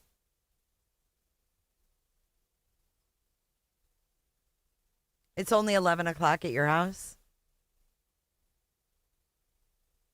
Oh, Aspen Conner, out of the way. Thank you. Just, I want away from that man. Get me away from that man. Nope, we don't, Aspen. People are they love you. You walk in and you make Or a they don't. statement, and that's why we love you, my dear. Hey, will you come back when you cover the next hearing, please, please, please? Oh, absolutely. Wait, I don't get to come back until August? No, you can come back in. Hey, you can come back tomorrow. Well, actually, I got to tell you, in fact, while you're here, no, we're going to have you on our 24-hour. I mean, you're coming back on. You just don't know when. We haven't told you yet. But I'll work third shift. Yeah, there you go. Stacy and I are taking Tuesday through Friday off. We will be back next Monday. Okay, so that is, let's see, the 4th, 5th, I think, what is that, July 6th. We'll be back a week from tonight. So we're taking the week off so we can get ready for the 24-hour It's the End of the World Again broadcast, and it should be fun. But Aspen, what? I forgot that last year, yeah. It was, yeah. I'm home for 24 hours, and I'm actually headed to another part of the country to cover something else. So I guess you won't be around to hear about that. I won't, but hey, but tell us what it is. I'm going to put your YouTube channel up, okay? I never tell it. I never tell my business before. Oh, okay, that's fine. I get it. I'm going to put your YouTube channel up right now, so everybody check back tomorrow. Are you going to broadcast tomorrow? Is it going to be live tomorrow? No, it wouldn't be till Thursday. Okay. So good. And that's right, if I ever make it home. Yeah, well, you've got to get home sometime. But I was meeting people, and I don't know, really quickly, I know we need to go. I did not realize Lexington, South Carolina is also, for anyone that recently knew about the, her name was Elena Moore. Oh, Elena Moore. And her husband was Brennan Slice. She was the one in the Planet Fitness video. Yes. That went missing. Yes. That's where that happened. I went to the Planet Fitness today. Really? Yes, and then I. Oh my God, dude. Yes. That's where that happened. I went to the Planet Fitness today. Really? I'm sorry, I can't. I fucking can't. We already have side story. Okay, for another weirding go. Holy shit. I'm still waiting for Rabbit Trail. I don't know when that's gonna come up. What the fuck? I'm almost ready to hear Thriller. Doesn't he look like Michael Jackson in Thriller? Do you guys remember that? Hold on. He does. I am so weird about, like, doesn't someone look like? But, with all the... He does. He looks like Michael Jackson with that makeup on. Look. Look. It's Aspen right here. Look. Literally. Don't do MJ like that. God almighty, Aspen. I know, I love Michael Jackson. Yes, and then I went and saw where, like, the area that they found her in, and I remember the case when it happened because it was recent. And yeah, her body was found. Just to let everybody know, her body was found. Have they discovered it yet? If it was murder or something else, do we know? Well, no, because she was cremated before any toxicology or anything else was performed at the request of her husband. After he put her on that 5-day psychiatric hold. Oh, that's right. That's right. So yeah, I'm blaming him. I don't know a thing about him other than he seemed to discourage people from searching and putting much thought and care into it. She just wanted attention. Oh God, don't even get me started. It was a very sad case. It was, and that video of her. I mean, and to know that she's no longer here is just beyond tragic. It's beyond. I randomly met a very close friend of hers today, and I felt like. You randomly met a close friend of hers today? And I felt like a jerk because she's telling me about it, and I'm like, "Oh, the Planet Fitness video." I'm like, I totally diminished her, entire worth down to like the Planet Fitness video. And I Well, was like, but that's how we. Hey, it's okay. Visual. That's how. When you said that, that's when I remembered it. Was the Planet Fitness video? I hate it, but I hate it. But that's what happens sometimes, It is. I want you to try and get some rest, my dear. Okay. And he's like, really, bitch? You did not just say that to me. She's a wackadoodle. A wackadoodle. He's all in feeling himself. She's like, you need to get some rest, my dear. It's okay. But I hate it, but that's what happens sometimes, It is. I want you to try and get some rest, my dear. Okay. And we'll have you on again. We'll have you on again real soon. I'll be in touch later tonight or tomorrow. You take care. If you need anything, you know where to come. Okay. I am here. And again, thank you, Tricia, for everything you do, and thank you, Lauren, for being here, and for all the advice you always. Oh, thank you, Lauren, for your good advice. Stop it. And thank you, Tricia, for everything you do, and thank you, Lauren, for being here, and for all the advice you always are. She's so the best. So free and giving, and with no expectation in return. She's wonderful. I'm blessed. I'm blessed to have so many incredible women that I'm like, if I could only be half as cool as y'all. Well, we're blessed to have you in our lives, my dear. You take care. Be safe out there. Okay. See ya. Bye-bye, honey. Yeah. Have you in our lives, my dear. You take care. Be safe out there. Okay. She couldn't wait to get him off there. Thank you, Kels, for the high five. Thank you, Patty. Patty and Kels coming in with some jewels. Thank you. Stay hydrated, baby. She couldn't wait to get him off. Watch. See Okay, ya. bye. Bye-bye, honey. Yeah. Okay, bye. Oh, don't you just love him? I love him. Aspen Conner. I've been putting his link in chat. We'll put it in the description as well, everybody. And yeah, he will be part of our 24-hour live too. So again, we haven't told him his assignment. We'll get him his assignment. So, and I'm sure we'll talk to him before then. So it's good to have boots on the ground in the Alex Murdaugh hearing today. Good to see that Alex's defense attorney hasn't changed at all. So it is going to be kind of a repeat of what happened before. But the question is, will Alex take the stand like he did last time, which I think was a big mistake, but he had to do it. Absolutely had to do it.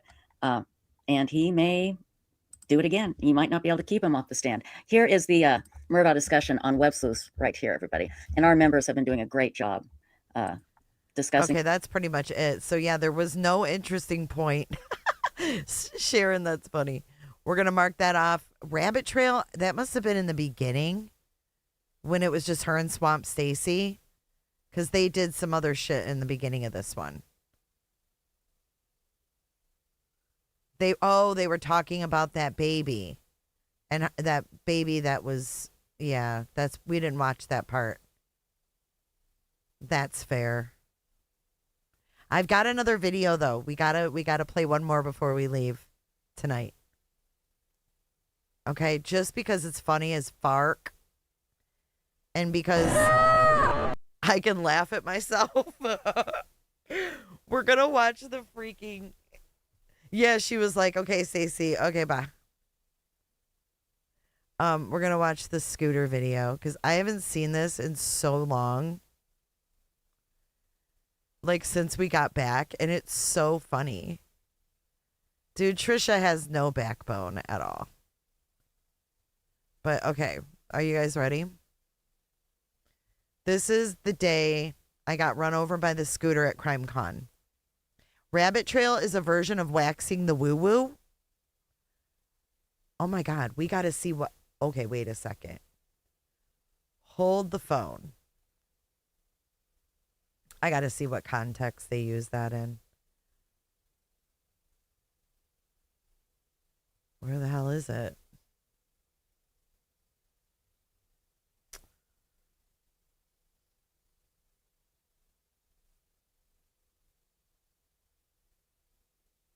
Hold on. My freaking computer is freezing up. I totally got run over, but it's funny as shit. Oh my God, it makes me laugh so hard. Hold on a second. I got to get rid of some of these other windows open over here. We'll keep checking on Lauren's TikTok. I think at least once a week, we should keep Lauren in the spotlight here on Every Day with Jay. What do you think? No, I want to see the context she used that in. That's flipping weird.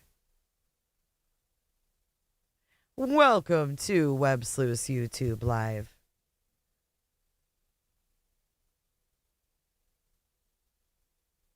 Did you see it live?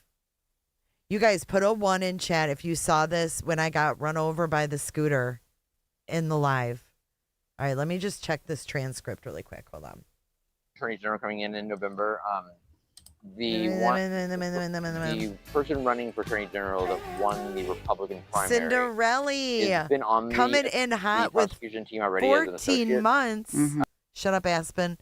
Oh my gosh, 14 months.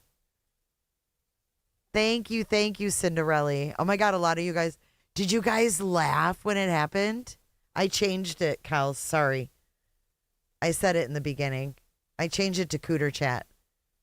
Sarah Crossbody, was it funny? All right, let me search this really quick. What was it again? Rabbit Trail.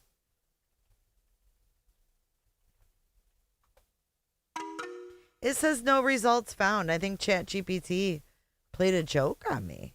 Or maybe they couldn't understand Aspen. It's not in there. It's not in there. I felt bad for you. It looked like it hurt. You guys laughed. That's okay. I was kind of laughing, but I was kind of pissed off. Okay, here we go. Here we go. Whoops. We were just like making our plans where we were going to go. He's like, hey, lady. I'm all full of myself. Hey, ladies, get funky. We'll slow it down. oh, damn. Oh. Guys, I got to keep Jay in check. Jay's causing problems here. Oh, damn. That is so... I remember that. I didn't want to say anything. I didn't want to say anything because I didn't want to be rude. Because the lady was in a scooter. Robot. Oh my God. Because she was in a scooter. I didn't want her to think like, oh my gosh, she hurt me or anything. But it really fucking hurt. I tried to be cool. Okay, we're going to slow it down a little bit. Okay, here she comes. Here she comes. Rolling down the aisle. I don't know if I was targeted. I think I stepped back. I think I stepped backwards. You wanted me to ask the cold guy if he... Oh. That's right. That's right. We were waiting to ask the cold guy if he was LDS. That's so funny.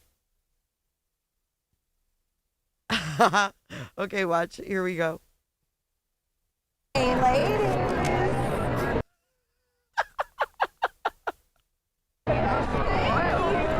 I do step back, though. Oh, damn. But that leg didn't move, you guys. I stepped with the other foot, dude. Yeah, I didn't step into her.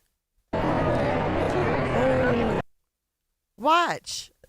That other foot doesn't move. Dude, I think I might have been targeted. Only my one foot moves. Watch. I may have stepped... Oh my God. See, I told you guys it was, look how bent my freaking ankle is. Oh my goodness. Cinderella. Account the money. That is so freaking generous. Thank you so much. Sending you some love for your cute plants. I'll be sure to get a new one just for you, Cinderella. I'll get a new one just for you. Thank you so much. Do you think that I was targeted, you guys?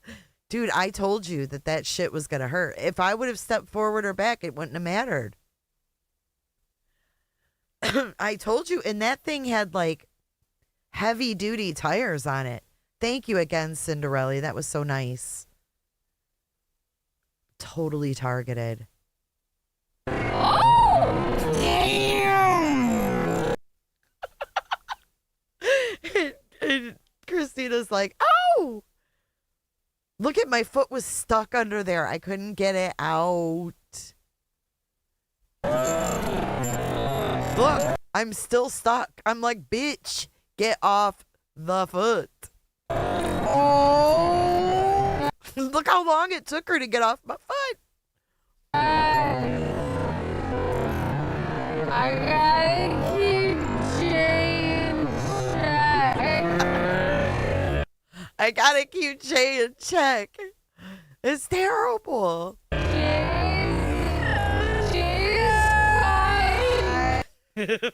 Okay, wait. Oh my God, that shit hurt. She's like, are you okay? I was like, no, I'm really not.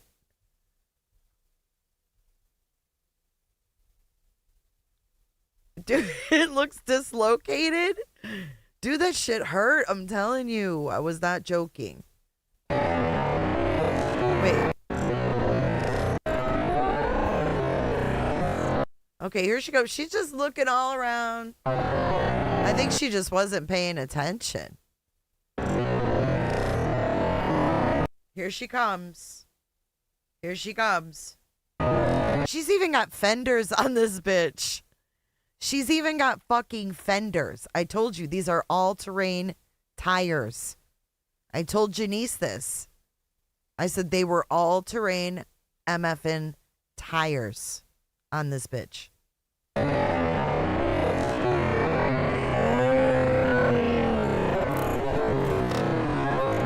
Oh!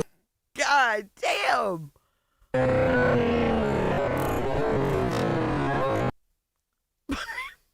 Poor ankle.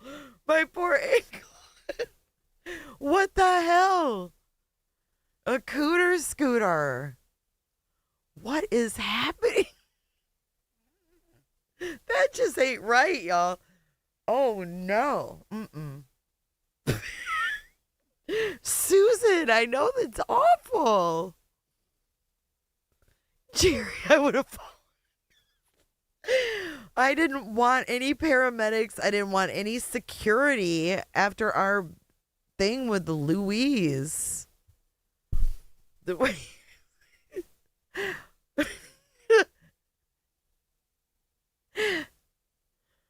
And that's the same foot that I damaged when I dropped the vacuum on it, like last week. It's still swollen.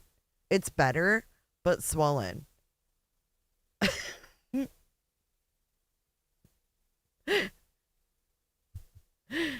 Oh, it hurt like fucking hell. Okay, let's watch it regular. And we're just having fun, minding our biz, waiting for this guy, find out if he's Mormon. Oh, damn! Oh, guys, I gotta keep. Oh, damn! Oh, guys, I gotta keep Jane. I was literally stuck. Oh my God. Oh my God. Oh, damn! Oh, guys, I gotta keep Jay in check. And all you can hear, the clanking is not my ankle. The clanking. Oh my God, I'm crying. The clanking are the little handcuffs I got from Law and Crime. They're on my purse. The Law and Crime. That's the clanking of the little handcuffs. Hey, ladies.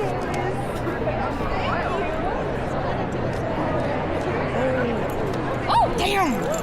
Oh, guys, I gotta keep Jay in check. Jay's causing problems here. I'm not sure if my ankle's broken, but okay. She totally had my back. Look, she's like, give me your phone. Totally had my back. Didn't even think about it. I just got ran over. She had my back. You okay? I was pushed up. Sorry. No, you're fine. You're fine. I didn't even think about that. Okay. Yeah, want me to be live for you for a minute? See how nice she is? Want me to be live for you for a minute? Guys? Guys? It's on the very This is KSL. not season wall, but I like season 1 of Cold. That's a great TV. The hostess with the mostest right here. we went by stickers. I did again today. Yeah, it's crazy. That was it. Oh, I'll go in a second. Oh, go ahead.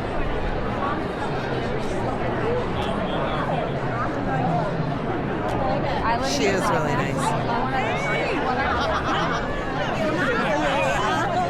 What's your mom's name? Lynette. You want to send her a video? Are We're going to record a video and tell her you should be. Oh my God, we're like picking up all kinds of conversations. What's your mom's name? Lynette. Do you want to send her a video? I know that. Okay. I was like, can I send this? It only was for a couple seconds. Let me see if I can find the live. Oh, here I am over here. I'm like, I'm a trooper. I got this. I got this. That's what I think about every time I go around Point of the Mouse. Or when people come to visit me, and like. That's where my clip ends for the scooter. But is it in? It's this one. Okay, it's the 5-hour one. Okay, here we go. CrimeCon footage. Her outfit is so cute.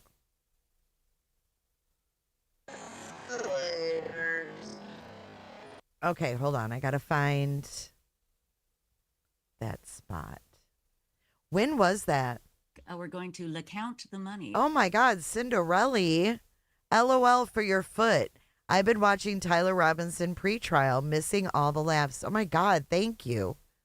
That is so generous of you. Thank you, Cinderella. My poor foot. Thank you, Cinderellas. There's me and Julie Martino. Look at Martino. I love her. Love her. She's so sweet. But where was that? When were we doing this? Dude, I don't even remember what oh, right here.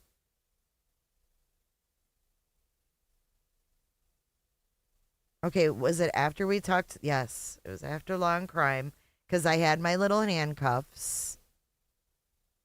So we were standing here. Then the Louise thing happens.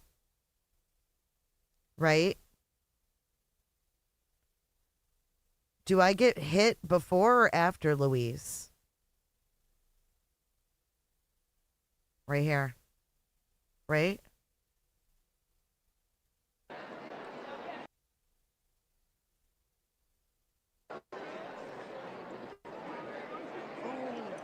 Oh, damn! Oh my God, from my point of view, holy shit. Christina, you're fucking funny as hell. You are so funny. I didn't even think of watching this. Okay, right before Louise, I get hit by a scooter. I smell a conspiracy. I smell a major conspiracy. Hey, ladies.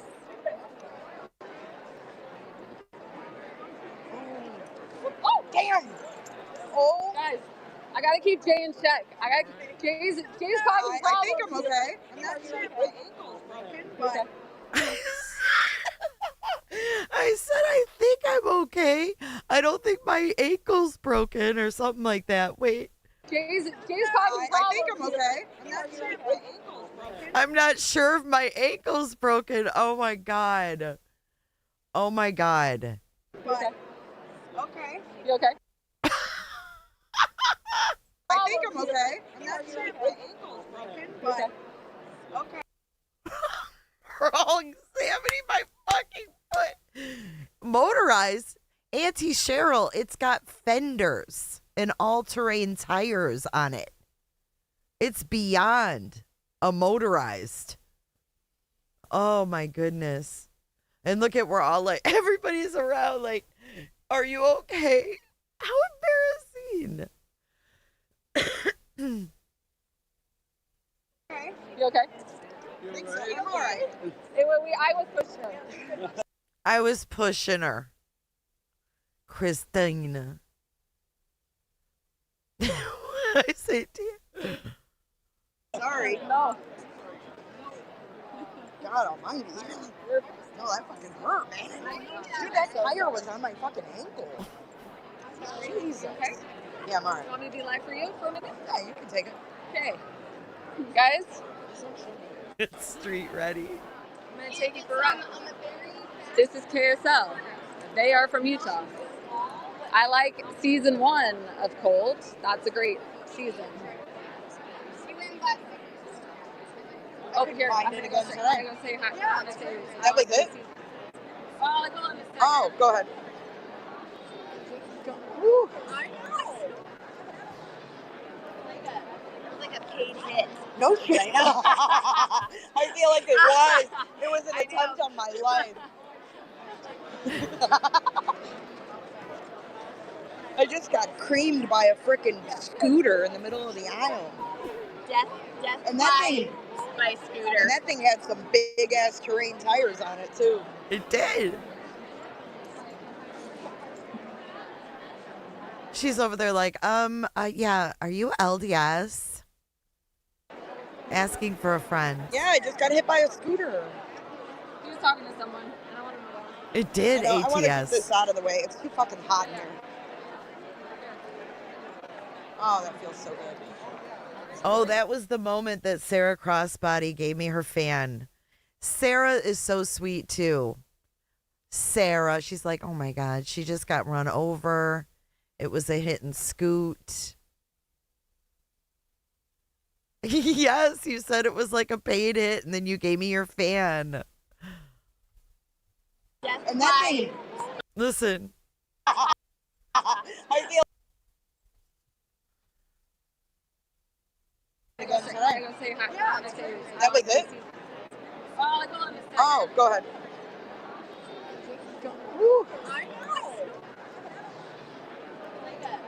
Like a paid hit. No shit. I feel like It was like a paid hit. It was an attempt on my life. And then she gave me her fan, like right after that. Listen. I just got creamed by a freaking scooter in the middle of the aisle. Death And that thing, by scooter. and that thing Death by scooter. had some big ass terrain tires on it too.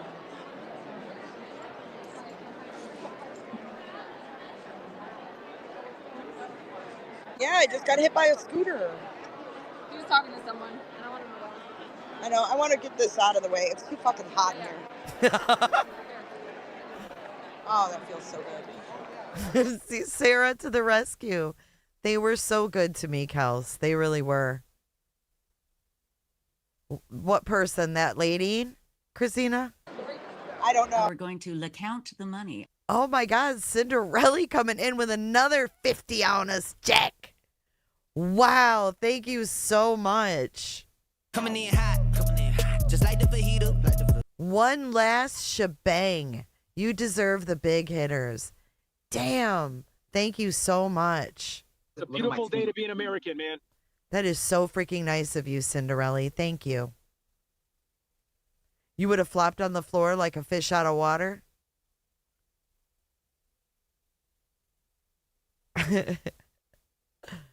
Thank you again. Oh, but I'm gonna shebang. Keep moving. I see the pun too. Wait, where is someone circling us? He says that's for old people.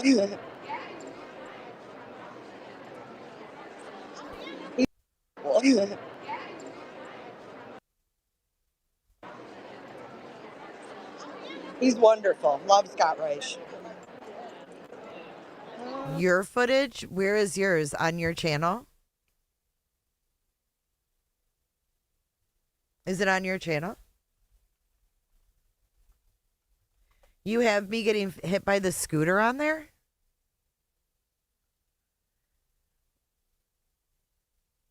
Is it the one, who is this lady following me?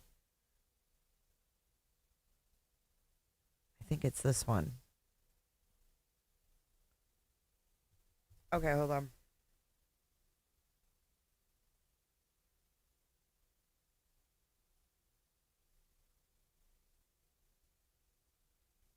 Calling you back.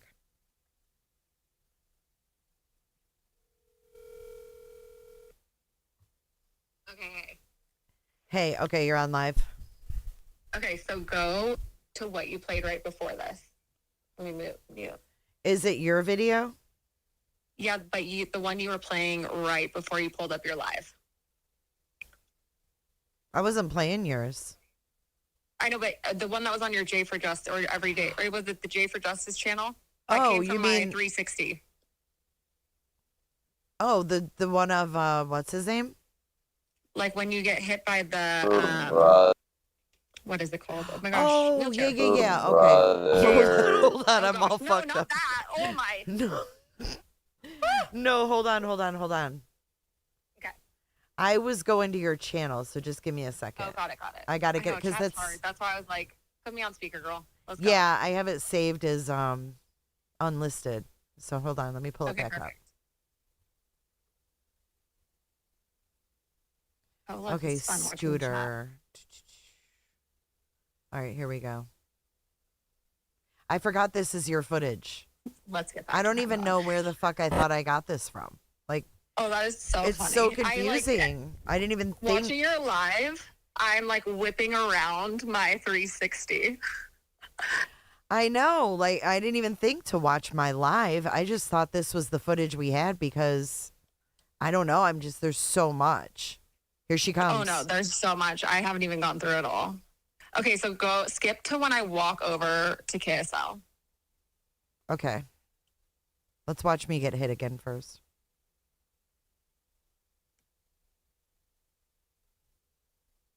Oh, that's it's like. Oh fuck! It kills me. I can't even because I totally played it off. My soul. I played it off, like, man. Oh, it's my fault. It's my fault. It's my fault. Okay, so let's go over by KSL. Da da da. Okay, so. Wait, where was that? At? Okay. It's gonna keep going. Yep. All right. Now, nope, not this moment. Okay, it's when after I give you your phone, and then when I talk to KSL, okay. So the woman behind you right there, she videos us for a significant period of time. This lady here? No, the one in black right behind you. Keep going. But that's not who I'm talking about in this moment. None of these people.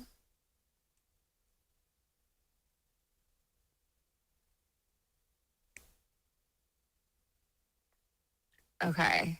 Now, okay, I'm going to walk over. Honestly, I do think Dave Crawley is LDS. I'd be willing to bet on it. If I was a gambling person, and I am.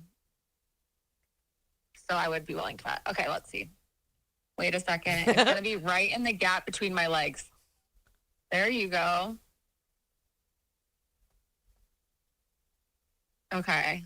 Keep going. I'll tell you when. I think I kept it in this one because I didn't realize it till later.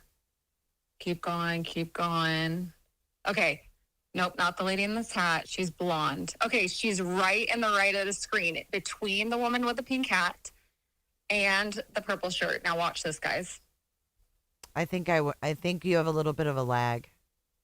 Oh, shoot. Sorry. No, it's okay. So I'm looking for the pink hat lady. I think I just seen her. Okay.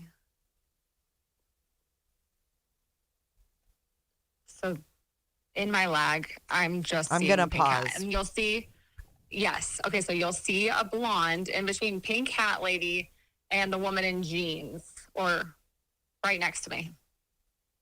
I love you and Sarah laughing right there. I know that. I think that's when she said it was a hit on me and we started cracking up. I think that's the moment. Oh man. This is wild. This is like, you guys, this is so wild because so much was happening all at once. It really was. Just like I feel it's just crazy. It still shocks me. Okay, so watch this lady that I kind of pointed out. She's going to go behind you and Sarah. And give me a little grace, guys. It's been a minute since I watched this stuff back. Okay. I see her. Okay, yep. Okay. And she does the same kind of cup thing that Aspen Conner. Does she emerge from behind me? Okay, yeah. Watch. There she is. Just Is that her? Yep. Okay, Okay, now watch. Is and it then this I want woman? You after this. Mm-hmm. Then I want you after this. The footage when Luis confronts us. She is circling us too. Just like this. But wait, she'll look over. Right here. Okay. Got one.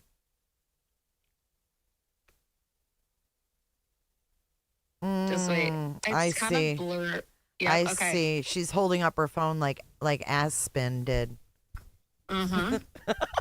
I said emerge. Yeah, it looks like she's doing the same shit Sit and Spin did. Oh my gosh, all the compliments on my outfit. Thanks, guys. I freaking That love it is too. like the cutest outfit. Really is. A couple of my friends had it. Oh, and look I at her. Boom. Totally took inspo from them. Yes, right there. Okay, yes. And the pattern she walked was odd. You know what I mean? No, like it's so odd. Okay, keep going. Oh, she's fully recording you. Right?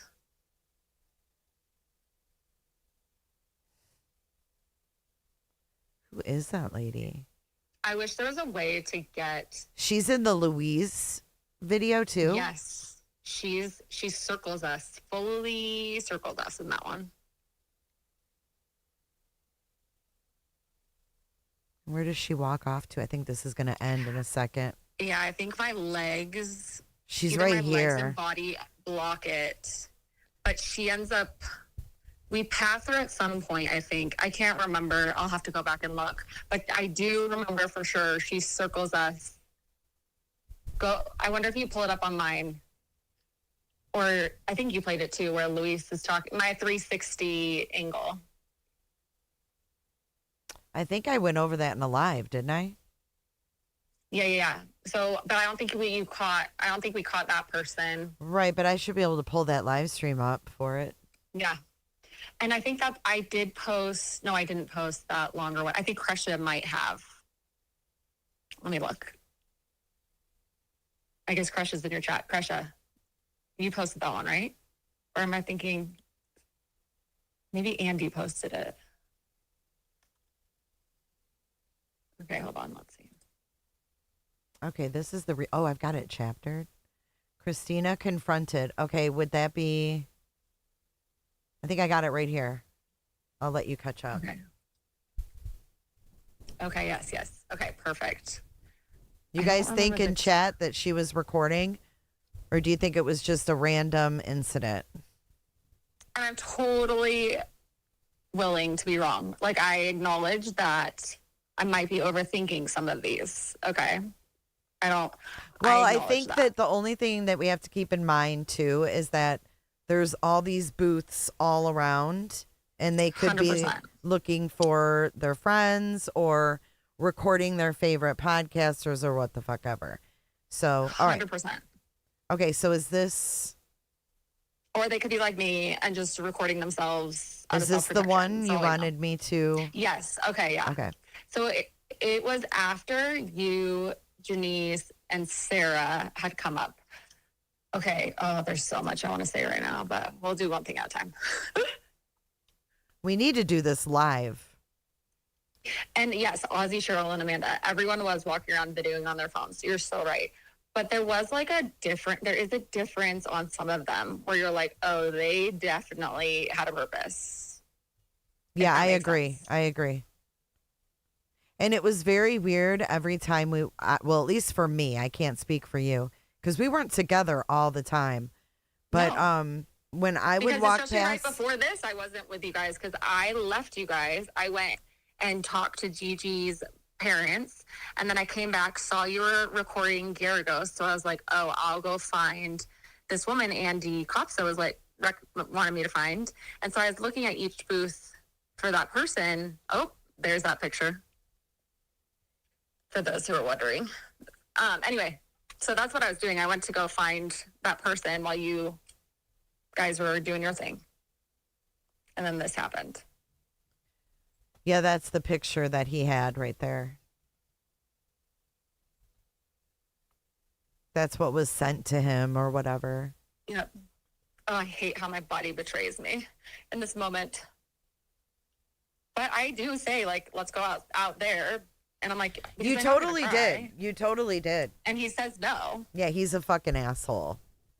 He is a jerk. You know, I don't accept the humiliation that he wanted to accept it. But the smile on his face is even more disgusting. Humiliation on purpose. Mm-hmm. He's enjoying it. Yes. Yes. Okay, yes. Because if you go back even to last year's body cam, when the police come and try to serve me. Mm-hmm. Oh, yeah. We're almost the part, sorry. When the police come and try to serve me, he looks like, like proud of himself. Like he's did a good job. He's a good boy. Mm-hmm. I did go back and watch that after this experience, and I couldn't believe it. Wild. Okay, let me see. I'm looking. There you guys go. You didn't feel me. You're like, that's someone else's stream. What the hell? Totally. And he says, just making sure that's not you. And your face is of utter confusion. Like, what the fuck are you talking about? That's not me. Yeah. Wild. I felt like he was playing word games with me. And I was trying to gauge, okay, what is he trying to do? But I don't even think he knew what he was trying to do. So I couldn't even get him on a path to an answer. I don't know. You're like, that is me. Like, yeah, like why? Oh my God, my stream just... Oh my God, it just aired.